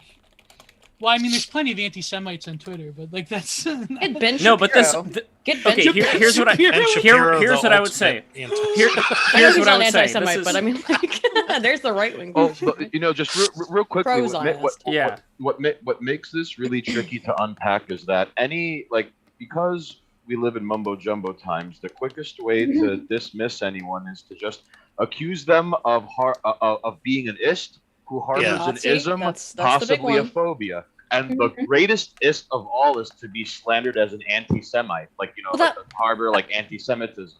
That was the thing that was levied against me because I made a video. The video is still up, and as far as I know, still monetized, even though for years people have tried to take it down. And I mean, there was an active campaign to get this video taken down. It's still up. Maybe I didn't express myself well in it, and I will admit to that. I didn't express myself as clearly as I should have. But the video is about Polish nationalism and why the Polish have become so nationalistic in the last couple of years. Yeah. And part of that was a reaction to the fact that the majority of death camps were in Poland. Poland suffered the most under the Nazis, and then they suffered under the communist regime. So that's why Poland is nationalistic. And because I misspoke, I don't know exactly what I said. I said that not all camps were death camps, I guess. And that you Oh, can't yeah, even say something like that. Oh God, I remember that. Yeah. Yeah, I said that there were death camps and there were labor camps, and not all, but which is true. Isn't that a fact? Like I thought that Yes. was a fact. Yeah. It is Yeah. a fact. In fact, I cited Jewish scholars, and after the fact, they were like, it doesn't matter if it was a Jewish scholar, it doesn't matter if it was a Jewish historian, because every single camp was a death camp. And and I said, and I was talking about how Polish people. My point was Polish people who were not Jewish and people who were ethnic Romani died in these camps. That was the only point I was making, and that gets in a 30-second clip, not even a 10-second clip of that video, constantly gets reposted. It's like Aydin's an anti-Semite. Aydin's an anti-Semite. Well, then the people this who are saying person that is are a complete Nazi. idiots. But that's what I mean. Yeah, That's it is the strongest ist thing that you can say to someone is that Yes, it is the mightiest and most powerful ist you can call someone. And what's fascinating. I don't know about that. There's a lot of ifs out there. I mean, And I think Philip racist Daniel, in general is probably that's Yeah, like, racist is Philip the Daniel. racist is the worst one. Mhm. Also, I think people a lot of different people they're not Sexist. cool with anti-Semitism, but they're kind of I don't yeah, know. no, There's there's a lot of people anti-Semitism out there. There's a lot of people on the left who hate Israel. Yeah, Yeah. exactly. Real. There's a lot of people on the left who just don't really no. for You know real. what's Yeah, but- hilarious? I'm looking up right now is that she used to write for Haaretz, but Haaretz has an article. Am I pronouncing that Haaretz? Ask That- Philip Daniel. I Rats. think he knows better than I do. They have an article that says it's so crazy. Barry Weiss and Ben Shapiro's strange defense of anti-Semitism. Why they gave conservatives like Gina Carano Oh a my free God. pass on anti-Semitism. It's not anti-Semitism. Gina Carano brought up a real point that they just can't deal with. The Oh fact my that you're God. trying to unperson people. This is a very Yeah. big point, actually. The idea of unpersoning. When you have dehumanized someone, then anything you do to that person can be justified because they're not a person in your mind. And That's what the ironically Nazis what used. the Nazis did to the Jews. Yeah, exactly. You said they're not real people. They don't count as anyone else. And so when the left unpersons people and they say this entity is not a real human because of their beliefs, or in the case of the Nazis, because of their beliefs or their ethnicity, then we can just kill them. And I mean, like, they don't always say that outright, but that is kind of the implication, right? You need to Well, remove this person. You need to remove this person in one way or Right, another. If you don't just remove their speech, then you need to remove them from society. And, Also, being able to present them as non-people, it also makes it 100 times easier for someone to go, "Oh, Twitter, do your thing," Do because your like, thing. That's all which- they have to say. which Well, is I wrote a thread about this, about how rationality is selectively given to some and not others in terms of people on the right. Like there was this, Aydin, I don't know if you saw this.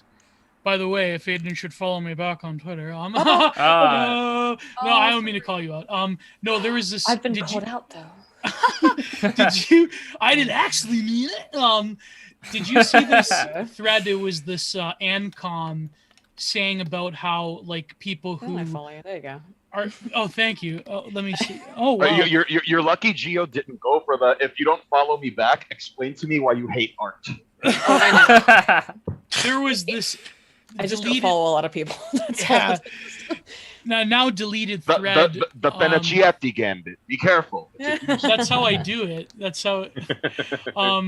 Oh my God, Natalie, when free speech must be reclaimed as essentially leftist issue, we should not surrender. Oh my God. Fascinating. Fascinating that Fascinating. all of a Free speech sudden is someone a like free speech Natalie issue. Wynn. It's not- Natalie Wynn has had her issues with like being Yeah, she's been. used online by her own base, which is hilarious. But also- Yeah. But Yeah, no, That's what I this mean. She's been thread. canceled by these people. Like, yes, free speech is important. And eventually, everything that the left does right now, like in terms of this anti-free speech stuff, it will come to bite them in the ass, and it is increasingly. It will bite you in the But- ass but because this- you eat your own. And this was Yeah. the subject of this thread. It now deleted. It was pretty popular because people were dunking on it. But it was this Ancom saying that you should basically never trust people who are quote unquote de-radicalized, like the Faraday Speaks people, because they'll always have this hermeneutics of suspicion around them. And It's that- original Well, sin. Faraday Speaks Yeah, is like such a plant, anyways. Like I don't know. Oh yeah, the guy's Like, that probably was a so bully, strange. What's the Yeah. that was like the dude who got like de-radicalized by Natalie Wynn. Yeah. But you, yeah, but you that can was never. And you know what's funny is that the certain person, Aydin, that you know, Aydin Paladin's a Nazi, if you Oh, know who yeah. I'm talking about, went Oh, on yeah. Vouch to do this like schizo freak out where he said that Vouch just gives his blessing and cover to people that were used to be Nazis, who's the really Oh, I know. who Shoe you're on talking about. head. Not Yeah, I shoe on can't head, believe we not got- shoe on head, but who's the other guy? He's the kid. He's still a child in my head. He's got he's got his Chris own child. Reagan. The Not Chris amazing Reagan. atheist. No, what's his The name? amazing atheist. He's The Oh my such a amazing God. sad, pathetic man. He I was- gotta say. the amazing atheist looks like how I feel when I wake up hungover. All right. He's in Who a is the perpetual kid? state of Is it yeah. Faraday Speaks you're talking about, Aiden, or is it someone else? No, it's let me think. Actual Justice Warrior has a bunch of videos on him. I saw him at MythCon actually, and it was really weird. But Not the Repsion guy. Not that guy. I like Repsion, by the way. I don't know what his. Hunter Avalon. Hunter Avalon. Oh my God, Hunter! So Hunter Avalon is perhaps like the quintessential example of this. If people don't know who Hunter Avalon is, Yeah. Oh my God. What a rat! What a fucking rat! Sorry, I hate to swear, but no, I mean, again, let's be real about Hunter Yeah. Avalon's deal. Hunter Avalon made a YouTube channel that he built off of doing, I would say, real Christian youth basic kids. bitch tier, anti SJW videos. Yeah. No offense, but that's the truth. That's the reality. They were basic bitch tier anti SJW videos, and then he got married to an SJW, as far as I Yeah, understand. what SJW pussy Aw. does to a man. And then he has had an maybe by the comes- way, he's got an illegitimate kid out of it too. Well, but that's Do you see wait, the, wait, the wait, screenshot in the chat? I think they're married or they're in a committed relationship or whatever. So he's I don't know. got I my don't wanna- boyfriend, my wife's son. He literally. So that's Excuse me, Aiden. Mhm. Did he end up adopting some of her politics as well, or is Yeah, it one that's of the those whole- like Okay, I don't know the insane whole thing. opposite attracts ordeal? Because like I don't know the whole situation, but I'll tell you what I do know about Mhm. Hunter Avalon, which is that he made his career and his YouTube channel off of selling anti-ICW stuff. He then immediately switched, like, it was around the same. So I can't say what the chicken or the egg argument is here for what happened to Hunter Avalon. First of all, I think he was a child. Literally, I think he was like 17 when he started his YouTube channel. I think he was underage and positing these anti-SJW points. He then at some point gets involved with a woman who appears to be more of an SJW, and around the same time goes onto a stream with Vosh and gets bodied. yeah, terribly. No, Imagine because being by the way, bodied Hunter, by I Vosh. understand. I also wasn't that politically activated when I went on a stream with Destiny and got bodied. Maybe not so much on the intellectual level, but I just didn't know enough about politics at the time. I know about science, I know about data, not so much about politics at the time. I've educated myself, educate yourself since then. But it was just not my main. Look, at the Oh, time when I God. talked to Destiny, what my primary area of study was, my whole adult life, was studying avatars and digital bodies and media communication. So I didn't know about politics. I just didn't. I've been a you ever libertarian come my whole life, but across- still. Have you ever come across, by the way, there's this article, it's called The Digital Body, but have you ever come across the work of who is that one Nicholas feminist? Yee? Oh, yeah, no, I don't yeah, know but, that. but who is No, that one? Nick Yee is great. No, Nick Yee is great. He actually removed himself from academia, though, but check out Yeah, the but there's this other artist who's done some stuff. I covered her, not Marilyn Minter, the one that did the film stills series. I can't believe I forget her name. But in the 90s, she did a lot of this stuff with like the contortions of the body and everything. Oh, that sounds familiar, but I'm not sure. Nan Golden, the other. Yeah. Anyways, so go on. So you were So about Hunter Avalon. So the thing about Hunter is that, okay, so what I will say is that Minds IRL, they had Hunter on a panel with Count Dankula, and it was about humor and like, is it okay to be offensive? Like, should humor be offensive was essentially the crux of the Oh God, I can imagine debate. Hunter didn't do. He very did not well. like it. No, he didn't do very. It was a panel. It's not a debate. It's a panel discussion. Yeah. He didn't do very well, and I think that it was weird that he was on the panel in the first place. Because I mean, Dankula knows what the hell he's talking about. He's someone who's actually been persecuted for trying to be funny and being funny. Let's be real, like for being funny in a way that offended some people. So I Count love that Dankula, video. That With his Hitler dog? yes, Marcus has been actually persecuted and prosecuted by the state for making a joke. Yeah. He has a kid now, by the way. Congratulations. He does, and yes, absolute congratulations to Dank and to Sue for that. It's wonderful for them. I'm so happy. But I mean, so does Hunter Avalon, to be fair. And by the way, he brought his like crying infant to the conference. Just saying.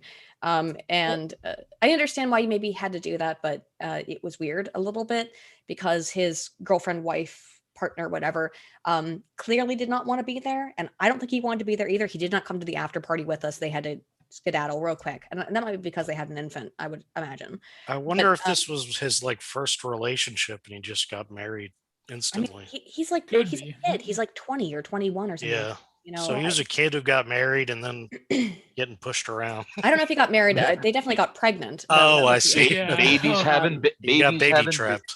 babies Did you having ever see? babies. I think the one with Beardson was kind of bad because it's just. I mean, it was funny because Beardson was just calling him F slurs all the time, but like the one with Sean, I think really broke him when Sean was still around, and who is now Sean, actual Justice Warrior. No, Sean Oh. from the Weekly Sweat, who is now getting rung through the ringer by very terrible people because he wanted to go in the military.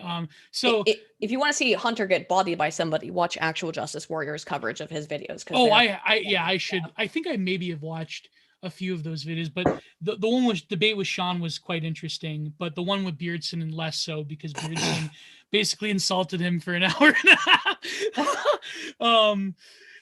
But it's Hunter is another case where I have a very deep and terrible hatred of people that basically don't switch their views over a gradual process, but do it like a complete 180.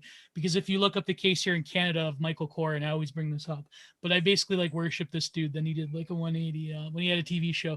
And there's other examples that like people can change their political opinions. Yeah, Particularly young people change their political Oh opinions. yeah. When But- I was 16, I was an anarcho-communist for like a year, only like a year. But and the reason Then why I is turned because- 17. Then I turned 17 and And became then- an anarcho-capitalist libertarian, which I've been for the rest of my freaking life for the next 3 I years. was an ANCAP once. Thankfully, you didn't end up going down the anarcho-primitivist route and end up getting the bad ending. Good on No. you, Aiden. All right. And However, I getting would the mail say- And we're gonna subscription. have, by the way, I did have a confirmation Oh no. from Gennadi's no. friend Oh. for our reverse debate on transhumanism. So that is happening, and that is happening. Excellent. I will tell you exactly when. We That is had happening two Thursday, marathon May 20.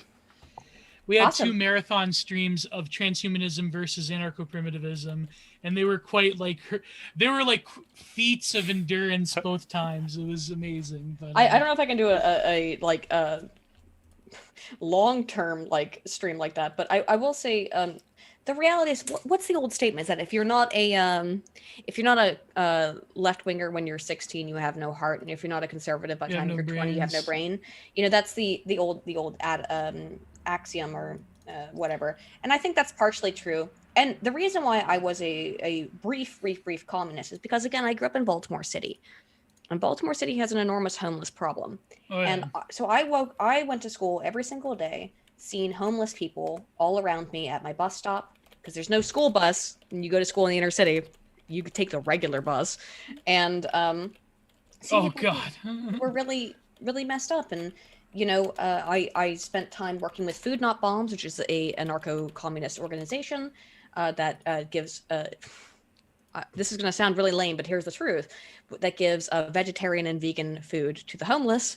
And it wasn't about the vegetarian and vegan aspect. It was about wanting to give food to the homeless because actually at the time, and I don't know if this has changed. Oh, but it's illegal in a lot of cities. to It is feed the illegal. homeless. Yeah, It is it's true. Aiden, this is actually very funny. You should mention Food Not Bombs. For Really? a stream, yes, because for a stream a couple of days ago, one of our guests was supposed to be Christo. So you guys remember Christo, right? He used to go by Chris Talk, and then now he goes by strictly Christo. You guys know who I'm talking about, right? Oh, yeah. So he's like very, pretty lefty as far as his views go, but he's a fun guy. He likes coming on. I really appreciate him coming on. So the reason why he could not come on last time was because he got food poisoning from Food Not Bombs. Uh-oh. Yes. Oh my gosh. Ooh.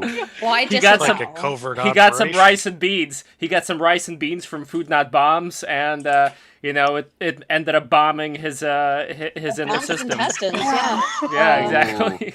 Oh no. I actually still agree with the general mission statement of Food Not Bombs. in What that, if we yes, delivered food to homeless people with bombs? No. What would No, I happen? don't think that's a good idea. I mean, we did some. Look, again, when you're 17 or 16, which I was at the time, like, for example, here's one thing we did is that there was an abandoned coat factory in Baltimore City. So we would go into the coat factory, and these coats, they're all still hanging on the racks. We would take them off. Now, it was very scary to go into this abandoned coat factory, but we did it. And we would go in because it's like there's rats all over the place and stuff. But we'd go pull the coats off the racks and we'd throw them off the top of the building into a truck down below, and we'd go deliver them to the homeless. Yeah, there you They weren't go. shelters. They weren't shelters. They would be homeless camps, which exist in Baltimore. And I felt like I was doing something, and I totally agreed with that. But then it took me And like the thing is, some fucking 2 corporation months to probably did realize some, libertarianism was better for the homeless people. and the thing is, like, some corporation that probably doesn't even care about their overstock, like, Yeah. literally probably just abandoned Oh, it in these factories. It was right? abandoned in the 1970s. So trust Yeah, me, well, there you these go. coats were like You know, I was doing this in the mid 2000s. So trust me, Aiden, I'm you're gonna glad. sell these So all coats. these homeless people looking like 70s pimps all They throughout sure did. all through I the- still have some of those coats. They're great coats. With leisure suits and bell bottoms, man, I'd rock that today. But the reality Um, is that it's important for homeless people to, like these people who are living in tent cities, yeah, they can use some warmth. So I absolutely understand and empathize with the plight of the homeless. But it was by working with the homeless that made me a libertarian rather than an anarcho-communist. but two things real quickly. One, Aiden, I'm glad you brought this up because most people most people's activism and beliefs only resorts to like screaming at people at a rally and chanting slogans Oh, they right. themselves can't unpack. So like for example, uh something like community activism, all right? It's a perfect reminder that like it starts at the local level, like any It meaningful does. change. And this is really important to point out how like, all right, insurrection in the voting booth is never as sexy as insurrection in the streets. Yep. And if you could if you get enough people who are like, yeah, we have strong surly opinions and we're going to express them in a call and response sort of way. I've never understood how it's so hard to funnel even half of those people into like, all right, there are booths in that building. You pull the lever of the guy that represents your values. So like, yes, like I know think globally, act locally. It kind of sounds corny, but like even feeding the homeless, like in a like volunteering at like a Okay, women's shelter, It's like because virtual virtue signaling is easy. It takes no time, it takes no effort. You don't have to break into an abandoned coat factory. You don't have to spend your time feeding the homeless people. Because by the way, it's weird when you do it. Some of them are weird because a lot of them have mental health issues. So yes, actually spending your time feeding the homeless, and that's such a fucking funny thing to me. I'm sorry, but like I get called all kinds of names all the time. And I have done more, I think, to help the homeless in my life than any virtue signaler on Twitter. They don't right. give a shit. And what irks me is that getting your hands dirty is what like okay, uh I think it was Moldbug who said this, Oh yeah, where my he said, boy. if you've been reasoned into something, you can be reasoned out of it. All right. Yeah. So, Now, so if you've been reasoned into something, you could use. I can't do the mold pump. but the thing is, it's like Aiden came into her perspective from doing and seeing like the end results and like how I hate to say it in such terms, but like, oh, you saw how bad it really is. Like rather than driving past like a homeless shelter, no, here's a tent city and there's more popping up and they're not stopping. And that lived experience. They would tell us straight up that, oh, I just don't want to get a job. It's like, is this a glorious life? Is it glorified? No, but I get to be able to do drugs all day. I mean, not all of them, but people would tell us that kind of stuff. It's like, I would rather Right. be able to live on the street and do drugs than have to have a job. And the A- a- fact that these leftists have not asked homeless people where they're coming from is ridiculous. At the same time, I think our modern attitude towards work is bullshit. But I mean, Yeah. there are people who I do agree. go off grid that can make it work. Yeah, sure. But they have to do a lot of work to sustain themselves. But- like tiny home people and all that. It's Yeah, yeah. important. And It's good for important. them. It's important That's to cool. point out though that like one. So for example, like if Aiden, if you hadn't worked with if you haven't volunteered with Food Not Bombs, you probably wouldn't have discovered, oh, like some people are homeless by a choice. However, part of the reason people like ever since Ronald Reagan closed down the mental hospitals and the Thank you. asylums, Thank you. like there Yeah, has there been you like go. a flood of homeless people that honestly like It was then all the- neoliberalism. Yeah, it's true. then Yep. then they're at the mercy of whatever institution like crosses their paths first, whether it's the police, yeah, whether and usually it's mean, negative. right and I want to be real that like the American mental health institutions have not been great. Totally broken. No, however, I did a video on this several years ago, and I actually went to a bunch of old mental health hospitals, the old ones that were built in the 1800s, and they were built on this plan. The word of which, the name of which I can't recall right now, but they were built on this plan that maximized sunlight, that maximized health and actual health, and making sure these people were okay. But the problem was that after the Civil War, they got like thousands and thousands of veterans coming in, and it just increased from there as they started dumping everybody into these institutions that were meant for one fraction of the people. And don't get me wrong, a lot of them were like literal nightmares. Like, I mean, yeah, they were. The one near, I think it's near where you're at. The one that Dan Bell covered. Trans-Allegheny Lunatic Asylum. Yeah, there was Forest Haven. Well, no, that's in Washington. I think. Have you seen the documentary Titicut Follies? Oh, I of think I've course, heard yeah. of that, Yeah. Oh my Like God. tho- One of the those worst. places, those asylums were Not nice, please. Not They were brutal. They Yeah. became brutal, though. They But were not built that way. They Yeah. became brutal because of over too many people. They Yeah. were over inundated, and that's what made the asylum system fall apart. But Yeah. then to But I close think- them is another. I think with the hospitals though, they also transitioned like when pharmaceuticals really started Yes. kicking off. They became just they drugging people up. Yeah, And then they moved them transitioned. into what they call like transitional or temporary group homes Yeah. outside of the asylums, which are just as bad and just as abusive. So, I mean, I don't have But the model before that was like you would take a holiday, like you would Yes. take a couple months off, go out into the country, just breathe fresh air, go on walks in the woods and stuff, and that was your treatment. But now it's like you get locked up and drugged up. again, there's fucked up shit, but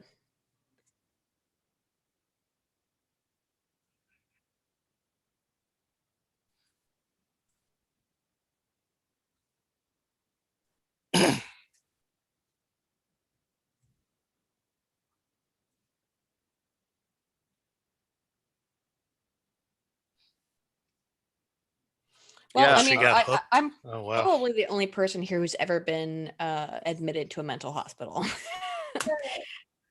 No, you'd No, be is it incorrect? surprised. Oh, No, cool. okay. Our good, Okay, cool. an All intelligent right. friend who. I had no idea. Awesome. Isn't Yeah. it awesome to be treated like? Isn't it great Oh, to and be treated? Town is right. Was admitted to a mental hospital. Well, It sure feels great. uh, It's awful. ladies and jerks, I gotta start making my way out, but I just wanted to chime in real quickly. Before I forget, Aiden, you were mentioning that you could see how someone's views can change gradually, and I believe it was if I'm misremembering, I'm sorry, but I think it was Gio who mentioned like when someone does a 180 that quickly with their views, Yeah. like it yeah. raises more questions than answers. I believe like expect to start seeing expect in this decade, expect people to start doing 180s with their ideologies because when you see Mhm. the world in black and white, the only way out if something is cramping your style is a 180. My favorite example of this is like I knew a couple of people from high school that were like super activist, mega crunchy, living in a squat, more vegan than thou. Yeah. And then and for a few of them, like something was cramping their lifestyle. And the one who was the most ardent one of all, he now sells health insurance policies to worker drones at Silicon Valley. Oh. So because or like Eldridge Cleaver went from founding member of the Black Panthers to blowhard Republican conservative. People absolutely can change, and that's the thing. It is the wisdom of experience, right? As you get a bit Sometimes older- it's wisdom of experience. Sometimes it's worse. Sometimes it's somebody who just does a 180 because they happen to be sick of whatever thing they happen to be indoctrinated by. maybe Right. because So your they thing end up- doesn't work in Right. reality. Right, but if you see the world in black and white, the only way out is a 180. Because Most people do. Most people do. Because Yeah. That's the big problem. So ladies and jerks, I had a most wonderful time on this stream, and I'd like to thank everyone taking time out of their Thank you. afternoon. Well, Thank you, my friend. Nice to talk to Yeah. you. And Come on by. follow Stain Haynes at 718 TV, twitch.tv/. Well, this is Monoxis's Twitch, but you share Yes. share the Twitch. Yes, he's the back end of 718 TV, and I'm the front end. So subscribe to 718 TV, ladies and jerks. It's the best public You're access programming you're not watching in the 21st century. so you're basically in a horse costume, and you're the front, and he's the ass. Yes, yes, and the punchline is when we remove ourselves from the costume, it's two guys in masks. So, And the horse is also wearing a mask. But anyway. Rob, Aydin, Gio, Alexandra, Lev, I hope you all have a lovely evening and a great start to your week tomorrow. Have a Same great here, brother. week. Thank you so much. Buenas noches. So one quick thing I wanted to say before I forget about Russian trolls. I know it's been a while Oh my since I gosh. brought that up, right? No, but it's very interesting. I saw this video with this very famous Russian live streamer guy who Buff may know. I don't know, Buff, if you know that guy. I posted a link earlier where he talked about like the various Russian troll farm tactics. And the thing that he says that they actually... No, I know it's so cringe because of the fucking you-know-who that ended up talking about it this whole election cycle. But what he does say that they do, and I found this pretty interesting, is it has nothing to do with actually like converting somebody to a particular opinion. What they try to do is create a kind of environment where most people who are listening to or reading whatever they write end up coming to the conclusion that things are so confused nobody could actually come to any agreement because it's just all, they basically About fuck up the dysregulation. conversation. Yeah. Yeah, I guess I that buy would be the that. word, right? Yeah, but yeah, I remember watching something like there was Russia actually appointed a famous surrealist playwright to do psychological operations, and the whole point was to like have as many conflicting news reports on things to kind of dysregulate people to where like basically oligarchs can get away with doing what they actually want to do with this sort of smokescreen of like different scenarios that people are kind of emotionally invested in.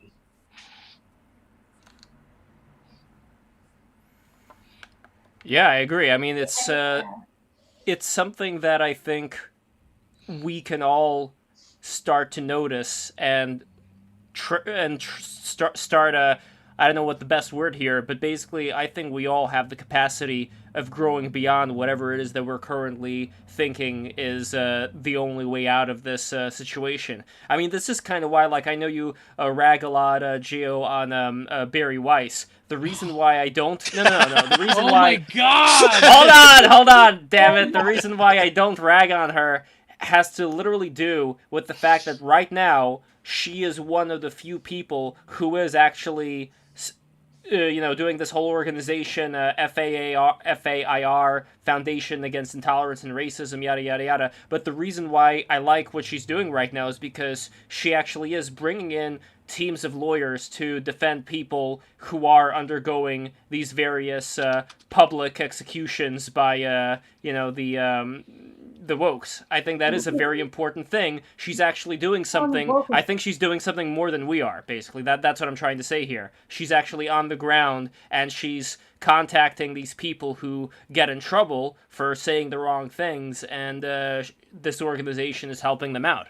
So I see nothing bad about that, regardless of any of the other stuff. That's why I would give her a gold star for that, at least. That and never mind. Hey, fellas, I think I'm going to head out. All right, Rob, I think this podcast is going to be ending pretty soon. I mean, I have this guy that I'm working with right now with this flag on his tail, but I'm probably going to work on him a little bit later. I have a lot of characters here. As you see, I have the chicken man over here with the breasts. Look at these juicy breasts. You just want to, What is this specifically for?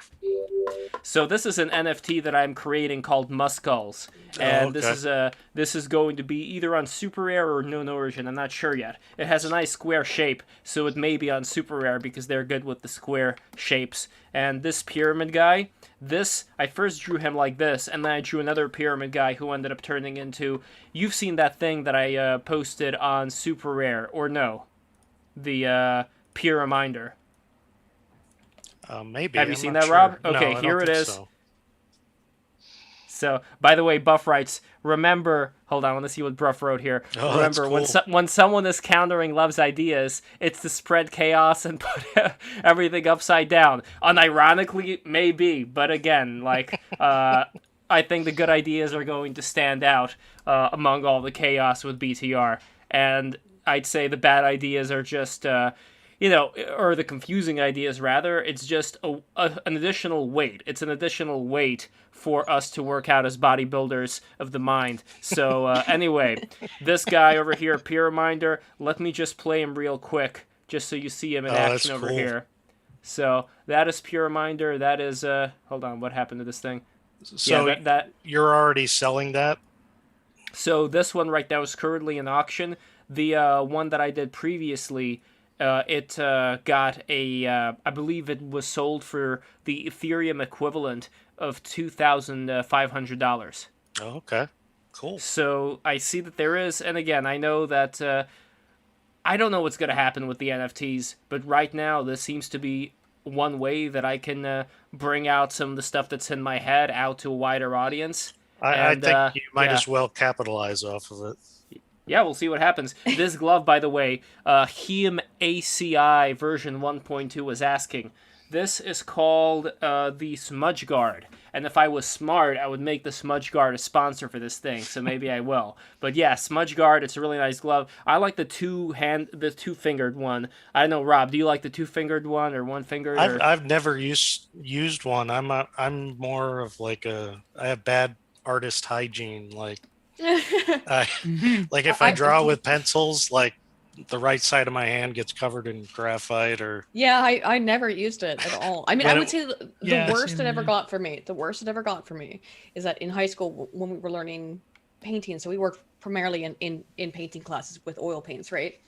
And I had, so in order to clean oil paints, you guys, you need to use acetate or acetone, yeah, which is an Yeah. extremely poisonous Oh, substance. God. yeah. And I had, I would put my acetate like a little plastic cup to use to clean. And then my friend came over and brought me a glass of grape soda.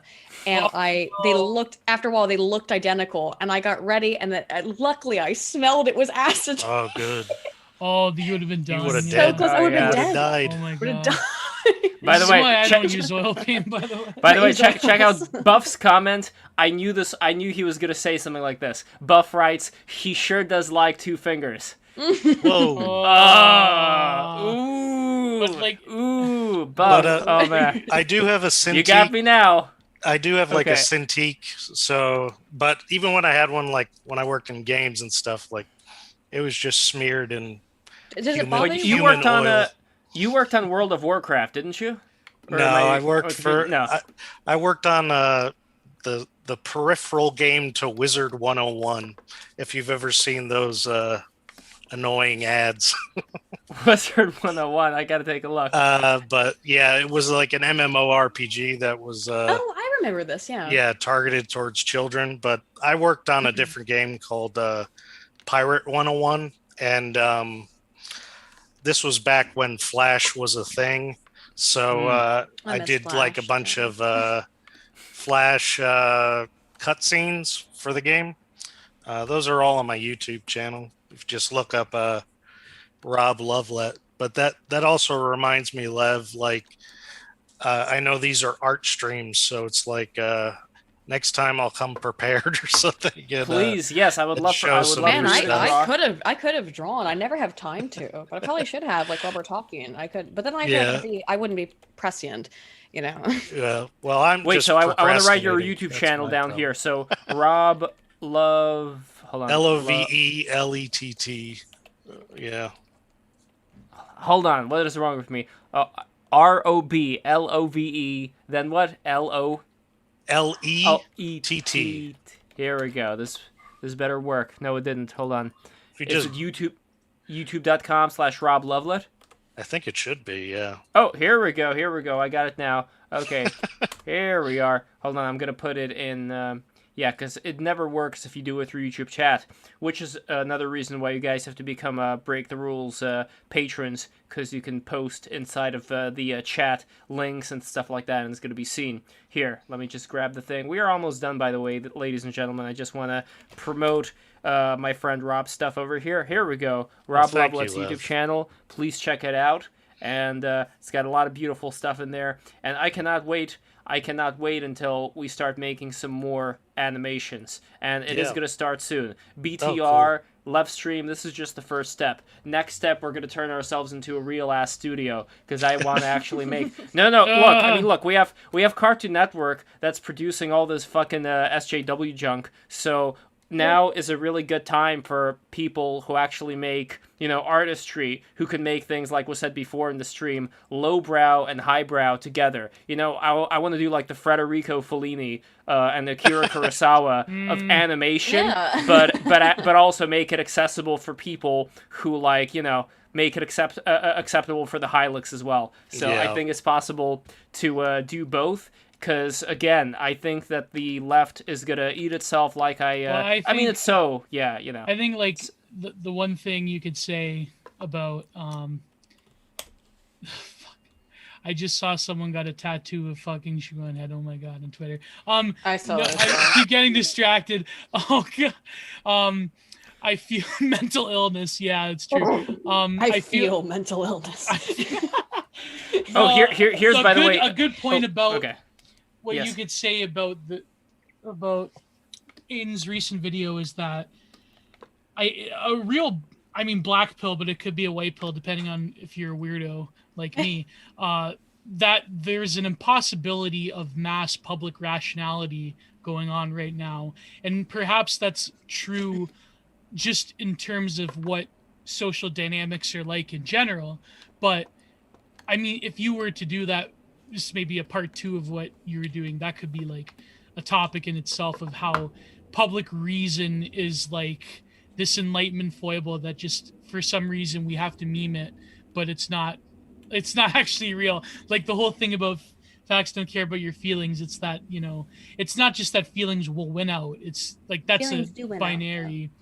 And Yeah, like feelings are their own facts within themselves, Yes. not as you can't we're emotional animals, and I brought up earlier cognitive load or cognitive miserliness, and that's the really big thing to understand. Like that, I try to understand it and bring it into my rationalization. There's two things that I think, actually, let me bring out. There's two things that you need to understand when you're engaging in online or any kind of discourse with people who have a different political ideology or the same political ideology.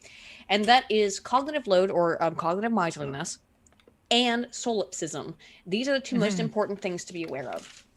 So cognitive miserliness is, as I said, people just don't have the amount of time in the day to actually absorb a large amount of information, unless you're a weirdo like me that enjoys reading research. And I'm not, by the way, that's not normal. You're not required to do that. You should not be required to do that. But unfortunately, in the way that the world works currently, the mainstream media lies, they outright lie, they obfuscate or warp data.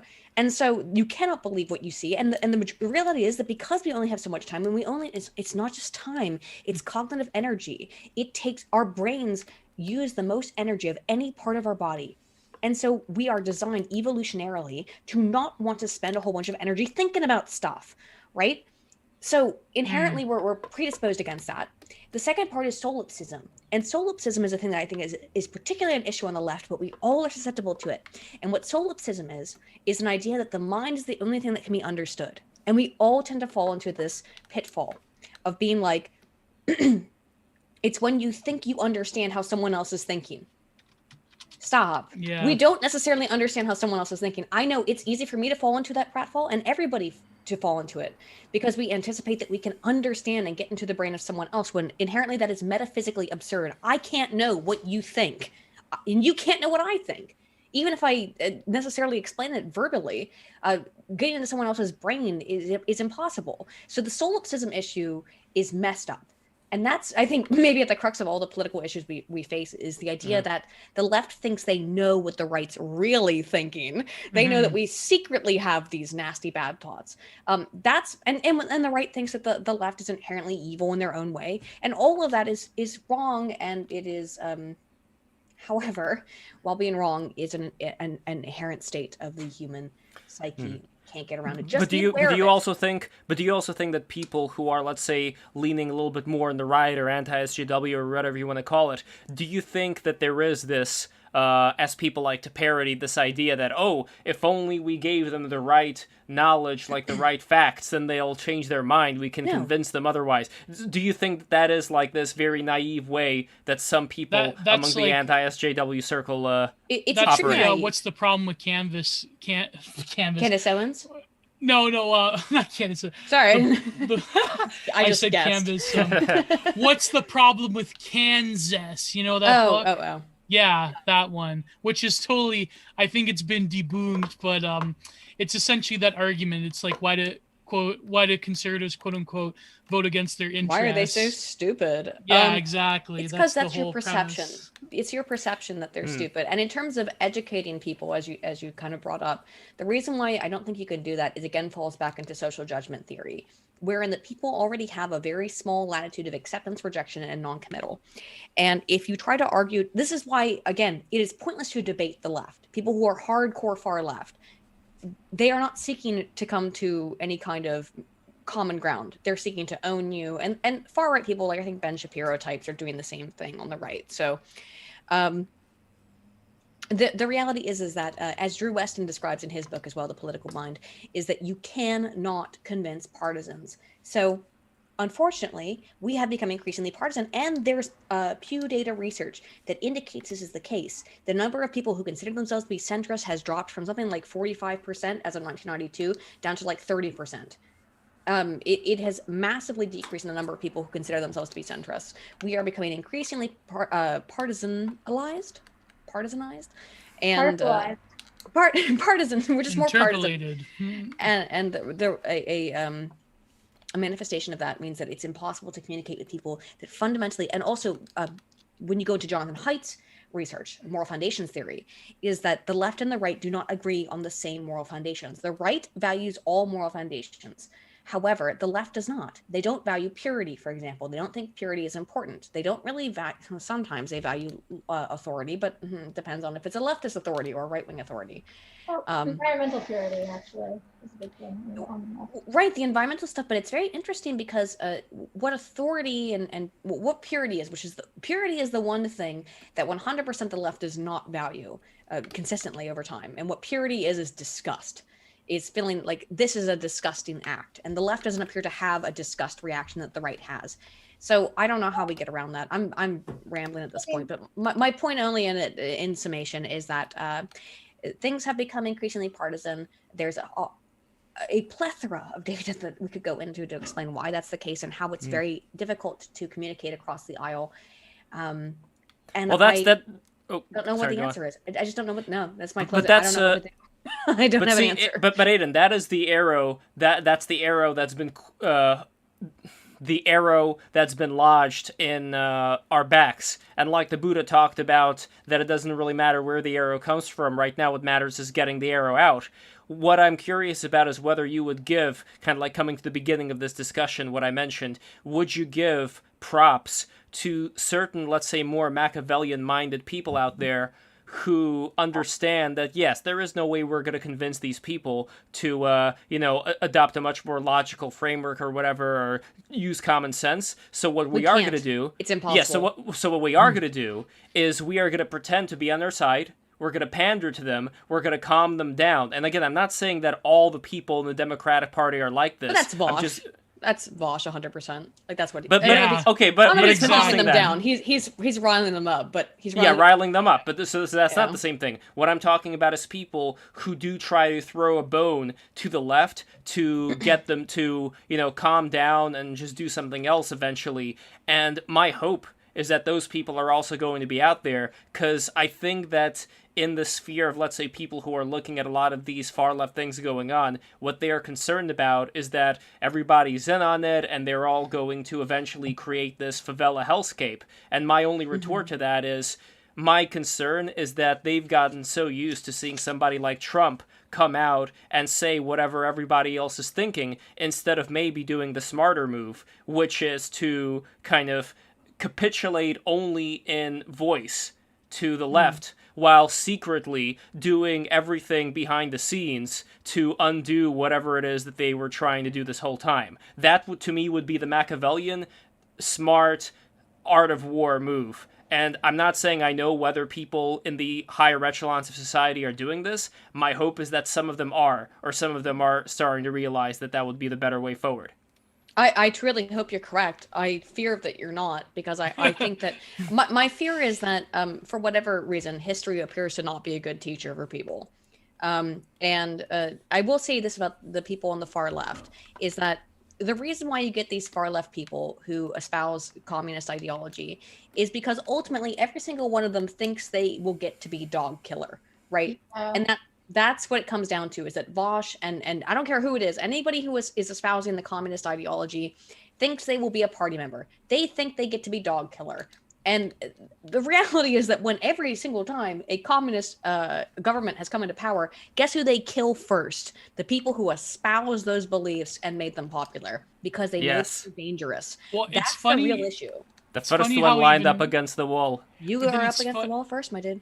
Exactly. And it's funny how like Vaush has to like sort of do a bit of like a optics check by going for like, you know, basic like DNC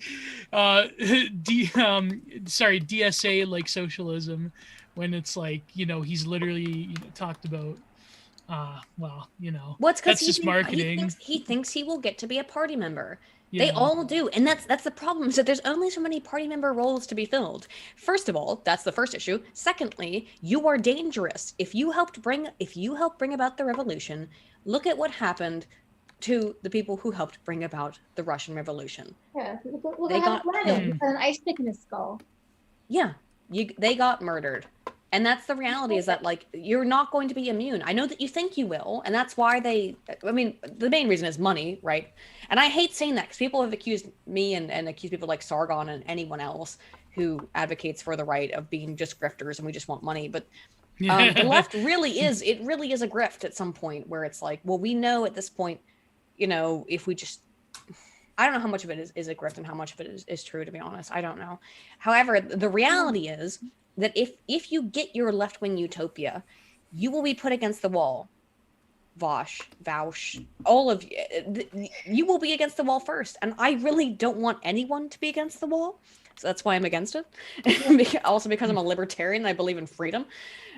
Wait, does Vouch stream on Twitch or no? He's a Twitch guy. Interesting, yeah, because we're also on Twitch right now. Yeah. I'm sure he's streaming right now. I mean, I think he streams all the time, so I bet he's live right now. Like, I mean, oh boy, I mean, it's. Well, really, we're gonna be on crazy. Odyssey soon. We're gonna stream on Odyssey. I gotta get on Odyssey. Yeah. I'll connect you with Jeremy. I'll connect you with Jeremy Kaufman. Oh no, Jeremy. Oh God, no. I was like, I can go DM the quartering right now. Like we. Yeah. No, it would be fun. I would be very interested in doing a stream with the quartering. What is your opinion on the quartering? Do you think he'd come on to BTR? I don't know if he'd come on. He might. I mean, Jeremy's always been very nice to me. And what People my go after him a lot, though. I don't know. They do. Yeah. My opinion towards him, he grift? Absolutely, but he would tell you that himself. Yeah. Like, he wouldn't lie about that. He absolutely grifts. He is I don't know. He's more honest about it, yeah. Well, I think everyone should be honest about the fact that we all kind of grift to a degree, but yeah. He grifts. No, I grift hardcore. Streamlabs.com. Streamlabs.com/Lev I'm biding my time with grifting. Well, we all grift to a degree, but he grifts by, you know, he covers mainstream topics that he basically just reads a news article about, and then it creates some sensationalism. However, I don't think the left is much better, and I would actually say that and this will be a little bit it shouldn't be controversial, but it might be, is that the left is a little bit more insidious in a way. In that, who are the big left-wing streamers or video makers on YouTube? It's people like ContraPoints. ContraPoints absolutely utilizes, and I think she's a genius, by the way, in her own way, of utilizing this very interesting visual imagery to make the videos so enticing that you don't necessarily pay attention to the message. And I enjoy many ContraPoints videos. I completely disagree with what she has to say, but I really enjoy watching them. They're visually entertaining. And I think that's part of the point. I don't know if Well, the that's whole intentional on her part, but that's it is. how It's it works. it's this theater kid sort of dancing around politics. It's like even like in terms of just the earlier stuff, there's no any of like the original theory cell. I was in a PhD program, but it's like, you know, I read Derrida, but like all that stuff is gone now. Now it's just, and you see this with what's her name now? I don't want to misgender. Philosophy Tube. Oh, Philosophy Tube. Yeah, I forgot that That's- Philosophy I Tube forgot the name became a now. transgender person. Well, that I mean, I could kind of we were all expecting that, to be honest. Yeah. But I was surprised. the bimbification, the sissification. I would say that the thing is that, and this is very upsetting as someone who has known legitimate transgender people. Yeah. I think that trans has become a fad. I do believe that's the case. Uh, For some people, not for everybody. It's a real no, thing. I think it's okay. So, like, basically, transgender medicine has become more widely acceptable, and also transgenderism in general has become more widely acceptable. So, it does stand to reason that more people would come out as transgender. I mean, some people call it a movement rather than a trend. I don't know. It is funny the Philosophy Tube like came out after ContraPoints did, when like Philosophy Tube kind of just copies everything ContraPoints does anyway. Yeah.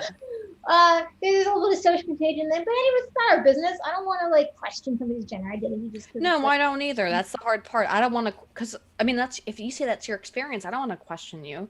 Yeah, and even like I support somebody. But in the case of Ollie, I think it's entirely If somebody wants to transition because it, you know, for whatever stupid reason, because they're a brony and they whatever, and just, I don't think that's a realistic reason to say that you think that your sex is wrong. To say because you're a brony. No, I'm saying like if you're, I misspoke. I'm sorry. Oh, by the way, I know it. I know a transgender person who came out because they were like, "Whoa, I watched My Little Pony, and women all love each other."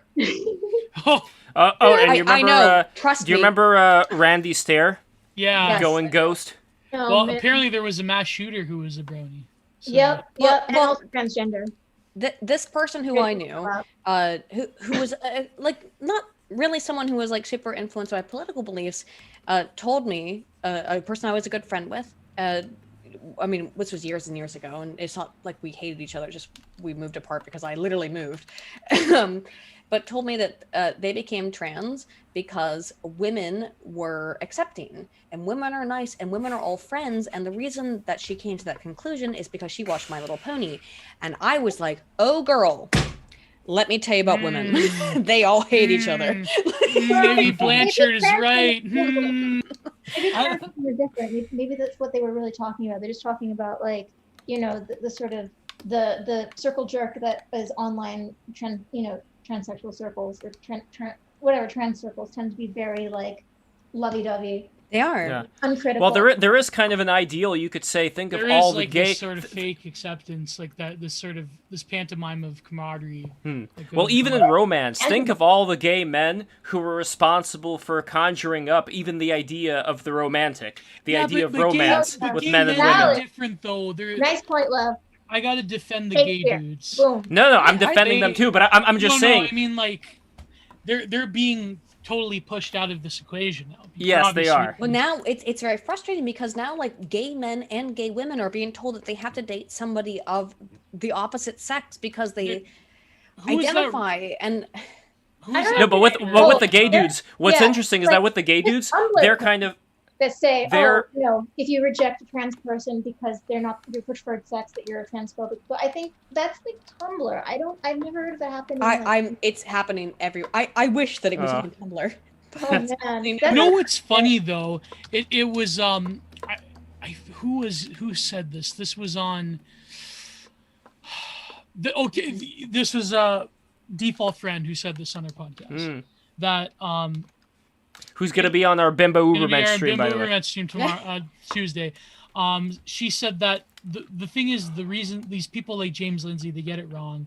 They think like Dr. Lindsay does know what he's talking about for the most part. yeah.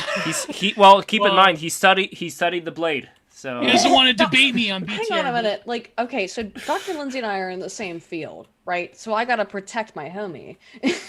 Well, yeah, but he. no, I want him to come on BTR. He's not He's got to responding to debate any me of the on critical messages. theory. He's Oh, got to debate I me. could DM. Yes, Please, thank please, you, thank you, Tell him thank you. I will.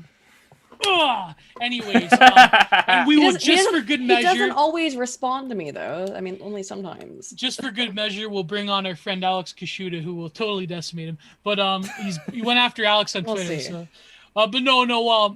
So the problem is that they think that it was a direct pipeline from academia. What it was, in actuality, was these Tumblr kids who, and a lot of them, the older ones, came from something they awful. moved into academe. They moved into it. They butchered a lot of the theory, and then now, like, literally, Tumblr created politics from like millennial kids at the time is now like national public policy. Yeah, it's And very frustrating, and there's no data behind it. I mean, again, as a quantitative and qualitative social scientist, I cannot even describe the frustration I have by looking Right. at how my field has been destroyed by these people who have no interest in actual science.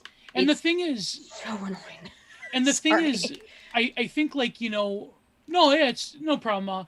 When you're in like a lot of like you know, right wing circles as I am, it becomes very easy to, like, because these people have such immense cultural power, it becomes very easy to sort of Dehumanize them. I would dehumanize say. them. Yeah, and I think, like, what is the deeper point is to actually understand why is it that there is such an incredible emphasis and need to escape from what is stereotyped as the confines of masculinity, and how we live in, how modernity itself produces a lot of these interesting pathologies, the way that a lot of other great empires have produced various lurid sexual pathologies.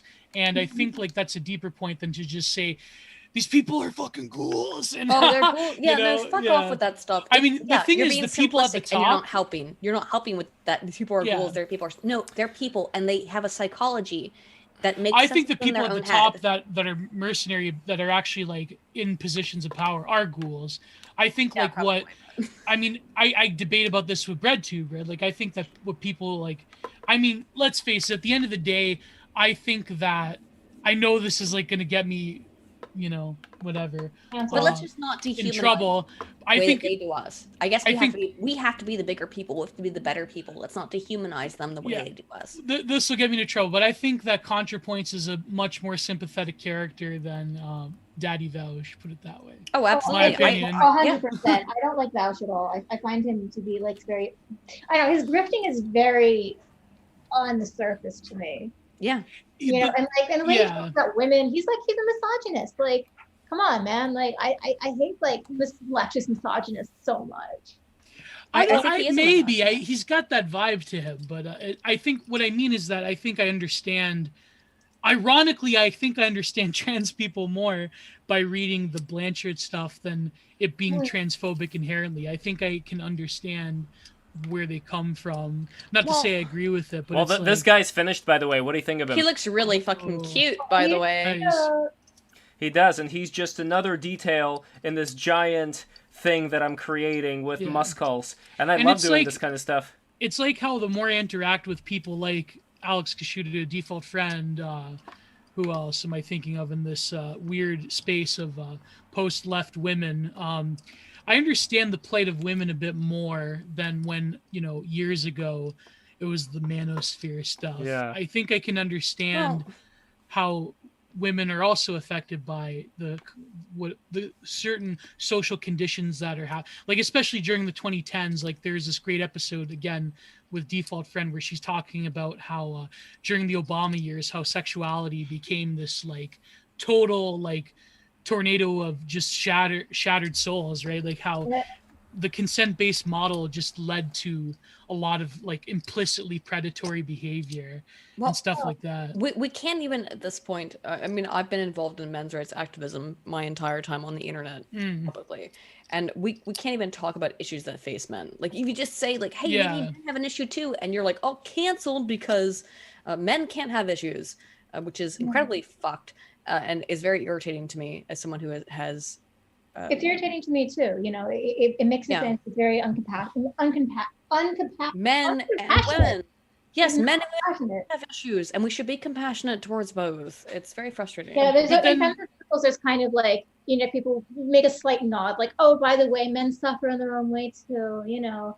But like, it's not. There's not really a very deep analysis of how the sort of disparate ways that men and Yeah. women suffer kind of intertwine and sort of feed off each other, and how it is like, you know, it's a relationship that exists Yeah, like I think on a level. 100%. Yeah. You know, The and problem as we suffer, is- they suffer. As they suffer, we suffer. exactly. And the problem is, I think when you start to have people that will stand on either side, like you'll have like the hardcore, like, you know, stereotypical manosphere stuff about like these thoughts, these holes, you know. Oh, But then that's you'll have, that's And not. those people don't get laid. and then you'll have like femcells that are like, well, men don't really deserve to be married and be happy because they're terrible. I mean, So to be it's honest, like, like, again, as someone who's worked with like honey badgers and who has been a pretty proactive men's rights activist for 4 or 5 years, yeah, the reality is that that's not what most of us are advocating for. We're advocating just for men and women to be equal, and for this weird anti-male hate to be diminished in the popular zeitgeist. So it's frustrating when that gets, it's like, oh, you want men and women to be equal? That's misogyny. No, that's really frustrating and dumb.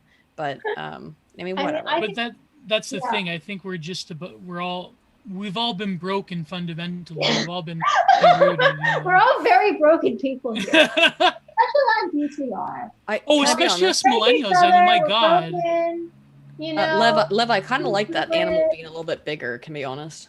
what's that? Yes, but the problem is that he ends up covering the tongue up. I So know. I'm trying to think of a good way to balance this out. Plus I'm his sorry. little I his just- little the his fact little that- skull flag ends flag. up being hidden. So you know what I could do? I could maybe shrink his, like, I can squish his body a bit in perspective, keep the head here, but it's I still like him I because don't. he's a cute boy, and I want him to be. He is a cute, yeah.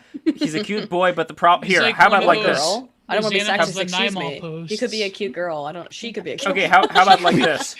This way the tongue is not fully covered. See, I like the fact that the tongue. Oh, you know what? Maybe the tongue could be like above it. Is Yeah. is he getting licked by the tongue?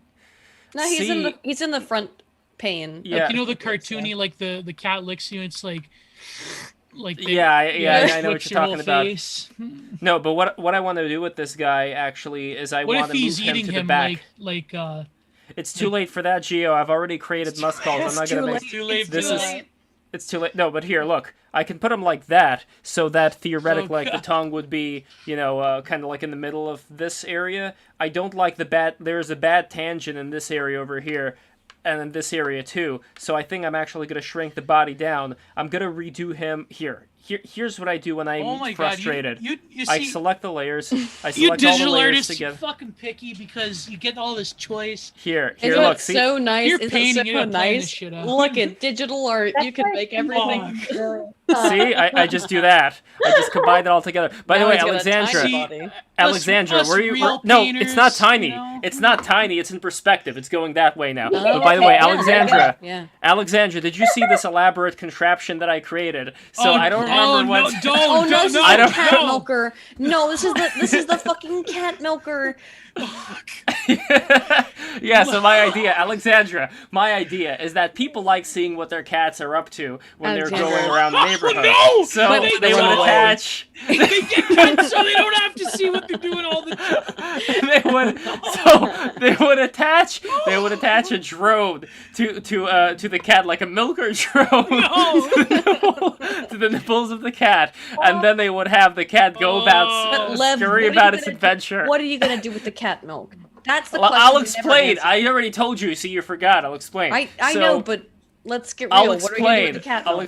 I'll explain. So the milk is generated inside like this backpack device of the drone, and then the smaller drone during the whole adventure extracts the cat milk It's like- into it's like like- two 2 milker bottles over here. It's the And then- refueling. Those military jets that get refueled Yeah, in the that midair. refuel. Yeah. Yes, exactly. And then it would deliver, and then this drone would deliver the milk to the owners of the cat so that they would watch the live stream of the cat going on its adventure while drinking the milk. So I didn't bring This this is up so earlier. surreal. My I want to God, hear what this could- Alexandra's. I want to hear what your reaction to Lev's proposal is. To So I the think it's level- genius. Oh yeah, no, let's market. Let's patent that like immediately. This need could be to- some kind of like surreal like art project where you try to patent like a drone, a cat milking drone system. Yeah, like Vanta Black, but cat milk. Yeah. Yes. Yes. Oh God. Oh my God. This is terrible. But I'll leave you with this. There's this great article by Katie Herzog, and it's ironically it's on Andrew Sullivan's Substack, even though he's whatever. There we go. That's what I'm talking about. We This gotta is get called Andrew the Sullivan Where on. Have the Lesbians Gone and the Erasure of Lesbians. Andrew Sullivan, yeah. God, that blast from the past, man. I remember when he and like Dan Savage would get into it. Oh God, yeah. Well, I got into a lesbian conversation last night on Yellow Flash's stream, where I basically tell me said more. that I think my statement is I think all women are lesbians. Well, we're all all bisexual. No lean bi at the very least. Yes, every But- woman's Women's bisexual. sexuality definitely are more fluid than I think all Well, women. I think fluid is. I mean, like think of jail. Like male sexuality is goddamn fluid in jail.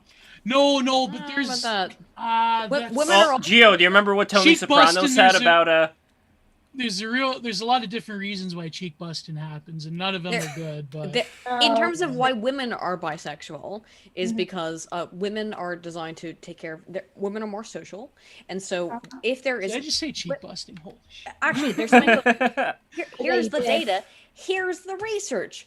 There's something called major histocompatibility complex, and what the Wait, major what? Say that again, but slower. major histocompatibility complex. I'm sorry, I do speak quickly. I'm sorry. Sorry. So the major histocompatibility complex is a thing that shows that when women are taking hormonal birth control, or when they are in the luteal phase of their cycle, which is the phase right before they enter menstruation, they become more attracted to other more feminine faces. Oh wow, shocker! I know, Maybe but a that's the shocker. reality. So that That's- what this means though in practice is that women who have had children or who are pregnant are more attracted to other women. So yeah, birth control is basically turning women, turning the freaking women gay, It does and also turning men into by virtue of sexual signaling, turning us into we have to understand why, small-souled though. bug men. Yeah. Young Martin Sheen. But how face. come there isn't Makes sense. enough there's not enough, I think, lesbian MILF porn out there. Like there's like Yeah, mother that's son right. Oh, porn, there's- but Oh god, that's lesbian- so gross. Well, I'm actually. It's funny you bring that up, Liv, because I'm Nasty, actually my writing an dude. article right now about these It- various trends in pornography, including the mommy GF thing, and, Oh, and man. why see if it's I trending that yeah. way as a male fantasy. There's this my there's this writer. I said this in the last stream with Joel Davis. There's this writer who's talking about like how like in queer studies the goth fiction's a pretty big topic, right, Aydin? And Yeah. this person, this academic was talking about how in like goth literature the mother that like incestuously exploits her son is seen as rare back in the day in terms of like sociology literature, and how Sure. in goth writing how that is seen as like this weird like subversive challenging the patriarchy sort of thing. And Gives a fuck, but yeah. yeah, I know. And Yeah. and nowadays how the mommy GF thing is so popular, it's because men are selectively giving up their sexual agency on a vastly deep unconscious archetypal level by wanting this dependency on the cosmic the terrible mother, as Jung said. And so Wow. I wanted to I'm writing, I know it's kind of controversial because I'm talking about incest and No, everything, that's not but Well, my- technically it's not incest well, though, Meme what I'm Analysis talking did a good about. job on it. I mean, there's this article in Mel I know Mel Magazine's a total dreck, yeah. but this woman was basically like making fun of men for Like these manosphere tapes, they also want the mother. They want trad wives, and No, but I no, wanted to they like don't. cite this They- article because it's. Let me Men- find it for you, actually. Aiden. Men Yeah. literally just And want while to you're- have women companions. That's all it is. Yeah. Are there weirdos? Of course there are. Well, I mean, you have to find somebody where like they're not going to demand too much of you. You know, Mhm, like a lot of mhm, guys want to mold and shape women into their ideal companion, True. and Yeah. True. yeah, that's not good. Like, and women will sometimes. I mean, and then women do the Women same. do the same thing but towards they men, do by the the way. same Yep. fucking I can thing. change him. I can Yeah, change no, it. no, you can't. The way you find them is the way you're gonna leave them. That's just how it works. Mm-hmm. Oh, definitely. How did that song go from Bye Bye Birdie about how nice it is to be a woman? You know what I'm talking about? Oh yeah. Um. Like me. That was from Lee Strasberg too. So let me see if I could find that Bye Bye Birdie. And by the way, I'm talking about not incest. I'm talking about like mother on mother, and that would be like if I were to direct a porn like I'm that. sure it exists. I would call I'm it. sure it exists. You know what I would call it? You know what I would call it? I You know would why call it's not as prevalent? Because of older lesbians, lesbian bed death. Hello, no, they say that's just a myth, though. Yeah, well, this is why this is a fantasy, ladies and gentlemen. But you know what I would call it? I would call it Two Hard Mothers. Oh, Oof. by the way, That was actually based on the rap album, but for those how in do the know. they explain Oh, the I see. lesbian bed death thing? What is the literature on it, Aiden? Yeah. On lesbian bed death? You never heard about this? No. Why are we talking about this? Oh, you mean like how lesbians eventually become unsexual? Yeah, in a long-term relationship. Okay, well, the reality is because women are not inherently super sexual all the time in the way that men are. Women But don't they have... say that's wrong, though. They say that. No, I don't that see any women data. are, but... I don't see any data to suggest that that's the truth. Like men have wow. men have a need. At least I haven't seen it. If it exists, I don't know. I haven't seen it. Men need to cummy, okay? Otherwise, they get real mad. Ew. It's true. There's I no hate better to way to say. say it. There's no better way to say it. Like men, if they get backed up, they get weird. Okay. Reality. But zero men- pussy does do If that. men get backed up, they get weird, and women don't have that kind of thing. Like yes, women enjoy sex. Women enjoy sex, but if a woman doesn't get sex for a little bit or doesn't masturbate, she doesn't go. Women go crazy when they don't have when they don't come enough. Are you kidding? Not Maybe not to the certain same degree as men. I not to the same. Wait, isn't that called hysteria? Yeah. Not to be called hysteria. Oh, wow, blasphemy Historically would have been maybe. By the way, here. So my take on lesbian bed death as a non-lesbian is that basically like women However, really hysteria- comfortable with each other, and after Yeah, a Wait, while, you Aiden? don't feel the Aiden? need for because they just sex. sort of turn into they get into the flannels and they get into the cats and they get They move out to the country. they move out to the country and sex just doesn't become as much of a priority. And they get a Subaru Outback. And they have a free Tibet sticker on. The same way that middle-aged women tend to lose interest in sex after a while. You know, if they're a lesbian couple, yeah, and they both do, and so then they just have sex less and less. I think like the proclamation Yeah. that like young the, lesbians don't have that problem. It's really No. like older lesbians. And I yeah, think and my basis for all this is that I summered in Provincetown and I have a lot of lesbians. Oh, I bet, yeah, Provincetown. That's like the gay capital. That's like the gay it's mecca. the lesbian capital of. Lesbian I capital. mean, I don't know the reality. Then I only know the data, and I would say that. So major histocompatibility complex, right? Here's what we should. I can explain. I can't explain almost anything else because I'm not a fucking guru, right? But I can explain some data. So major histocompatibility complex is this real thing that exists within human biology, which is that we are attracted to people who are sufficiently different from our genetic basis. We smell Right. it on people, okay? Mhm. In that Oh my god! It's so I'm so glad you said this, Aiden. Mhm. So, I'm not cutting you off. I'm sorry to cut you off. No, go ahead. But our good friend from BTR, you've probably seen her, Chaotic Girl. Yeah. She's coming on Tuesday. She got absolutely fucking. Oh my god! She had to basically lock her, deactivate her account for a few days because she was being swarmed by trans furries. Let's face it. She had this. Of course. She had this tweet about how the reason statistically millennials and Zoomers have the least sex out of the last 5 generations is because there is no proper like in terms of aesthetics and appearance and looks maxing. There is like this push towards androgyny, and there's this like prevalent amorphous lack of sexual dimorphism. And then the people were coming in, they're saying, no, I mean, I can't believe it, trans people are the most sexually like hypersexual people around. And it's like, what about David Bowie? And yeah, I mean, I don't believe that, because I think everybody's got their own taste. But yeah, sort of, I mean, I don't know. I went to college, and when I was in college, I went to art school, and none of the guys are very appealing to me, because they were sort of just like, feminine in an unattractive way. Because there's like androgyny in an attractive way, and there's androgyny in kind of like a, Pat from Saturday Night Live way, and that's generally the way that androgyny is trended in the United States. It's fucking fat and miserable and on antidepressants. So that's another thing. We're all concerned about the lack of fucking in our lives. Like, antidepressants are prevalent, and they kill your sex drive. But at the same time, I feel. Go ahead, Aydin. Go ahead. It's gonna take me a minute to explain major histocompatibility complex. So go ahead.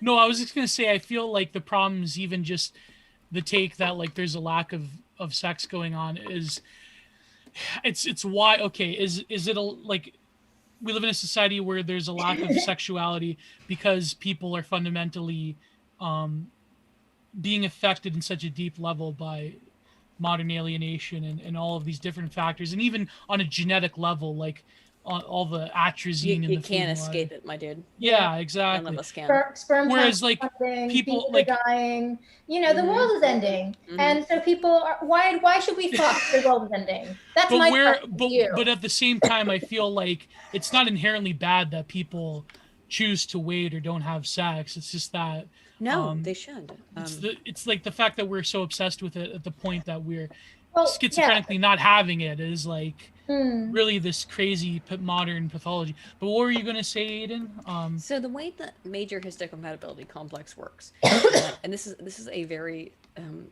important issue if people aren't aware of it. So women, all of us, all of us who are biological females have a cycle of how we work, and at the end, so it begins with the fertile phase in the first couple where you can become pregnant, and then it is the luteal phase, and then it's the menstrual phase. These are the 3 major phases. It's like fertile, luteal, menstrual. So our emotions and our perceptions actually are changed based on where we are in our cycle. So when women are in their fertile phase, they have an attraction, and there's data on this, an attraction towards highly masculine men. Oh. But then when we enter our luteal phase, which is the phase that's about 5 to 7 days before menstruation, women have an increased attraction towards feminine faces and feminine appearance. Now, you might think, that doesn't really, what the fuck does that mean? Doesn't matter. And then, of course, during menstruation, women aren't interested in sex for a couple of days. Some women are, but predominantly, there's a decrease in sexual interest. The problem here is that when you are on birth control, hormonal birth control puts the woman in an eternal state of luteal. So that last couple days where women are more attracted to female faces is what you get entirely, because the luteal phase is the phase of post-ovulation, wherein the woman's body thinks it's pregnant, and that's what hormonal birth control simulates. That's why you don't get pregnant. It's your body already thinks it's pregnant. It's why you don't. It's a cloaking device. It's a cloaking device. So essentially, what's happening as a result of the fact that more and more women have taken hormonal birth control, is that they become more attracted to feminine male faces or to women. The young Martin Sheen face, lesbian. Just saying, it's a reality that we can't deny. That this is an undeniable, scientific, factual reality of women who take hormonal birth control. Well, men got a phase. It's called, we get it up, and then it's. I mean, think what you want about it. I'm not trying to make a kind of deterministic outcome or statement about what that means, but that's just the truth. So No, it's true, and it's totally being sidelined for obvious like political reasons. But oh yeah, because we don't want to That's- pretend like hormonal birth control could be affecting women in any way. Yeah. Why would we? but that and all of the other like I mean, barring all the other like physical health issues, I mean, it is true how the pill really was an atomic bomb of sexual relations between men sure and women was. in more ways than one. Hmm. When you split that atom, when you have this ability to control reproduction, then all of a sudden, and again, you talked about this in your, I don't have to go into it. You talked about this in your video, how fundamentally it has changed social, cultural Yes. dynamics to such a degree that now we're sort of living in the ashes of the wake of, you know, the what Baudrillard called like the after the orgy effect, where everything has been so fundamentally transgressed that now we have to almost like to keep the party alive. We have can't to, even like, comprehend. We can't even Yeah. comprehend reality when every single basic mode of societal information and biological information transfer that has existed throughout the entirety of all evolutionary biology has been upturned because a woman can take a pill. And by the way, it doesn't change anything. It does change your brain, but like you're still a woman. It's still going to make you have the same desires. And in fact, the pill only puts you onto this luteal phase thing, which can really screw up your psychology.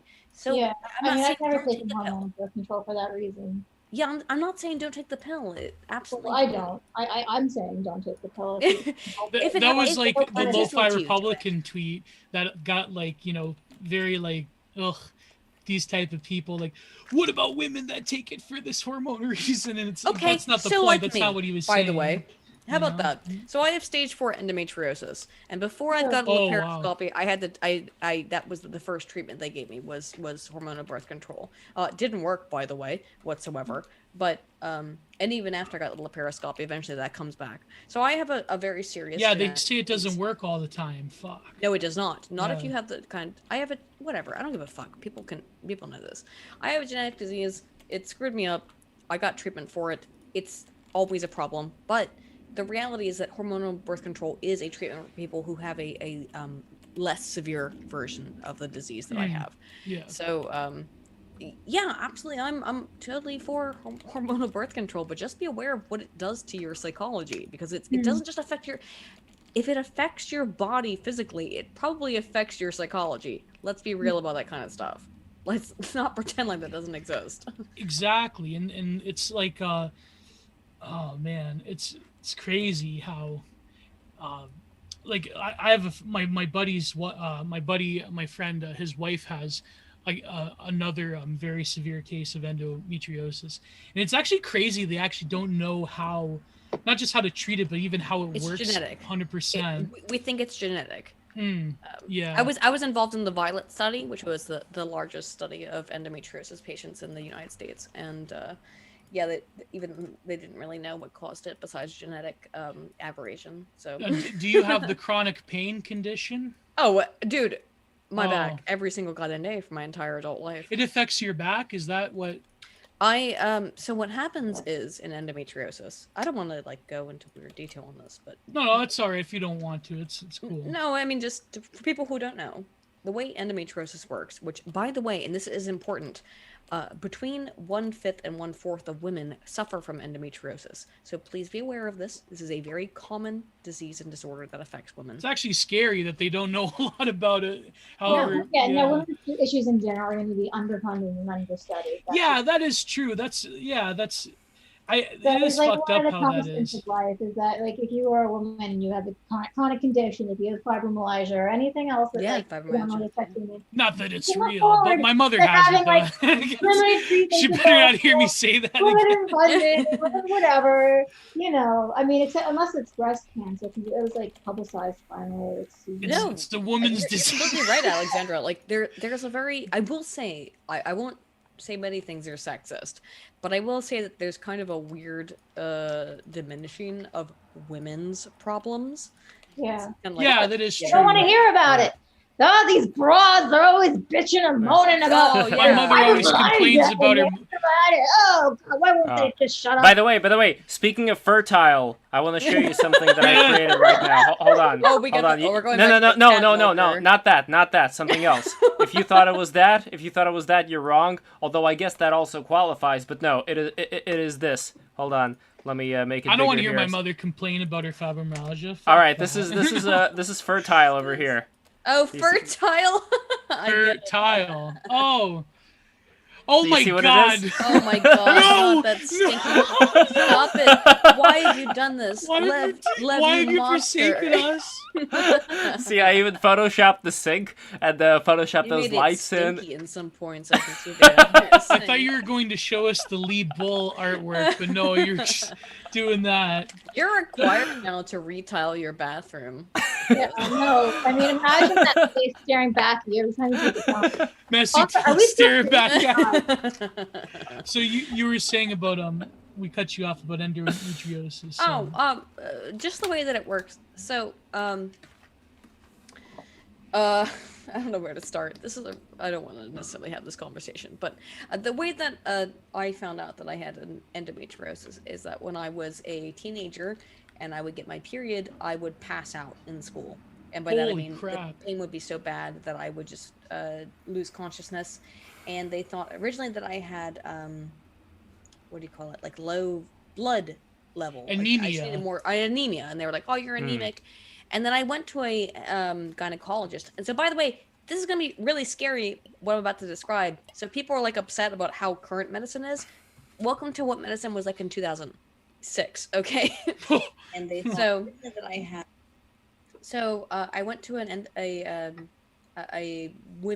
lady doctor, and the lady doctor told me that I should. They have those now. Yeah, the guy. They called him a My GP is a gynecologist. woman doctor. So, yeah. Well, I went to a Yeah. gynecologist, and she told me that I should stop trying to use tampons and should use dirty rags instead.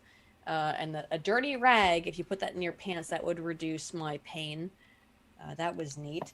What? But it has to be dirty. What do you mean dirty? like an old kitchen rag. She said would be the best way to reduce. That's ancient. That was before they sold Yes. tampons. Yes, because guess Oh. what? Gynecologists, a lot of them are working on literal medieval technology. Okay. Did they Wow. bring out the So- hysteria machine? They did not bring up this. Oh my God. But did tell me to just use dirty old dish rags, and that would make me not feel so pained. That went on for years and years, where I was not given any kind of attention. When it got worse was when I was a freshman in college. I went to go take a shower, and I had a pain that was so bad that I passed out in the shower. I threw up all over myself. I had to be taken out by EMTs. And that's when I got the wonderful Lupron Depot shot. They finally gave me a treatment that actually worked. And Lupron Depot made me go through a simulated menopause when I was 19 years old. And Holy crap. yes.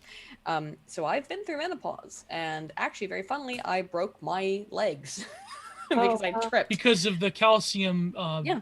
Oh, holy crap. Yeah. But I went through a simulated menopause. Because what I have is stage 4 endometriosis. Now, if people don't understand what endometriosis is, just to be really clear, so when you have a period, all women, this is for all ladies, you have all this, they're called endometrial cells. They build up around the inside of the uterus. They build up there to make a nice cushy place for the fetus to attach onto. And that's nice. However, if you have endometriosis, those endometrial cells occur in other parts of your body outside of the uterus. So they occur on in my case, it's on my lungs, on my spine, on my Oh, kidneys, God. on my liver. It's on everything.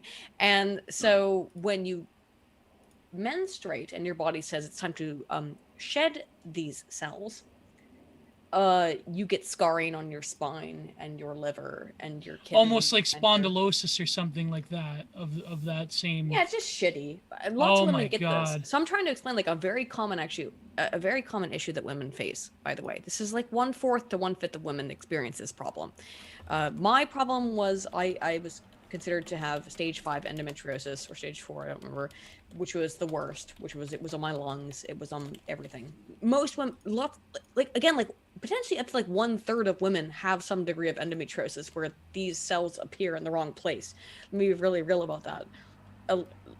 A significant portion of women experience this issue. My issue was particularly egregious, and so I had to take Lupron Diva, which made me go through menopause when I was in my early 20s, and things kind of got better from there. So I've been, better. This is Mostly no, since but then. this is interesting. Like that's pretty terrifying. I gotta be sympathetic to my sisters over here. This is in the greater.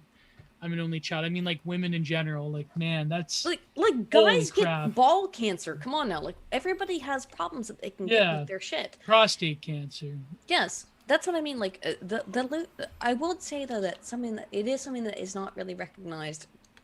Very fascinating to me is that there's no like weird feminist push towards like endometriosis or recognition or whatever. I think it's because like with chronic pain conditions, it's not like breast cancer that has a significant mortality rate.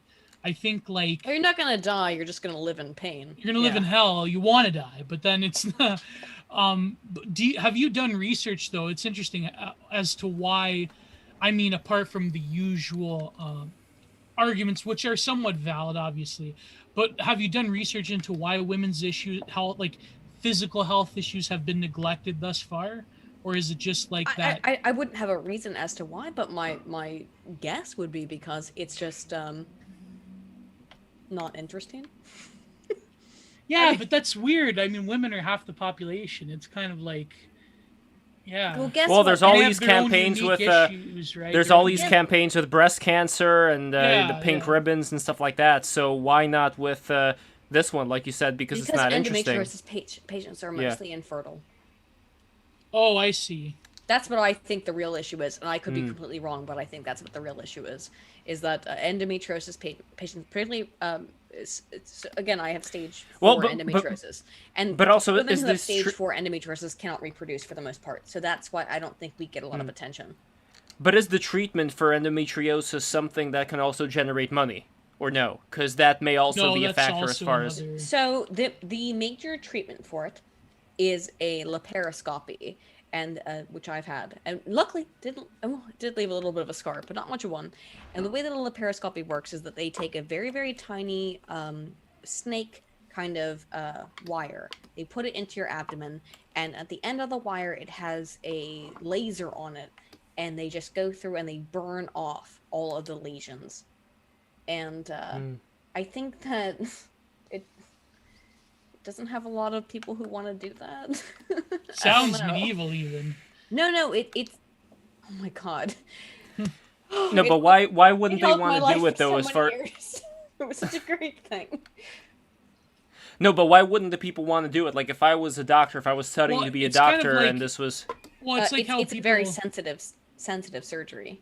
Oh, that too. But also, like, I mean, people do delay treat like certain issues. They choose to live with it. Like my old man, He can't had live a- with us, by the way. he had diverticulitis for many years. and Oh he- my gosh, yeah. He actually could have died. His scar tissue in his intestine. He had the more severe version. Oh, He dive- could have Wait, actually died. what with is that? sepsis. What is diverticulitis? Diverticulitis is stomach gastrointestinal issue where over time people are susceptible to micro lesions upon the certain parts of the stomach lining. Not the stomach, the colon lining. I think it was in his small intestine. or It large also gets intestine. you a bunch of it makes you susceptible to infection. Yeah, and he was in chronic pain for many years in his stomach, and particularly the left hemisphere of your stomach where the guts are. And he delayed, like, I think on average, people that are middle-aged with the condition, both men and women, they delay surgery for about like 5 years or something like that when they should have gotten it.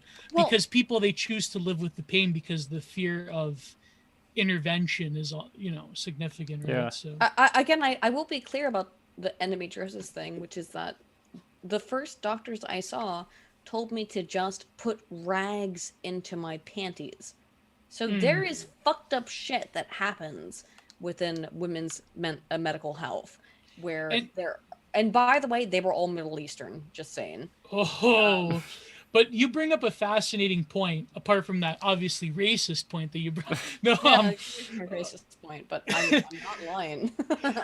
no, I'm joking, but no, it is fascinating how, and I think like the discourse around what like for example women's beauty standards when they enter middle age. I think that it is true, not to say it's right or wrong, but there is a proclivity to like emphasize, in the archetypal triptych, it's like the maiden, the mother, the crone. The maiden, the mother. By the time you get to crone, which is older women, which is archetypally the wise old woman, right? Yeah. By the time you get to that stage in your life, not even just physically in terms of older age, but also women who lack fertility in general. I feel like for many, for as old as time itself, there is sort of like on a deep unconscious level, a disregarding or a abandonment of those particular type of women who are infertile or who do not denote the typical markers of fertility.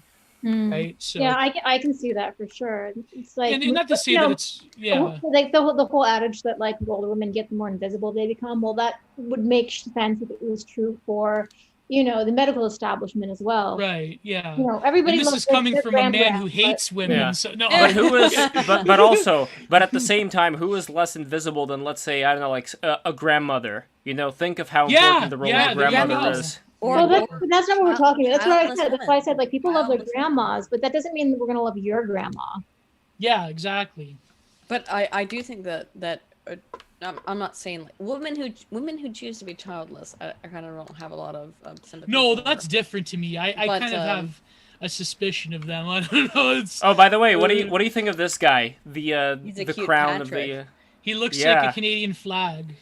He also has these two brothers who are not as well versed in speech as he is, because they're just like bird creatures. They can he's only in the middle of the crown, peck. so of course he's got all the attention. Yeah, exactly. But this guy's almost done. But I can almost emphasize, I think, with like some of like the OG like second waver stuff, like I can see their point about, and nowadays I think that there's becoming a weird sort of reversal, and the way that this happens. Who would shit on me for being infertile, which is really weird. Yeah, it's like, yeah. It's very bizarre to live in a world where like I get shamed by feminists for not being a fertile woman. Yeah, I know, weird, eh? Like, but there is. There's the inner Canadian coming out. Meanwhile, it's fine for someone who is biologically a male to be a woman, but me as a biological female, who can fucking understand this? You've lost your essence as a woman by. I know. I don't mean it. I don't mean it. I'm only partially kidding, as I always like to say. No, but I think that it is true. There's this weird sort of, kind of almost forced reversal, and I think that the way these like trends happen, I think, is always through pornography initially. So now we're starting to see this like recognition, whether it's like, I mean, there's a warrantedness of it, but the way that these people are taking is of course too far. There's starting to become this recognition of the sexuality of older women as not being this like taboo subject thing. But now we're treating it in a way that is equally unhealthy by creating this mystique around the MILF, the mommy GF, and how men have to desexualize their own sexual power by giving it up to the crone. And there's like, I don't even think fucking Jordan Peterson can touch this shit. This is how deep it goes. But on that note, I do have to go. I gotta go eat dinner. So I gotta go eat. Here's just like the last. It is always preview. a blast being in the company of smart women. Absolutely. So, thanks, Gio. I'm glad you think I'm smart. Oh, I need your talking approval. about you, Alexandra. I think you're smart. So. I'm kidding. Aiden, you think I'm smart too? Well, that means even more. Absolutely, dude. Thank you. So all right, so guys, this is we are headed to the end here. I just want to say real quick that I'm probably going to be drawing this some more on Discord later on the BTR Discord for those who are not part of the BTR Discord. You get the super exclusive drawing session. Exactly. Yes. BTR after dark, as I like to call it sometimes. Oh, no. So On Discord only, if that doesn't raise even more red flags. yeah, there we go. So guys, we are I ending get this. groomed. Yes, we are ending the stream right now. I posted my fur tile picture on Oh. on the fur tile. But it's but always the cat a blast thing, talking to Aiden about this stuff. Oh yes. Yeah, and Gio, Aiden, anytime. Yeah. I'm so happy that you can And make live, it for and the reverse debate, and that's happening May 6th, Thursday, May 6th. Yes. Pagan I versus wrote it Christian. down. Yeah. Let's. Yes. I think the problem is that I can debate Christians too well because I agree with their opinion on most things. We'll see. Oh, it'll be pretty interesting to see a Mormon debate Yes. for paganism. And Yes. It would be fascinating to see him debate me as a pagan. I feel like he won't know what's going on, but again, I was raised in the Catholic paradigm, so we'll see what happens. Yeah, there we go. Oh man.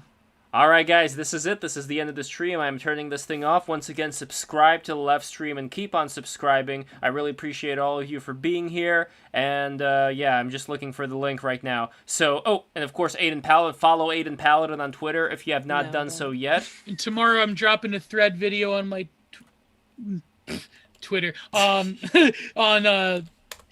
YouTube.